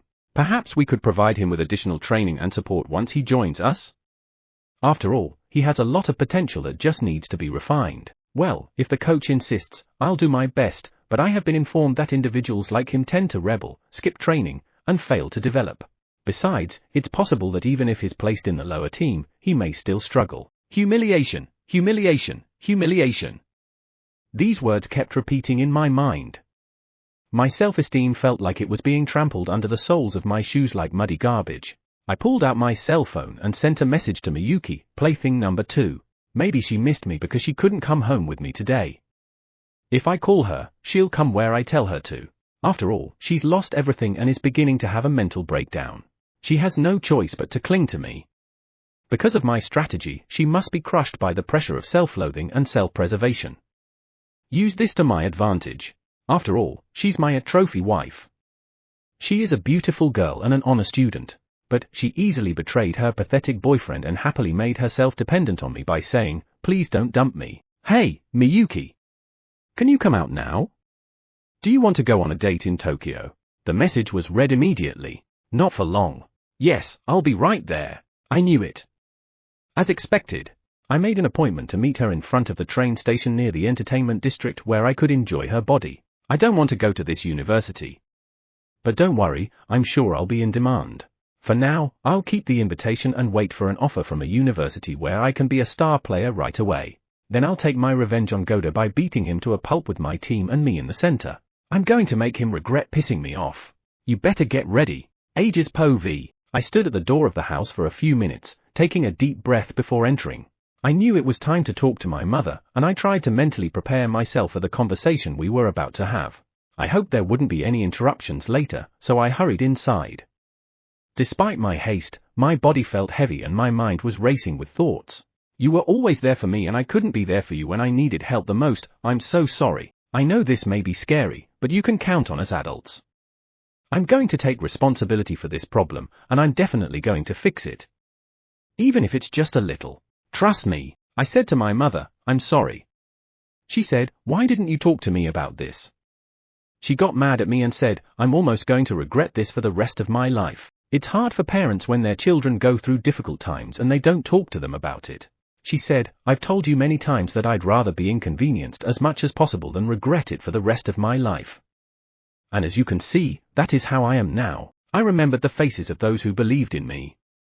The last thing I remembered was the smile of a junior who said, if you are in pain, I will be with you. Before I knew it, I had put all my strength into the doorknob. I'm home, I said, and then I saw my mother at the table in the store, calculating the sales. Where's brother? Welcome back. He just went out to restock the missing spices. My mother put down her books and asked, would you like something to drink? She smiled at me, and I felt a little relieved, and with courage, I opened my mouth. Mom, I'm sorry. Is there something you want to ask me? What is it? Something is going on. She looked at me, a little surprised at my serious expression that I usually don't show. Mom, actually, my breathing quickened and I had the illusion that time had slowed down. For some reason, my words weren't coming out well. My voice was shaking as I tried to tell the truth. I've been since the end of summer vacation. Yes? Mom is clearly worried by my unusual expression. Mom, I'm sorry. I'm actually being bullied at school. Chapter 30 Mother and Son. I spoke with an uneven tone, and the words that escaped my mouth were painful. My heart churned with regret, knowing I shouldn't have said them. I had caused my mother pain, and the weight of it pressed heavily on my shoulders. Upon hearing my confession, my mother abruptly stopped what she was doing and looked at me with confusion, as though she couldn't comprehend what had just happened. Bullying? Yes. I'm sorry. I felt deeply sorry for her. It must have been shocking to realize that her son, whom she had worked so hard to raise, was going through such a difficult time. All I could say was sorry. I felt so ashamed and embarrassed that I was on the verge of tears. Why? Why are you apologizing? Eiji is the one being bullied, isn't he? My mom asked, her voice trembling. Yes. Sorry. The same words came out again and again. I hated myself for being so pathetic. I wished I could disappear. I closed my eyes in frustration, and the next thing I knew, a warm feeling surrounded my body. You don't need to apologize. In fact, thank you. Thank you for telling me. I know it must have been difficult and painful. I'm sorry I didn't notice, even though I'm your mother. She hugged me tightly as she spoke softly. I'm sorry. I'm so sorry. It's okay. It's okay. You're the one who's suffering the most. So don't blame yourself anymore. Thank you for telling me what I needed to know. I'm so proud of you. I cried and clung to my mother, feeling like a child once more. It's okay. We'll get through this together. In times of pain, parents are here for you. I'll protect you, just like your father would have. In that moment, I felt my late father's presence. I told my mom about the bullying I was experiencing. I explained how I had become isolated at school because of the trouble with Miyuki, and how false rumors had spread on SNS. I shared how those rumors led to defamatory scribbles on my desk, my friends ignoring me, and how I was almost forced to quit my club activities. Mom's face turned angrier than I had ever seen. I could see her trembling with fury, but when I firmly told her about the people who had supported me, her expression softened slightly. Ikijo Ari was the first person to understand me. Satoshi apologized to me, bowing deeply, for not noticing my struggle sooner and failing to protect me. My homeroom teacher, Takayaniji-sensei, was incredibly supportive and took swift action to address the situation. The principal, vice principal, and Iwai-sensei, worked together to ensure I wasn't unfairly disadvantaged. Mitsue-sensei gave me the courage to face it all. Good. You have strong allies on your side. Mom nodded at me with genuine relief on her face. I also told her that the principal and Takayaniji-sensei wanted to discuss my future, and she reassured me, I'll speak to them immediately. Yes, I'll arrange for them to meet during the lunch break tomorrow. I left the room and informed my mother that I would contact Takayaniji-sensei. I told you to be reasonable, Miyuki, but you've crossed a line you shouldn't have. I won't tolerate this any longer. I will do everything I can to protect Eiji. I don't care what happens to you anymore. In the solitude of her room, she declared war on Eiji's childhood friend, the girl she had once loved like a daughter. Chapter 31 Happiness for Cheaters? And Mother prepares for battle. Miyuki's Po V. Senpai called me, so I quickly got dressed and left the house. Since the meeting was in the entertainment district, wearing my school uniform would have instantly drawn the police's attention. To avoid that, I tried to dress as maturely as possible. Today, I wore a fancy navy blue one-piece dress, something Senpai had once taught me to choose. After all, my style had been greatly influenced by him. At school, I played the role of a serious class vice president, but deep down, I was cunning. I loved sneaking out at night, playing in the city without getting caught by the police. Hey, Miyuki! Where are you going? It's getting dark. It's not safe for a girl to be out alone. My secret meetings with Senpai usually happened when my mother worked night shifts, but not today. I wanted to keep this hidden and enjoy myself as much as possible, but this time, luck wasn't on my side. Under normal circumstances, I might have turned down Senpai's invitation because of my mother. But with the situation involving Eiji weighing on me, I wanted to forget everything in Senpai's arms, even if just for a little while. I'm sorry. Someone very dear to me called me. Miyuki, there's something off about you. It's been like this for days. Is it something with Eiji-kun? The moment my mother mentioned Eiji's name, it felt as though all the blood drained from my body. Eiji has nothing to do with this. I surprised myself by raising my voice at my mother. She looked like she was about to cry. What's wrong with you? Why are you shouting all of a sudden? Just leave me alone. I'm a high school student now, so don't interfere too much. Shaking off her clinging arms, I stormed out the front door with all the strength I could muster. Almost fleeing the house, I headed to the station and boarded the train to meet Kondo-senpai. Kondo-senpai! I hurried to the fast food restaurant near the station, where we had agreed to meet. Kondo-senpai was already there, dressed in a casual jersey after practice. It wasn't his school's designated jersey, and his large frame made him look like a college student. He had likely stored his school bag in a coin locker. Never carry bags, uniforms, or jerseys bearing your school's name in the entertainment district. Oh, you're early, Kondo-senpai said. He seemed to have finished his cheeseburger and fries. Good, at least I hadn't kept him waiting too long. Thanks for waiting. So, what do you want to do now? Let's hit the arcade. I'd always been afraid to go near an arcade in a place like this, but with Senpai around, I felt safe. That sense of security was what made him different from Eiji. What's wrong? Kondo-senpai asked, a knowing smile on his face.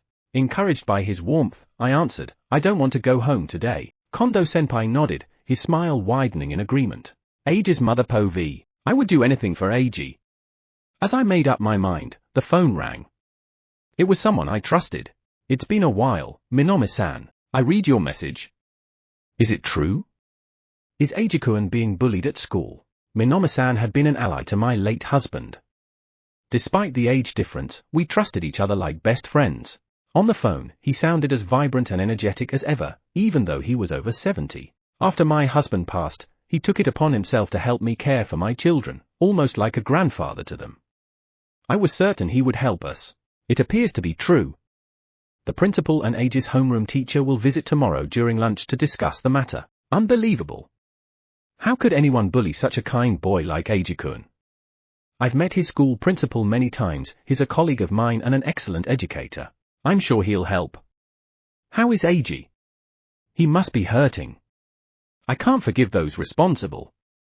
If there's anything I can do, please don't hesitate to ask. Thank you. It's a relief to hear you say that. His words brought tears to my eyes. From my time as mayor, I still have strong ties with the county superintendent and the education commissioner. They will support us. Your late husband, Mamoru, was one of this city's most respected citizens. I'll protect Eiji-kun, his legacy, with everything I have. The former mayor's reassurance gave me strength. Chapter 32 Morning of the third day. I told my mom about the bullying and was so tired that I went straight to bed. When I woke up in my room, it was around 9 p.m. I must have been more exhausted than I thought. At this time, my mother and brother were probably still cleaning up after work. Outside my room, I found an onigiri, a bowl of miso soup with seaweed and tofu, and a bottle of water. I think my mother left them for me. I know you must be tired, so sleep well. Eat when you wake up, the note read. The onigiri was cold, but the fillings were my two favorites, tuna mayo and salmon.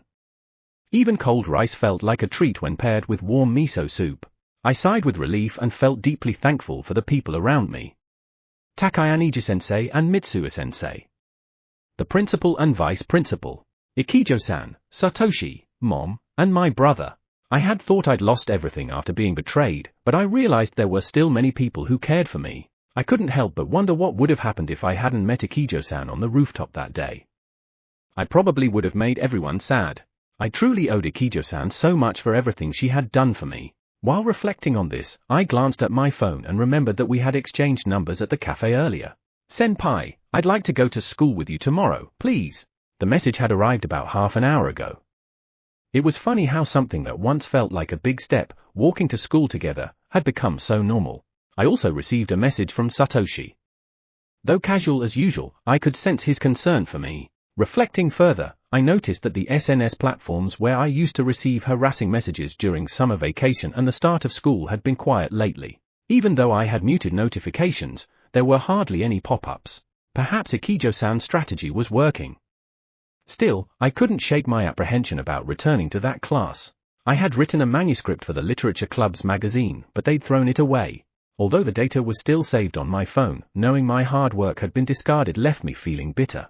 Despite the setback, I tried to comfort myself by focusing on what I had gained. Looking back, I realized my love for Miyuki, my childhood friend and former lover, had vanished. What remained wasn't affection but disappointment and anger. This realization came hand in hand with a new emotion growing within me. Whenever I thought about her, I felt the need to slowly close my eyes. Miyuki's POV, I spoil my senpai. When we're together, and he says, I love you, that's enough to soothe my fragile heart.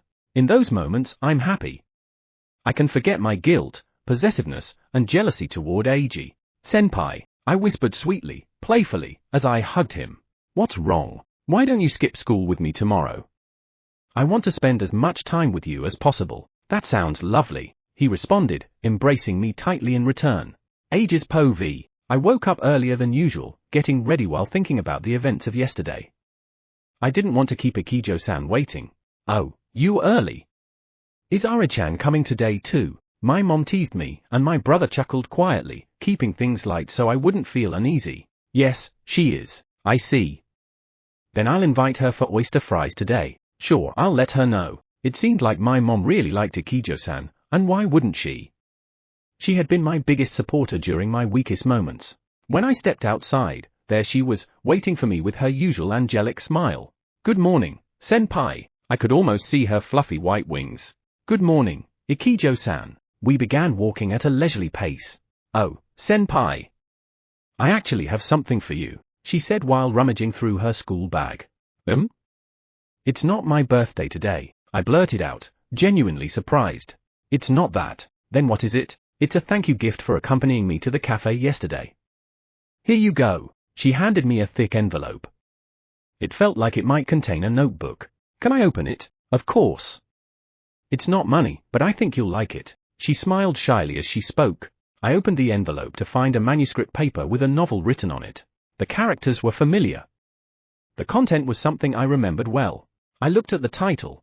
It was the original copy of the novel I had written, the one the literature club manager had supposedly thrown away. How did you get this? I worked hard to save it, she said with a mischievous smile. A certain place in Tokyo. Hello, is this the police? I'd like to report something. There seems to be a couple, possibly high school students, staying at a hotel. Isn't that illegal? The location is, Chapter 34 The Truth About the Caller. POV. Let me tell you an old story. I have always been a weak person, but I had a childhood friend, a bright, beautiful girl. We'd been inseparable since kindergarten. She was my first kiss, my first crush, and as we grew older, my first love. Junior high school was the happiest time of my life. I believed that I had it all. A relationship with her, the girl who had always been by my side. We'd marry someday, I was sure of it. It was supposed to be just the two of us, together forever. But it all shattered in the summer of our first year of junior high. At the hands of that loathsome Kondo from the soccer club. Kondo, infamous for his charm and manipulation, wormed his way into her heart, exploiting insecurities I never even knew she had. That nerd is disgusting, she'd told him, as I later heard. It's the greatest shame of my life that he was my boyfriend. Kondo reveled in her words, taking satisfaction in the destruction he caused. He had a vile hobby of breaking people apart. One day, I caught her with him. When I confronted her, Trembling and desperate, she turned her cold, unfeeling eyes on me. "Don't interfere with my happiness.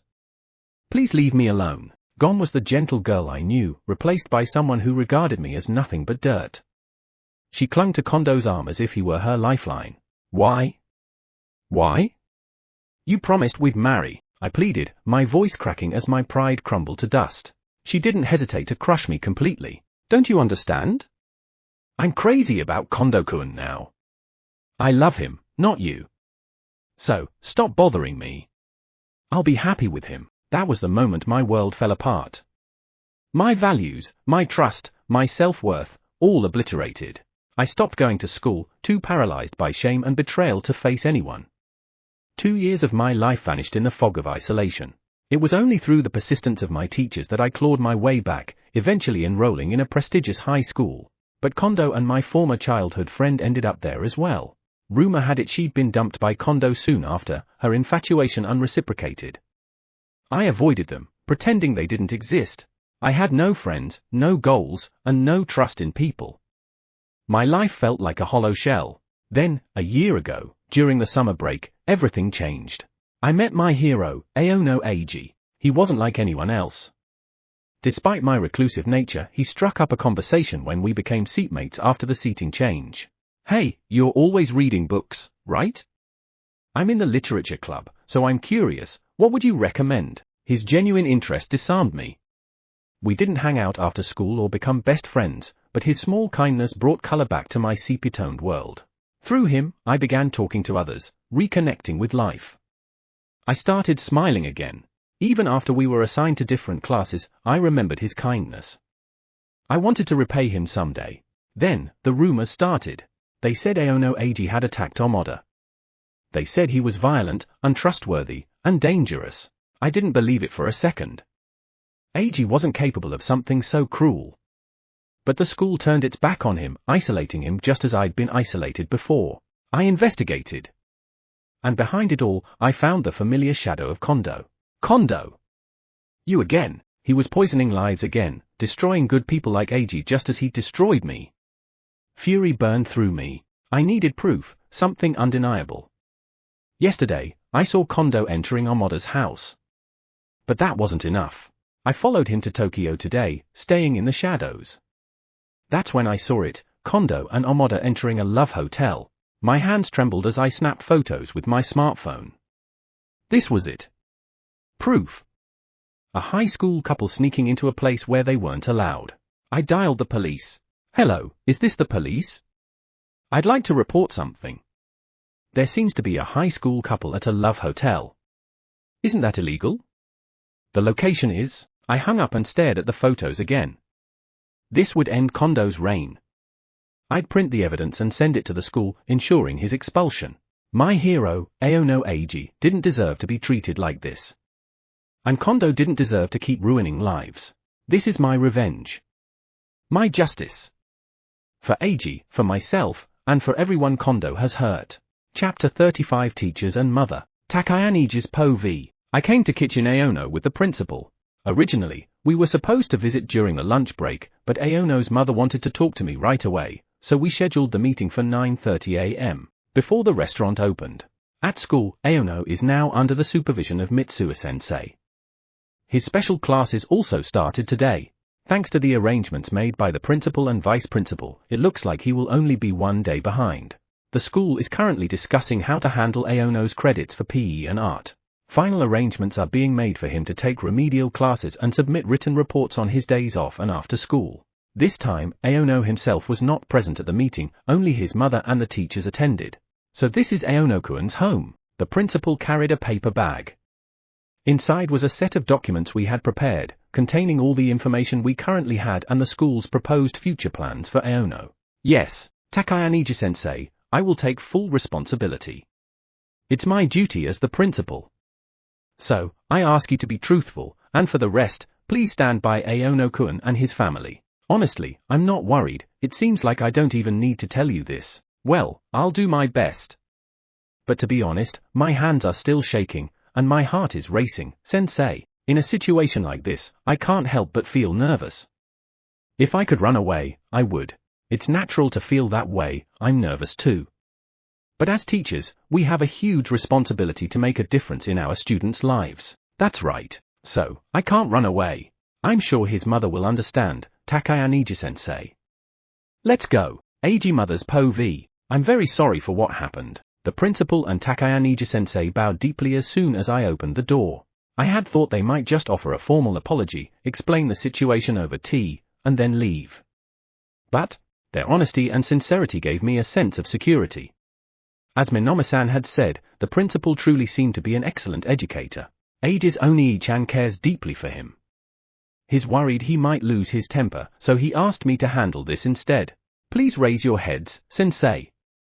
I just want to know, when did the teachers first notice something was wrong? The thin homeroom teacher answered, during homeroom after summer vacation. When I heard that Aono-kun wasn't feeling well and had gone to the infirmary, I noticed scribbles on his desk. I immediately informed the vice principal, and we began discussing how to handle the situation. You noticed so quickly. Did Eiji consult with the teachers right away? I was honestly surprised. I know how hard teachers work, but their attentiveness caught me off guard. No. In the end, Aono-kun left the infirmary without returning to class. That's why Mitsuo-sensei called you from the infirmary a few days later. I see. Indeed, I had received a call from the infirmary teacher. That day, I asked Imai-kun to contact Aono-kun. The next day, I questioned him about the situation. Here's a summary of what we know so far. I see. I'll read it. The report stated that Eiji had been involved in a romantic relationship and that strange rumors about him had spread because of it. Although the names were kept confidential, it mentioned Miyuki and the person she had been involved with. 2 classmates suspected of bullying were also under investigation. It also outlined plans to support Eiji academically through special classes starting today. Sensei, are you serious about that last statement? The report included this, in relation to the various acts identified, criminal actions such as property damage and defamation have been confirmed. The school is considering severe disciplinary measures against the students involved, including consultation with the police and potential expulsion or suspension. I often hear that schools hesitate to involve the police in bullying cases. Takaya Eiji-sensei responded immediately, yes. The school cannot tolerate such behavior. Of course, whether to report slander and other acts to the police will be up to Aono-kun and his family. However, regarding the property damage, such as the scribbles on desks, the school has already consulted the police, as this constitutes clear damage to school property. Don't schools usually try to avoid involving the police in these matters? I asked. Before Takaya Eiji-sensei could answer, the principal spoke. 259. That's the number of high school students who died by suicide last year. Of course, that includes students who took their own lives due to health issues or family circumstances, not just bullying. The weight of the statistics hit me like a knife to the back. If we include suicide attempts, the number of students whose lives have been irreparably damaged by bullying is likely much higher. These figures barely scratch the surface. And then there are incidents like this one. The principal's voice was firm and resolute. When a situation becomes a matter of life and death, our first priority must be the victim, Aono-kun. As adults, it's our responsibility to safeguard his future. That's what I believe. Preserving the school's honor is a trivial matter compared to this. Moreover, shielding the perpetrators from accountability could harm their development in the long run. Facing the consequences of their actions and making proper amends is also part of their education. The principal fixed his gaze on me, his voice steady but urgent.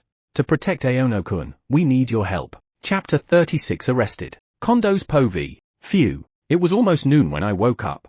Looks like I'll be skipping school. Well, that's fine. I've already received college invitations. Missing one day won't change anything. It's about time I dumped this woman. But she's enjoyable enough that I can keep her around for a little while longer. Some girls, like plaything number 1 from junior high, were even more persistent. Even after I dumped her, she followed me all the way to high school. She was almost a stalker. But when I treated her nicely and gave her a bit of hope, she became someone who'd come whenever I called. So, I kept her around for a while too. A king deserves all kinds of women, doesn't he? Speaking of which, that Aono guy seems to have taken a liking to Akijo Ari. That pisses me off. He's like a pebble in the king's path. I'll beat him up some more and drive him out of school as soon as possible. Takaya Eiji and the others might say something, but I can talk my way out of it like I always do. He was dumped by Miyuki, who's next? If Akijo dumps him too, Aono will never recover. That's not a bad scenario either. The school idol could be mine. Senpai, I love you. I'll always be with you, Miyuki mumbled in her sleep, smiling beside me. I patted her head. When I did, her smile grew even brighter. People say she's popular because of her innocent image. If that's true, it might be fun to ruin it. Maybe I'll put some bold makeup on her and make her completely my type. That way, I can shatter the romantic fantasies of all the guys who like her. She may not like it, but once I make her totally dependent on me, I can control her by threatening to break up. And then, when no one's left to take her side, I'll dump her. That's the best. With a dark fire burning inside me, I hugged this foolish girl. Later, we skipped school, didn't we? It was past noon when we left the hotel. Despite her usual honor-student demeanor, Miyuki looked a little guilty. Are you okay? You stayed out all night. I'm fine. I told my parents I was at a friend's house. Something about her glassy eyes made me feel uneasy. Well, if you say so. School's almost over anyway. Let's head home. The frustration I'd felt yesterday had mostly subsided after skipping a day. After all, playing with women is the best stress reliever. As we stepped out of the hotel, a car suddenly pulled up in front of us. It was a police car. What? Miyuki screamed instinctively. I froze, unable to process what was happening. The car window rolled down slowly, revealing a young policeman with a cold smile. His mouth curved upwards, but his eyes were sharp and scrutinizing. Good afternoon. We received a report that 2 high school students were staying at a hotel that doesn't allow minors. Do you know about the Entertainment District Act? This establishment prohibits anyone under 18. Could you show us some ID? We both froze in fear. Miyuki trembled, her face pale. What should we do? Are we going to be arrested? She whispered, her voice shaking. Her words only heightened my panic. Who called the police? We weren't even in uniform. In civilian clothes, we could pass for college students. This had to be someone who recognized us. Who set me up? What should I do? If I don't act, they'll take us into custody.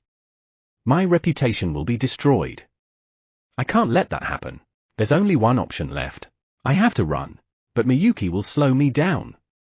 Should I leave her behind? If I take her with me, the police will catch us anyway. What now? Hey, what's wrong?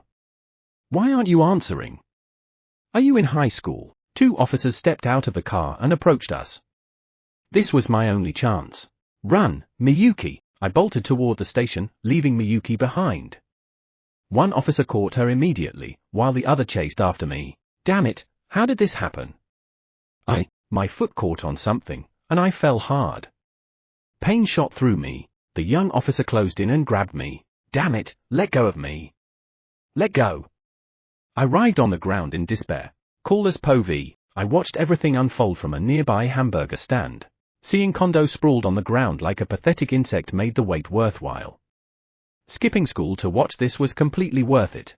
Now those 2 are being arrested. But this isn't enough. According to what I read online, the police usually don't contact schools when a minor is arrested. But in special cases, like when parents can't be reached, they might notify the school. My revenge won't be complete if the school doesn't hear about this. That's where the photos come in. The ones proving everything. The picture of those 2 entering the hotel yesterday is my trump card. And now, this scene playing out in front of me, the sight of Kondo squirming helplessly as the officers subdued him, I captured it all with my phone. Now it's your turn.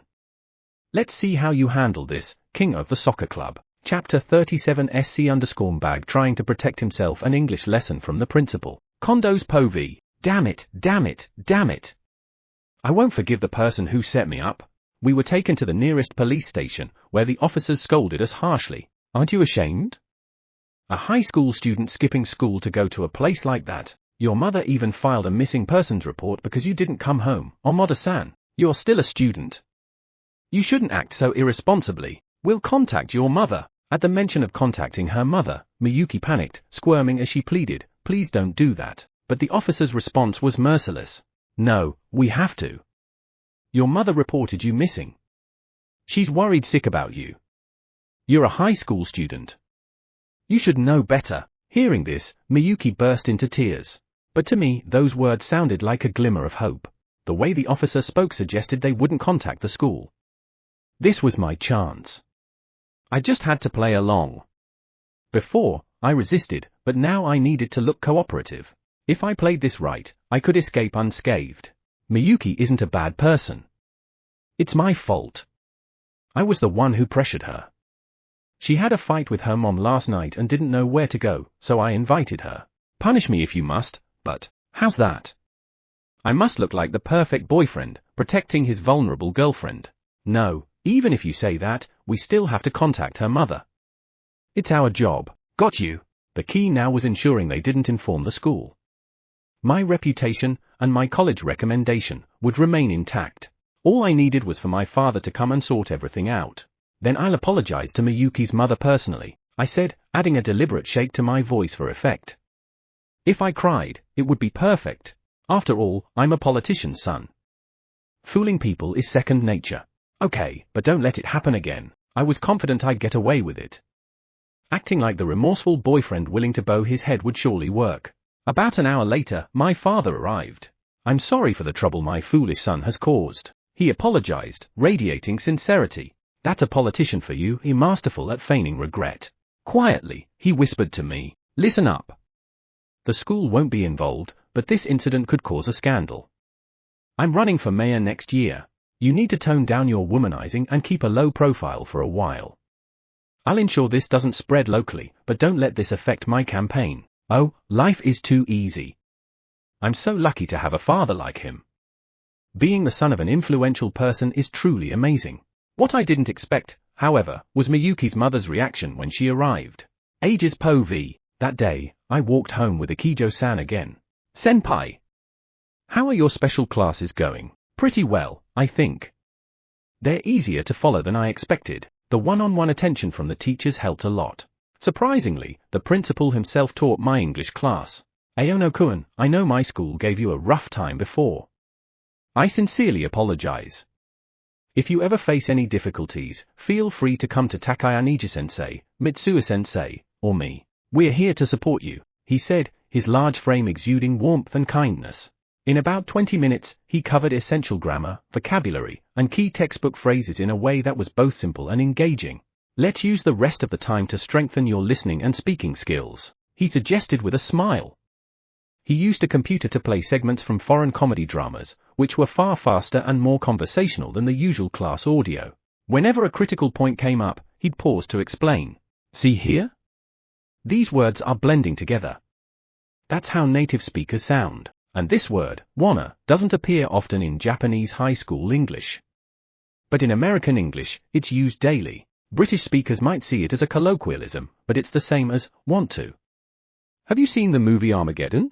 The theme song uses it. I don't want to close my eyes, I don't want to fall asleep. His explanations were not only clear but also fascinating. I'd heard he was a rugby player, but his love for movies and his vast collection of DVDs and Blu-rays added a unique flair to his teaching. The drama he picked, a romantic comedy about socially awkward science geniuses, was one of my favorites. It felt like he chose it specifically to keep me motivated. I had no idea the principal's classes were so fun, Ikijo-san said, sounding genuinely impressed. Senpai, you're lucky to have such great people around you. She was right. Even I was amazed at how much support I had. The girl walking beside me, someone I'd only met recently, had become one of the people who understood me best. So, Senpai, I'm sorry if this makes you uncomfortable, but there's someone I want you to meet. Ikijo-san turned toward the school gate, where I saw Hayashi-san, a junior from the literature club, standing nervously. Her eyes glistened as if she were about to cry. Chapter 38 Apology from a junior club member. Hayashi-san, her worried expression unchanged, stepped in front of me and cast her eyes down. Hayashi-san, you have something to say, right? Ikijo-san nudged her gently, and she nodded. She must have helped Ikijo-san retrieve my manuscript. Loosening the tense expression I wore earlier, I decided to treat her like a friend. Seeing my relaxed demeanor, she seemed a little relieved. Then, in a voice trembling as if she were about to cry, she began to speak. I'm sorry, Aono-senpai. She bowed deeply, so forcefully I worried her forehead might hit the ground. She remained in that position. You were always so kind to me during club activities, senpai. But I was too afraid to trust you, swept up by everyone else. I'm sorry I couldn't protect your precious manuscript like Ikijo-san did. I should have helped you. I'm so sorry I didn't. Though her face wasn't clear from this angle, I could see tears streaming down her cheeks. The droplets fell onto the concrete, creating fleeting, dark spots. I'm the worst. I knew you'd never do the things those rumors said, but I was too scared to stand alone against the group. Her shaking voice and trembling form were painful to witness. She hadn't directly attacked me, unlike the manager. When I checked SNS earlier, I noticed she was the only member of the literature club who hadn't blocked me. She wasn't the one who needed to apologize. I wished those who had truly hurt me would show the same sincerity she did. Though, even if they did apologize, forgiving them wouldn't come easily. For now, I simply wanted to hear what she had to say. Raise your head, Hayashi-san. You didn't do anything to me directly. Besides, you helped Ikijo-san get my manuscript back, but reality is cruel. Those who are honest often suffer the most, while the dishonest live carefree lives. Judging from her personality, even if I forgave her, she wouldn't forgive herself. She'd carry this pain for a long time, though she was never the main culprit, merely caught up in it all. So, I decided to speak clearly. You've apologized properly, Hayashi-san. That means a lot to me. Aside from Ikijo-san, my friend Satoshi, my parents, and my teachers, you're the first person to show you believe in me. Knowing that so many people support me is enough to make me happy. So please, forgive yourself. At my words, her tears began to flow again. Panicking, Ikijo-san quickly wrapped her arms around her, steadying her. Truly, she's so kind, the idol of our school. It's okay, Hayashi-san. Your sincerity has reached Senpai, Ikijo-san reassured her. I'm his best friend, so trust me on this. She gently patted Hayashi-san's head and held her trembling form tenderly. She looked like a holy mother. The scene was so beautiful. I'm sorry, I'm sorry, I'm sorry. Through her sobs, she apologized repeatedly. Once Hayashi-san finally stopped crying, we said our goodbyes and headed home together. By the third day, people no longer gave us strange looks. It's unsettling how quickly people adapt. I think Hayashi-san wants to quit the literature club. Ooh? I see. Hearing this, I felt somewhat relieved. Staying in that club would have been dangerous for her. Thank you for everything. Why are you being so kind? I really owed Ikijo-san a debt of gratitude. That goes for you too. That day on the rooftop, you risked your life to save someone, a junior you barely knew. You got soaked in the process. Anyone trying to stop someone in a moment like that could have fallen themselves. It was just a spur-of-the-moment thing. Still, it's something most people wouldn't do. I was desperate then, but now I'm truly grateful to be alive.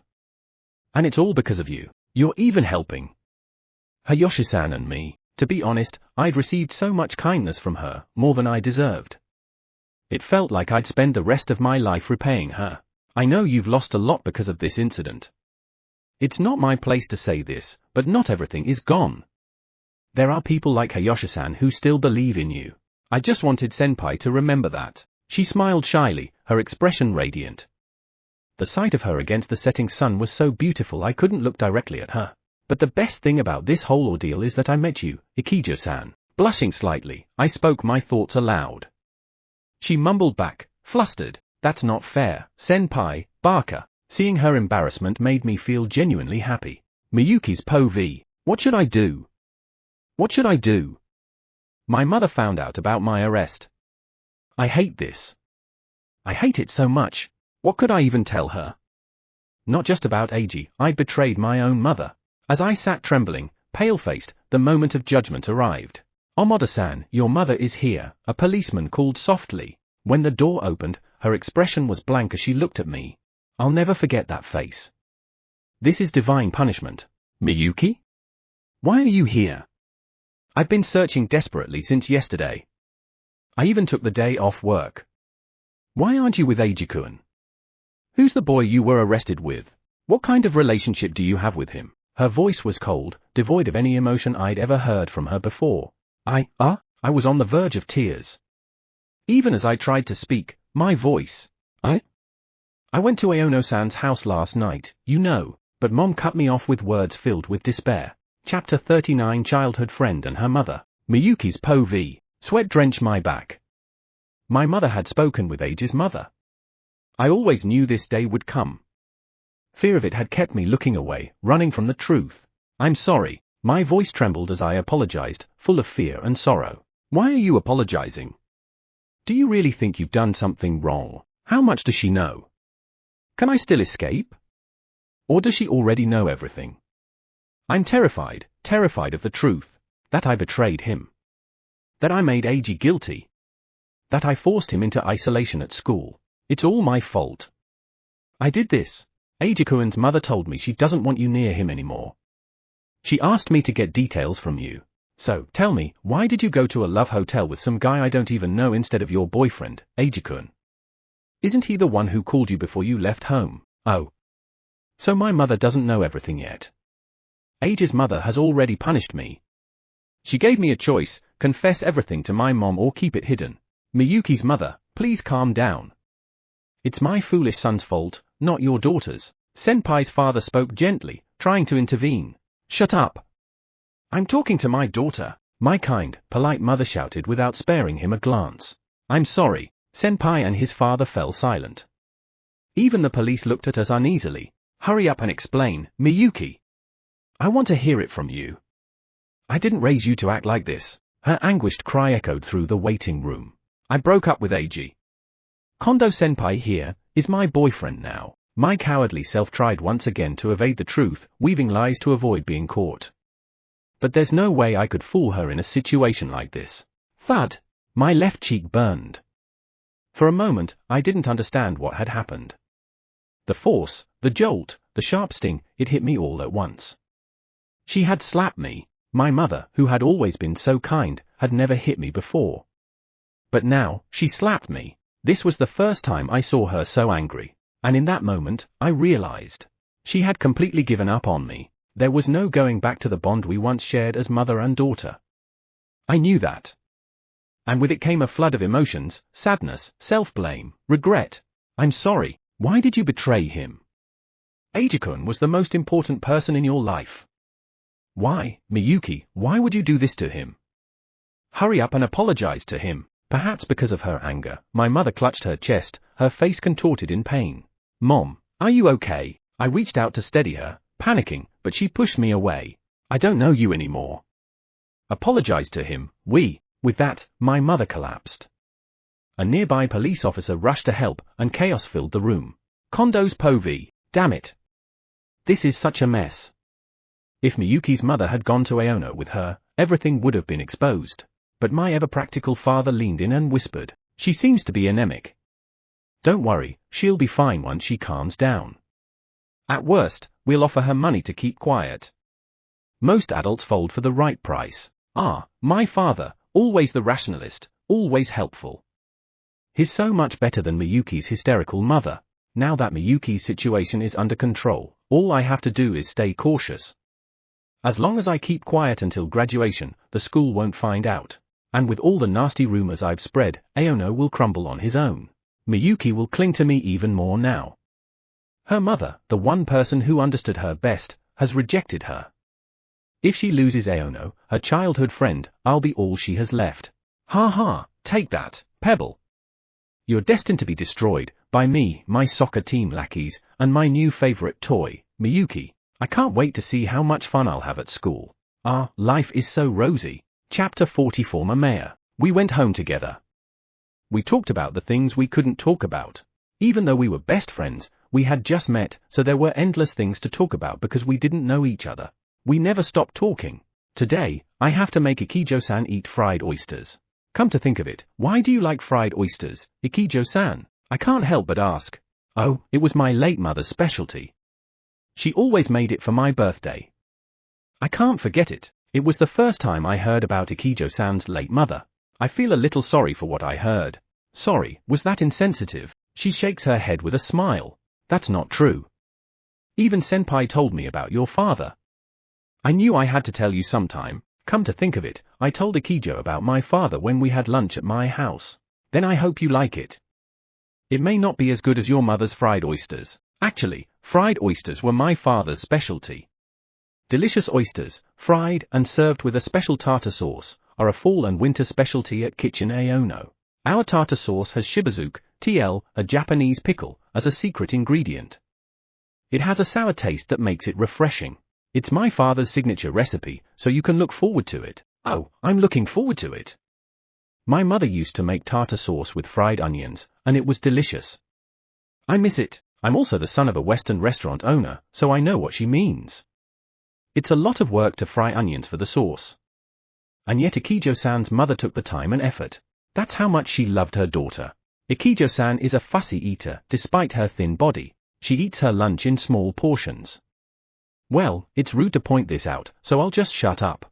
While we were chatting about such trivial matters, a car stopped in front of us. An old man with grey hair got out. It was someone I knew. He was a good friend of my father and the former mayor of the town. Uncle Minomi. Eiji-kun. Long time no see. Did I interrupt your date?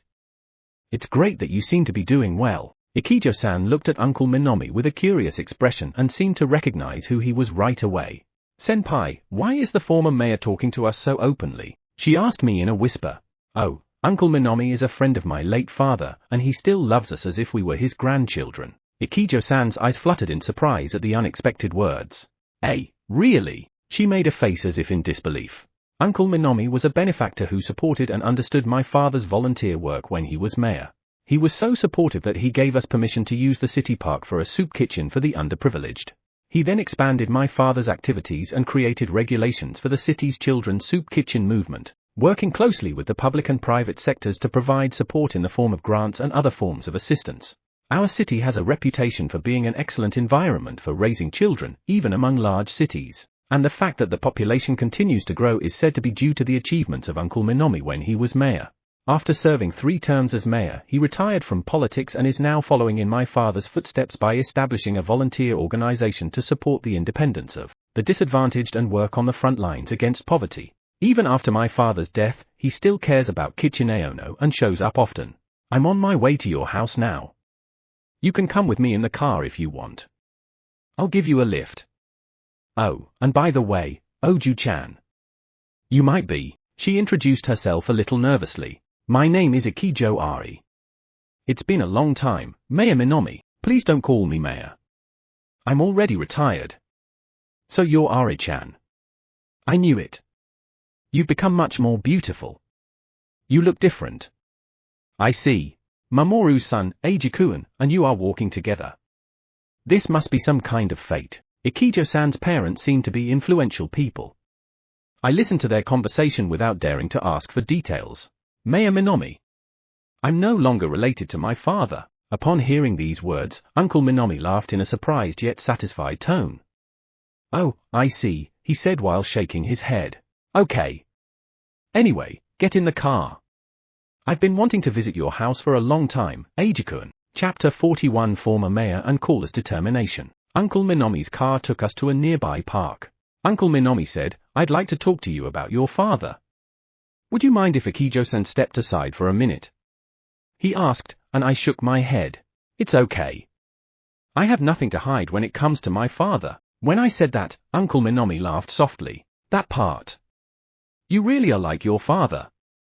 You're a true reflection of his life. Ever since I was little, the adults around me told me to be a good guy like my father, and sometimes I felt pressured. But after my father died, the more I understood things, the prouder I became.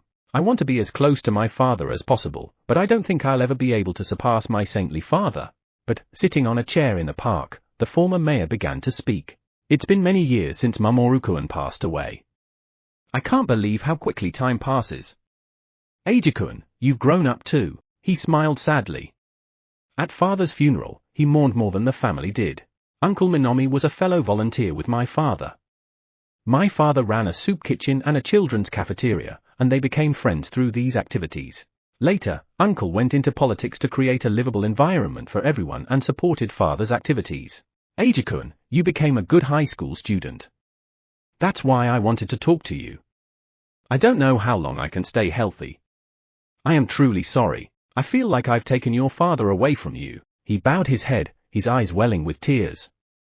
Today, all I'm receiving are apologies. Uncle, please raise your head. Thank you. As expected, you are kind. However, I want to make amends properly. Your father was my ideal. He was a good man, full of responsibility and kindness. I was spoiled by him. He worked at Kitchen Aono every day and volunteered. I made Mamoru-kun shoulder a burden that was too heavy. Given his sense of responsibility, I knew he would overdo it. When he said that, Uncle looked up at the sky. I know what he means. I think his remorse is sincere. After all, I think Uncle Minomi has been on guard ever since my father died. It's a strange kind of worry, but that was my father's choice. I dared to use the term father. Fu father, or most respected person. I made him choose. That's my uncle's regret. He thinks that he forced my father to be idealistic, that he pushed him too hard, and then he collapsed. But it's not true. Because my father is. My father smiled with satisfaction. He really smiled with satisfaction when he died. I don't want you to deny my father's will, no matter how much you want to, Uncle. Father lived up to his ideals. So there's no need for anyone to have regrets. I see, Uncle, you've inherited my father's ideals very well. Father used to say that. He said that if someone else inherited his ideals, it would be as if I'd lived forever. He would be angry if Uncle Minomi, who was supposed to carry on my father's will, was the one who had regrets. I'm sure he would be angry. Uncle laughed, his eyes still watering. You really have become a good man, Eiji-kun. I used to think of you as my grandson, but today I've learned from you. Then, Uncle looked at me tenderly. That's why I can't forgive those who tried to hurt you. Maybe you think it's none of my business. I know that you're trying to grow up, but you are still a high school student who needs to be protected by adults. For your father's sake, I will fulfill my responsibilities as an adult. I will protect you, I promise. Remembering my father's smile, my heart was shaken by his concern for me, and I realized I was protected by all of them. And we laughed. Call us POV. Now, I've got some great evidence. How should I use it? The easiest way is to put it on the internet. If I do that, it will be very effective, but that is the last resort. First, we should inform the teachers and the soccer club anonymously. If this gets out, it will have a big impact on the soccer club, and there will be internal commotion. If there's any kind of internal cover-up, I'll hit them hard by leaking it to the SNS, the city government, and the media. If I work behind the scenes, they won't even know who has the data. I don't work for money. Punishment for their violence and abuse is meaningless if the mastermind behind it gets away with it. Kondo, I'll destroy everything you have. I'm going to make you taste the same despair I felt back then. Chapter 42A Riot in Soccer Club. Waders Po V. We came back to the clubroom after practice as usual. I'm tired and sleepy, but we have a big tournament coming up, and this is the point where we have to make a decision. I heard that Kondo-senpai is off today. Our soccer team was weak until Kondo-senpai came to this school. Thanks to that super high school genius, the level of our soccer team improved, and last year we made it to the national tournament. We, the second year and first year students who were active in junior high school, admire Kondo-senpai. Considering that we have more players than last year, we should be able to do better than we did at the national tournament. We are crazy about Kondo-senpai and will do anything for him. We bullied Aono because we wanted to please him. If we can make Kondo-senpai happy, we can do anything. Kondo-senpai is amazing, isn't he? He doesn't practice, but he's so good, Aida says excitedly. He's even more fascinated by senpai than I am. He's almost like a fanatic. Yeah. Especially his soft passes. That was J-League level. I've never seen such a genius. He'll be a treasure for Japanese soccer. I'm sure of it. Chuckling a little at Aida's excited tone, I regained my composure. I easily escaped Takeaniji's interrogation, but I'm starting to get a little worried. Actually, I'm a person who worries easily. Aida is fanatical about Kondo-senpai and thinks there's no way he could make a mistake. If I told him about my concerns, he'd probably laugh it off. You idiot, there's no way Kondo-senpai would make a mistake. Hey, I found a strange envelope outside the clubroom. Mitsuda-senpai, a third-year student, spoke to us. What is that? There's no address on it. We should open it anyway, right? When I answered, he said, that's right, and ripped open the envelope. What the hell is this? Mitsuda-senpai's face turned red, then white. His hand shook, and the envelope and the photo inside fell to his feet. We picked up the photo, and my friends and I saw what was inside. I shouldn't have seen it. I'd rather not know. There's information there I wish I hadn't learned. The first photo showed senpai secretly entering a love hotel with Amada Miyuki. From there, it documented their intimacy. This photo upset Aida and me. I had heard that senpai had been consulted by Amada about the violence and stalking of her boyfriend, Aono. I don't know when this photo was taken, but it makes me think they're dating. Was Aono really violent with Amada? If you look at this photo, it seems more like Senpai is having an affair with her. No, it can't be true. This is some kind of mistake. Aida trembled beside me. I could see that the image of the invincible Senpai in his eyes had shattered. I knew it because he idolized Senpai even more than I did. Oh no. This is against the law. Love hotels aren't supposed to be used by people under 18. If this gets discovered, can we participate in the tournament? Even if we can we win without Kondo? The third-year senpais shouted. This year is their last, and they want to do well in the tournament to get college recommendations. So the upcoming tournament was also a matter of life and death for them. I wonder who took this picture. Maybe a member of the club? Otherwise, there wouldn't be an envelope left outside the clubroom, would there? Mitsuda-senpai said in a raised voice. Everyone looked at each other suspiciously. Maybe one of the people nearby was the traitor, the culprit. Everyone seemed like the enemy. Let me see the next photo, quickly. There was more to the photos I had. The next photo we saw was even more shocking than the last. It showed Amada being grabbed by the shoulder by a policeman, and Kondo-senpai lying on the ground, being restrained as he tried to escape. What nonsense. This is a big scandal. The ace of the team was caught by the police. The club could be punished, and all support could be withdrawn. No, even worse, they might shut down the club. Mitsuda-senpai shouted hysterically. The club might dissolve? What would happen to our future if that happened? Why was he being detained by the police? Could he be accused of a crime? Could Aono be innocent? If so, we're just as guilty. I heard the sound of our bright future crumbling, a future that had seemed so close just moments ago. The culprit. The culprit who took these photos. Come out quickly. If you don't, I'll kill you. It's you, isn't it? You were always complaining about him, weren't you? What the hell did I work so hard for in the club for 3 years? The clubroom immediately descended into chaos. Chapter 43 Avengers Plan. Call us Po V. I made it back to the station closest to school by 3 o'clock. I took out my uniform, which I had left in a coin locker at the station, changed in the bathroom, and walked to school with a normal expression on my face. Classes were over, and club activities had begun. I had called the school to let them know I was absent, so no one suspected me. Even if I ran into someone I knew, it wouldn't be a problem if I told them I wasn't feeling well but had to come back to retrieve something I forgot. My top priority right now is revenge. Our school's clubroom was far from the field. No one would find it suspicious if I walked near the field in my school uniform. So I managed to approach the soccer clubroom without anyone noticing. All I had to do was drop an envelope containing the photos into the soccer clubroom with a normal expression on my face. These are people obsessed with Kondo. They actively participated in Aono-kun's bullying under the guise of their own twisted justice. No mercy for the criminals. The soccer team will definitely be disbanded because of these photos. Even if they survive, they won't stand a chance in the competition. The rest will unfold on its own. I'm sure the club members will create their own narrative. Mitsuda, the senpai of the soccer club, is just a loser who borrowed Kondo's prestige. The bullying of Aono-kun was mostly carried out by second-year members. Idiotically, they used SNS. If we investigate the bullying posts on SNS, the soccer club's involvement will be clear. The school's investigation has already started, so they likely know most of it. However, the fact that the school hasn't taken action suggests something is going on. Hypothesis 1. The school is looking for solid evidence to ensure that Kondo, who is the mastermind and might cowardly shift blame onto others, can be prosecuted and held accountable. That would make things easier for me.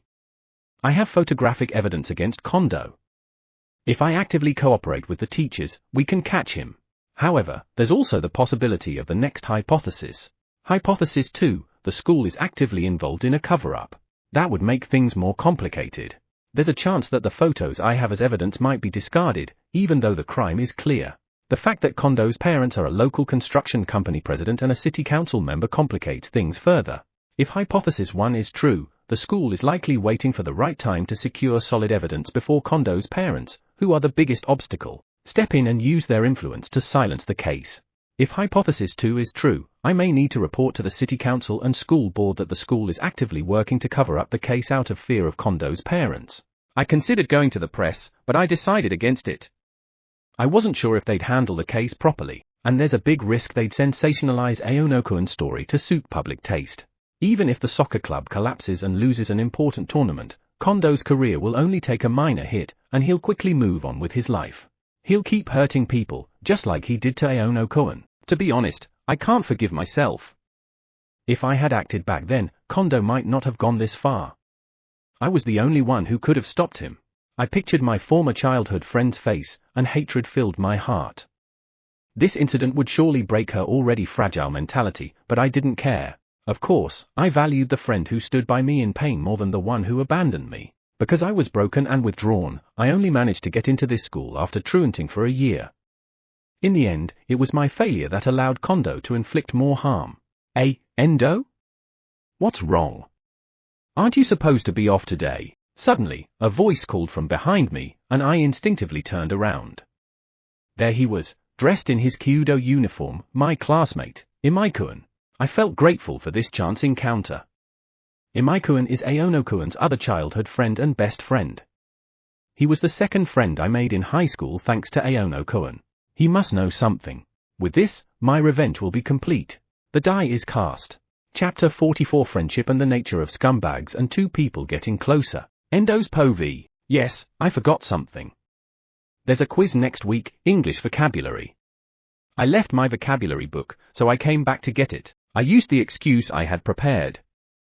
No matter how perceptive Imai-kun was, there was no way he would suspect me. I see. But don't push yourself too hard. If you tell me, I'd be happy to bring it to your house. That won't work. I locked it in a locker. After all, he seemed convinced, so I moved on to the real task. By the way, is Aono-kun okay? I've been worried and tried to contact him, but he hasn't read my messages. Maybe he's avoiding his phone. If I were in his position, I'd do the same. When the situation gets overwhelming, checking SNS becomes terrifying. Oh, somehow. Thanks, Endo, for worrying about him too. Good to know it's not just us, there are still people who care, of course. Aono-kun isn't the kind of person the rumors make him out to be. Then let's go see him together. He's taking a special class right now. Thanks to Takayama Eiji-sensei and others, he seems to be recovering quite well. I'm sure he'd be happy to see you. Thank you, Imai-kun. This information will be a crucial part of my revenge.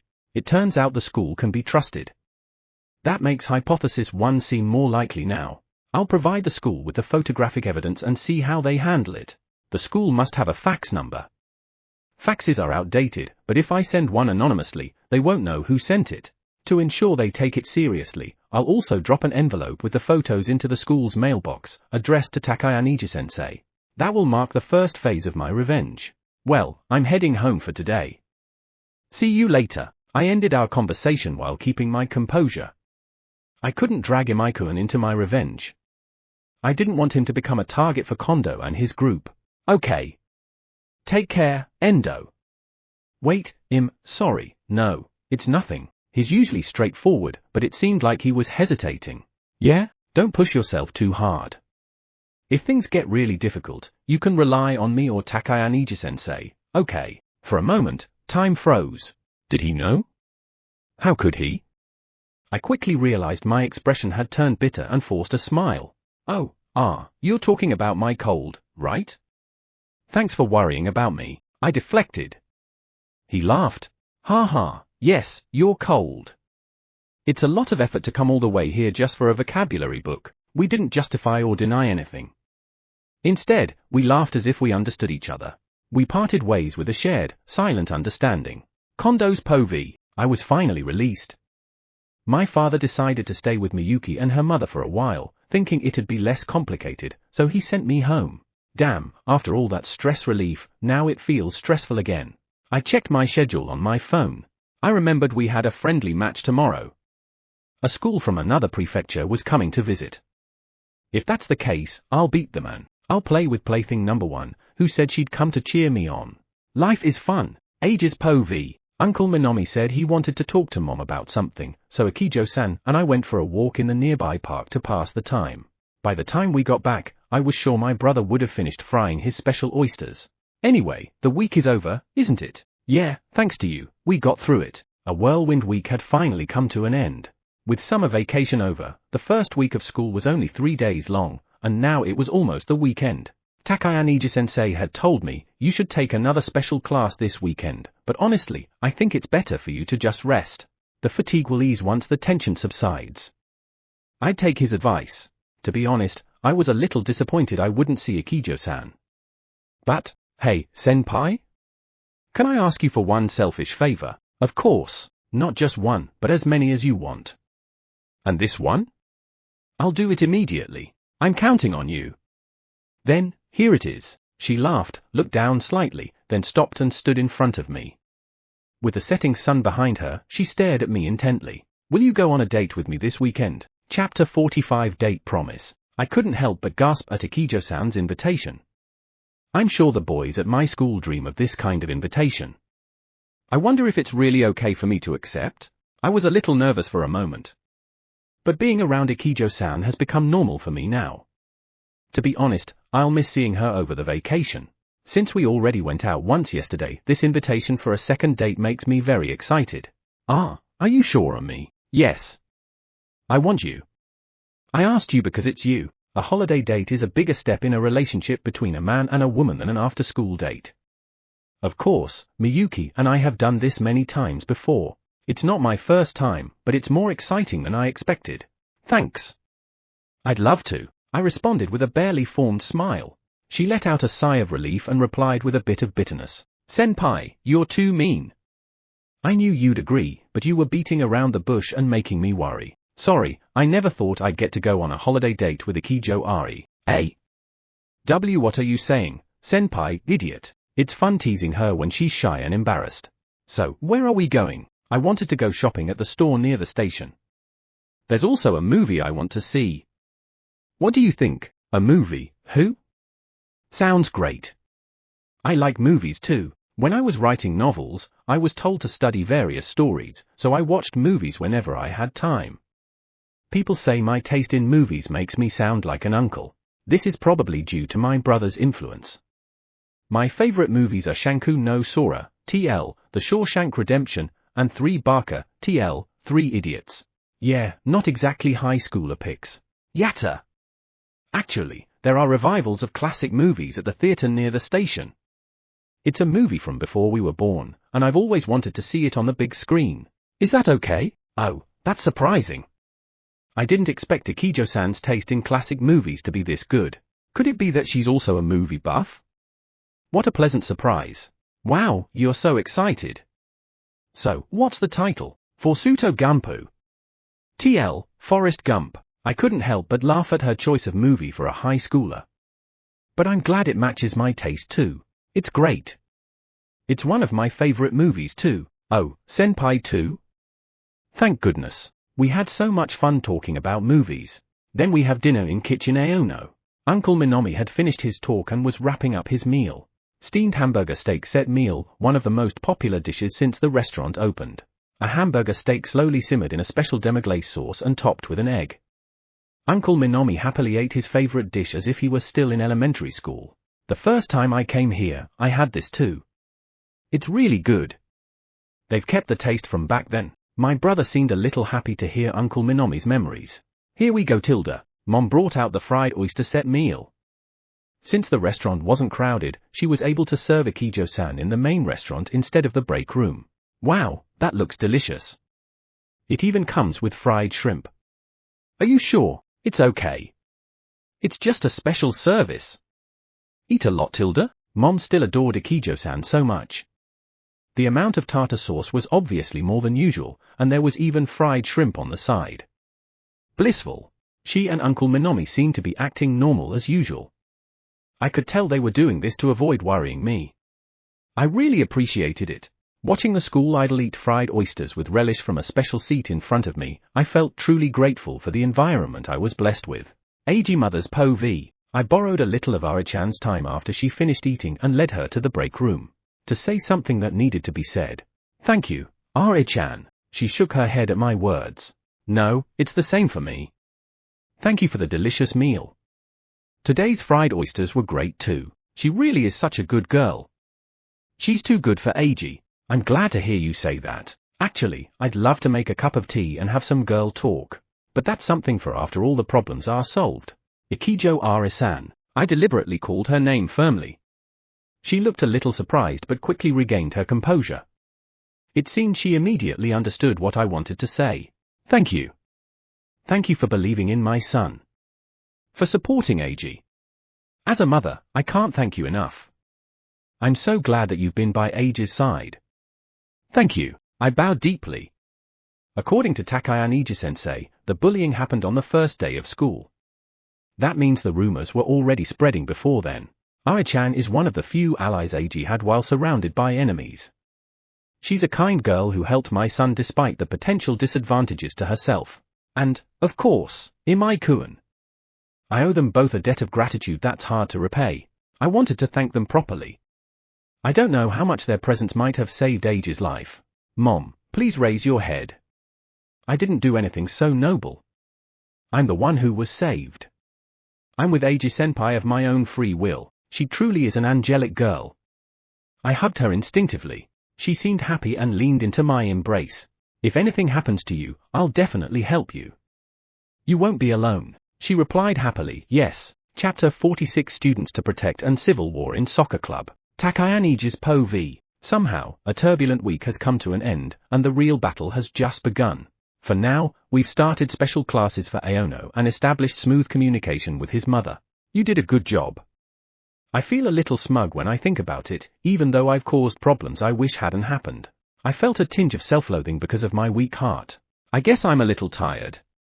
Thank you, everyone, I've made it this far because of your support. After grading the quiz, I went to the hot water room for a short break. Let's have a cup of coffee to refresh myself. With that in mind, I walked through the printing area and heard the sound of a fax being received. A fax? That's rare these days. Faxes are sometimes used by school boards for communication, but in an age that has surpassed even the heyday of email, they're rarely used. I wonder who sent it. When I looked at what was being printed, I saw a photo coming through. Who? The fax spits out the evidence I was looking for. The photo is black and white and hard to discern, but I think this fax data is also stored on the school server. I'll know more when I see it. Forgetting about the coffee, I immediately searched for the image data on the school server. I edited the colors using Photoshop software. This made the image much clearer than the original. Kondo and Amada. I don't know when the photo was taken, but it clearly shows them about to enter a love hotel, and the second photo shows them being arrested by police officers. In addition, a handwritten note read, "We have a color photo in your showbox. Please check it." It's true, Eiji and I had issues because of our separation, and when he saw me walking with Kondo-senpai, who I was consulting at the time, he misunderstood. We were walking together, and Aono found us.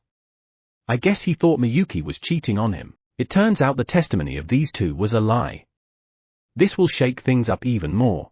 If these photos and the investigation I've planned for Saturday and Sunday go well, the truth might finally come out.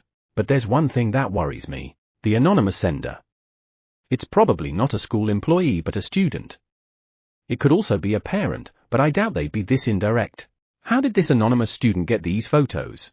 It would certainly be very difficult to obtain them. Either the person has a serious grudge against Kondo and the others, or they feel indebted to Aono. Maybe it's one or the other, but there's a strong determination in these photos, as if they're willing to sacrifice themselves. A teenager still in their teens.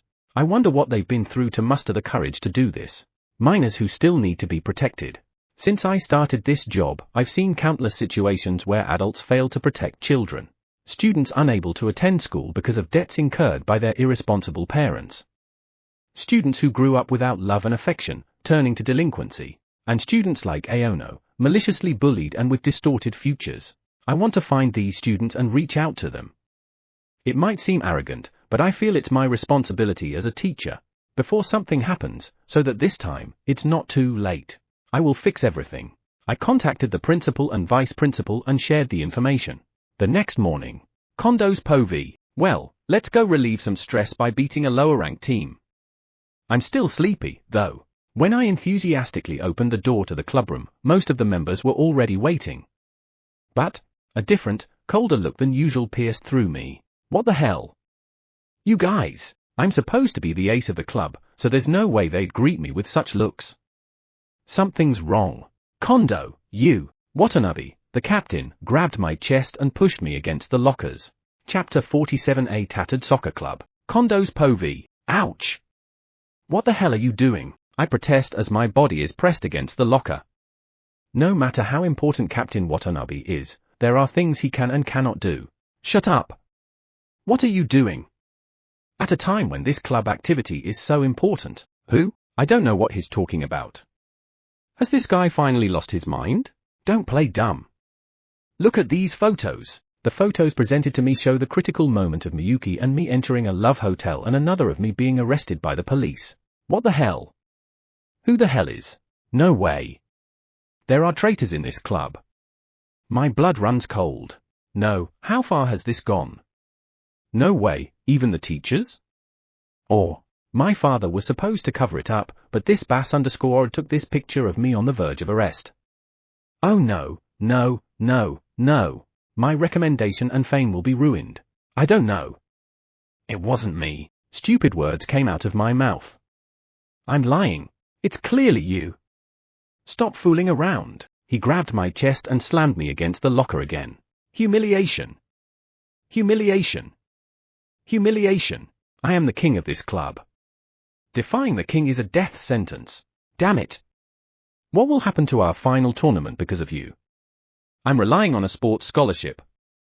If I try to study for the entrance exam now, I won't make it in time. What will you do if we don't make it to the tournament because of your bad behavior? If the club is disbanded, my life is over. Shut up. I heard your rant earlier. You know how loud your voice is. We got this far because of my talent, and you're just a bunch of gossipers. I pushed Watanabe's body as hard as I could. You son of a B_TCH. Watanabe gave me a murderous look. Listen to me. The school can't punish me.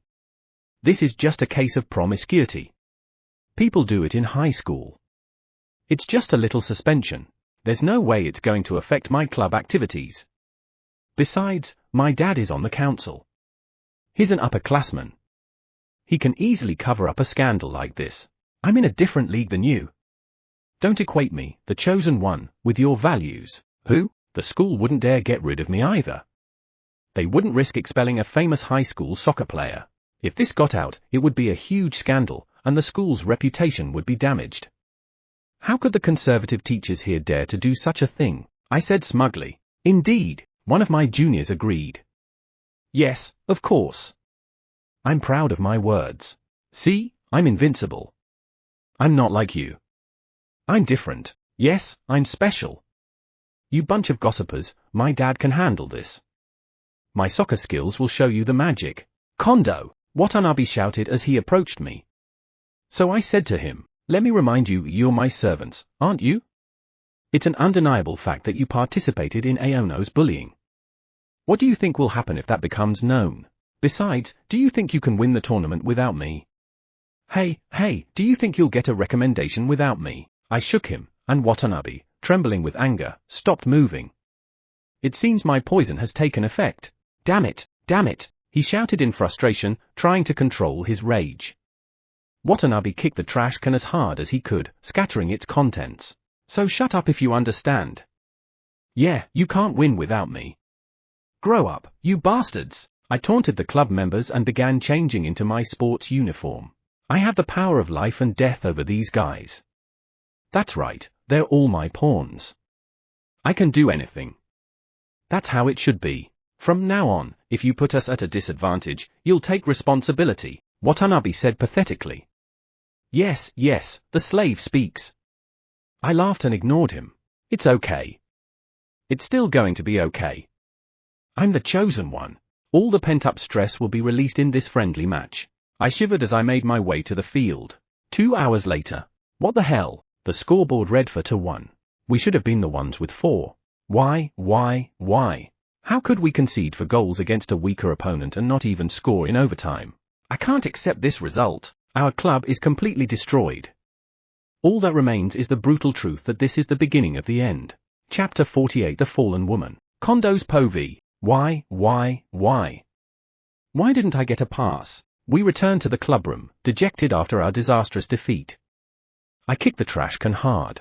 Hey, Mitsuda! Why didn't you pass to me? I hit Mitsuda, a fellow midfielder and one of my servants. Because I was marked and couldn't make a pass. You bald, stupid, lazy bass_odd. Why don't you work harder and create an opening?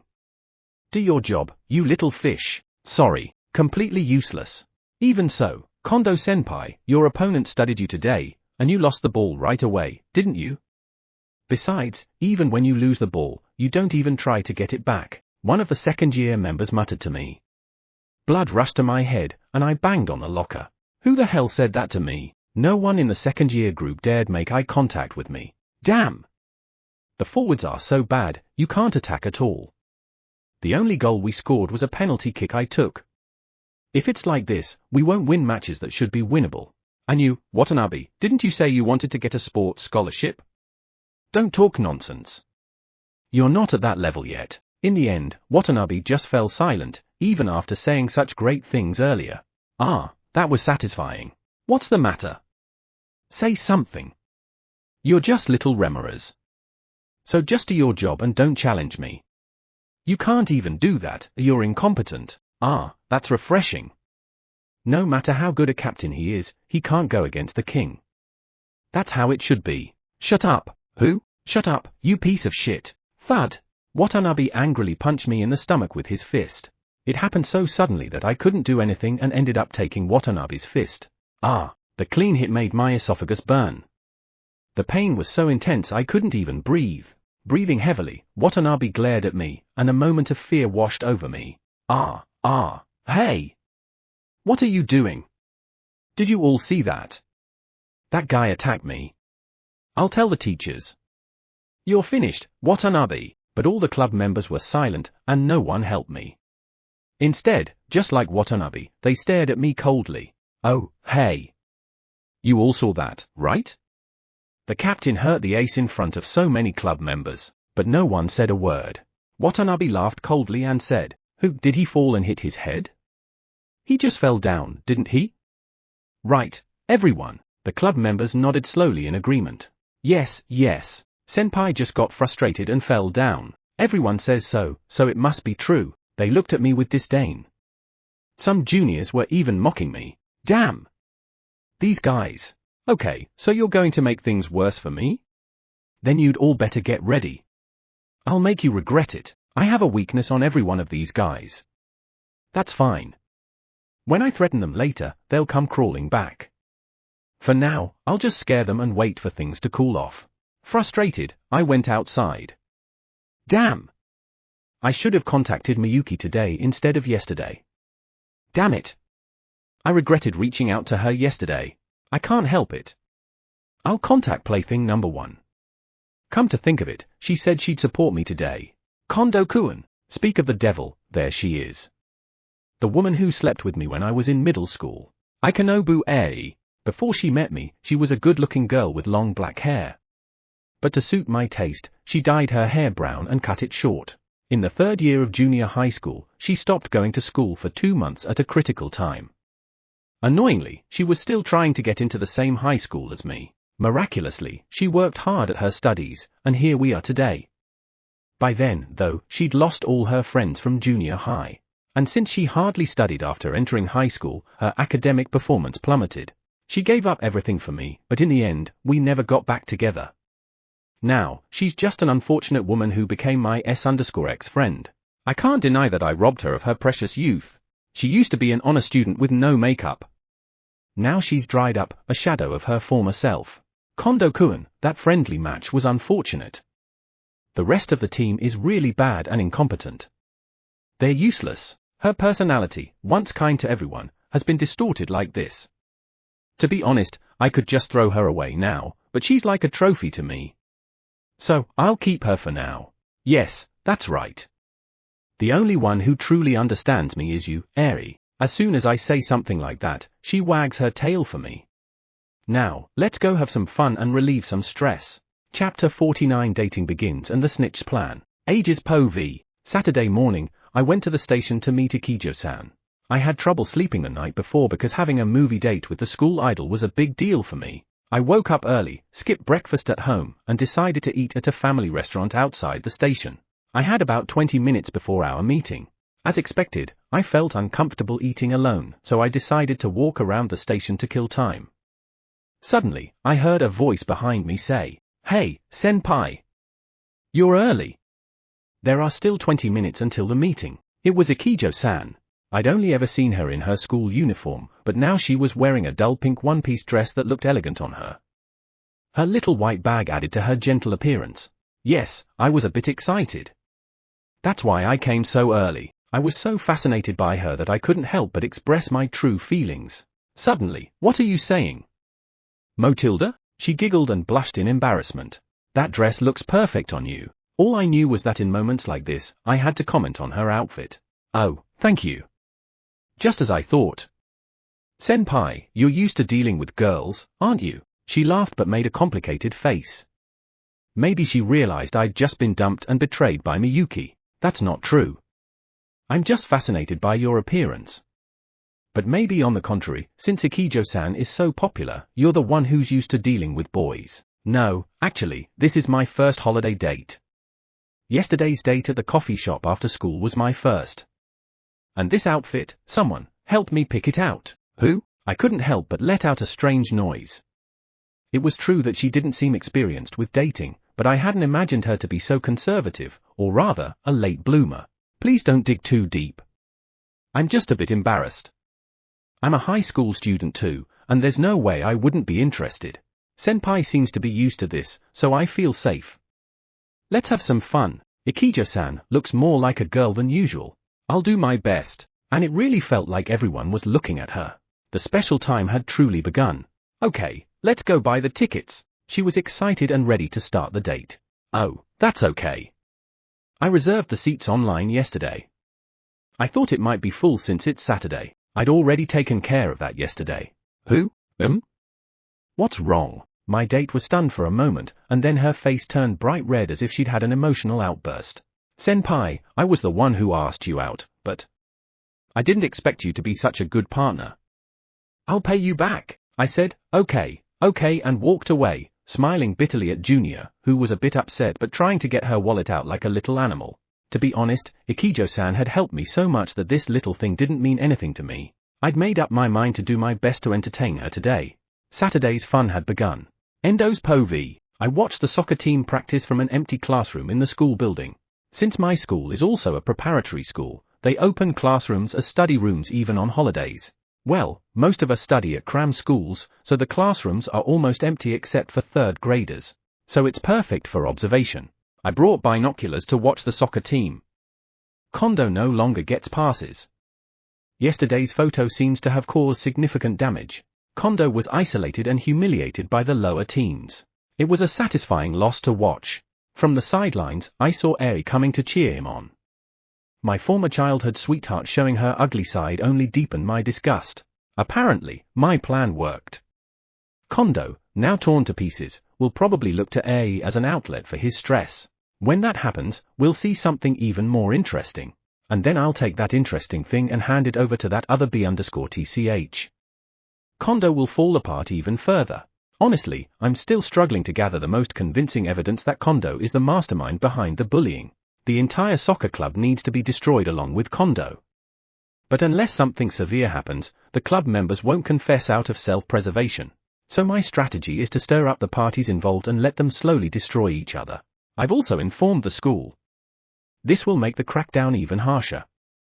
Someone may become so impatient they'll self-destruct. If that happens, it's game over. Once suspicion spreads, there will definitely be betrayals. Kondo will be betrayed by his own people and socially destroyed. Give me your best show, USC_M. Most of the people in that group are my targets for revenge. Chapter 50 Movie date and ex-girlfriend loses everything. Since you bought the tickets, I'll pay for the drinks and popcorn. Let me pay. Okay, Ikijo-san said, and I accepted her offer. Ikijo-san was thin, but she ate quite heartily. She finished her fried oyster dish and lunch plate yesterday and even asked for more. At Kitchen Aono, you can get free rice refills, so many athletic boys and working adults go there. Popcorn is the best part of a movie, right? I ordered a Coke, and Ikijo-san ordered Earl Grey iced tea. If I hadn't skipped breakfast this morning, I probably would have had a hot dog and fries too. Life is like a box of chocolates. You never know what's going to happen, they say in the movie, but I think it's true. Because right now, I never thought I would come to a movie like this with Senpai. I didn't expect such a famous movie quote to come out of Ikijo-san's mouth. Right. I'm also grateful for this chance meeting. Because if I hadn't met Ikijo-san, I think I would have been much unhappier, and without realizing it, you make the people around you happy too. Well, I don't think it's just me. In fact, Senpai is blessed with good people around him. Mom, brother, teachers at school, and even in my senpai. No matter how painful it is, there are so many who will stand by you, but it was Ikijo-san who reached out to me first. That doesn't change the fact that you're special, because if we hadn't met on that rooftop, and if the timing had been off by even a few minutes, tragedy might have befallen us. The screening began. Today's movie is Forrest Gump. It's a masterpiece of American human drama. It tells the story of a protagonist with a low IQ, accepted by the people around him who understand him, and who in turn makes them happy. Despite its comedic style, it's a solid human drama set against modern American history. In a way, my current situation makes me empathize deeply with the main character. In times of need, I'm grateful for the people who help me, and I need to return the favor. I should return the favor. I should appreciate the people who care about me. I lost a lot because of that incident. But even so, I've learned that there are many important things around me. And it was all thanks to Ikijo-san. When I reached for the bucket to grab some popcorn, I unexpectedly touched her hand. Ikijo-san let out a small "ah" and quickly pulled her hand back in panic. Her reaction was so uncharacteristic that it made me smile. I wished this moment could last forever. Thinking this, I lost myself in the movie. Miyuki's POV, I am sorry for my stupid son. I will cover your hospitalization and other expenses. Kondo-senpai's father bowed his head sincerely. But my mother didn't even look at him. Don't mock me. I can pay that much money myself. I don't even want to see your face, so please leave quickly. My mother said that coldly. It felt as though her words were directed at me as well, and my heart ached. Then I'll leave my business card here. Please contact me if you need anything. Senpai's father left the room, leaving behind an envelope of money. Hey, Miyuki. I don't understand you. That Kondo guy hit on you even though he knew you had a boyfriend, right? Why do you like a guy like that? I couldn't answer. I see. You don't want to answer me. What you did is wrong as a human being. I failed to teach my daughter this important lesson as a parent. I really am a lousy mother. I made my mother, who raised me single-handedly, say such cruel things. Overcome by despair, I trembled and shed tears. I'm sorry, don't apologize to me. Go home. Leave me alone. The cold blade of her words pierced my heart. In front of my house, I saw another childhood friend I didn't want to meet after coming back home. Imai Satoshi, Eiji's best friend and my childhood friend since elementary school. Satoshi, I knew exactly what he was going to say. Finally, the time had come. The day I lost everything. It's been a long time, Miyuki. You know why I'm here, right? Yes, even my mother rejected me. I was destined to lose everything. I can no longer consider Miyuki a friend. That's all I wanted to say. Thank you for everything. He broke off our friendship and left. I ran to the front door, collapsing in tears.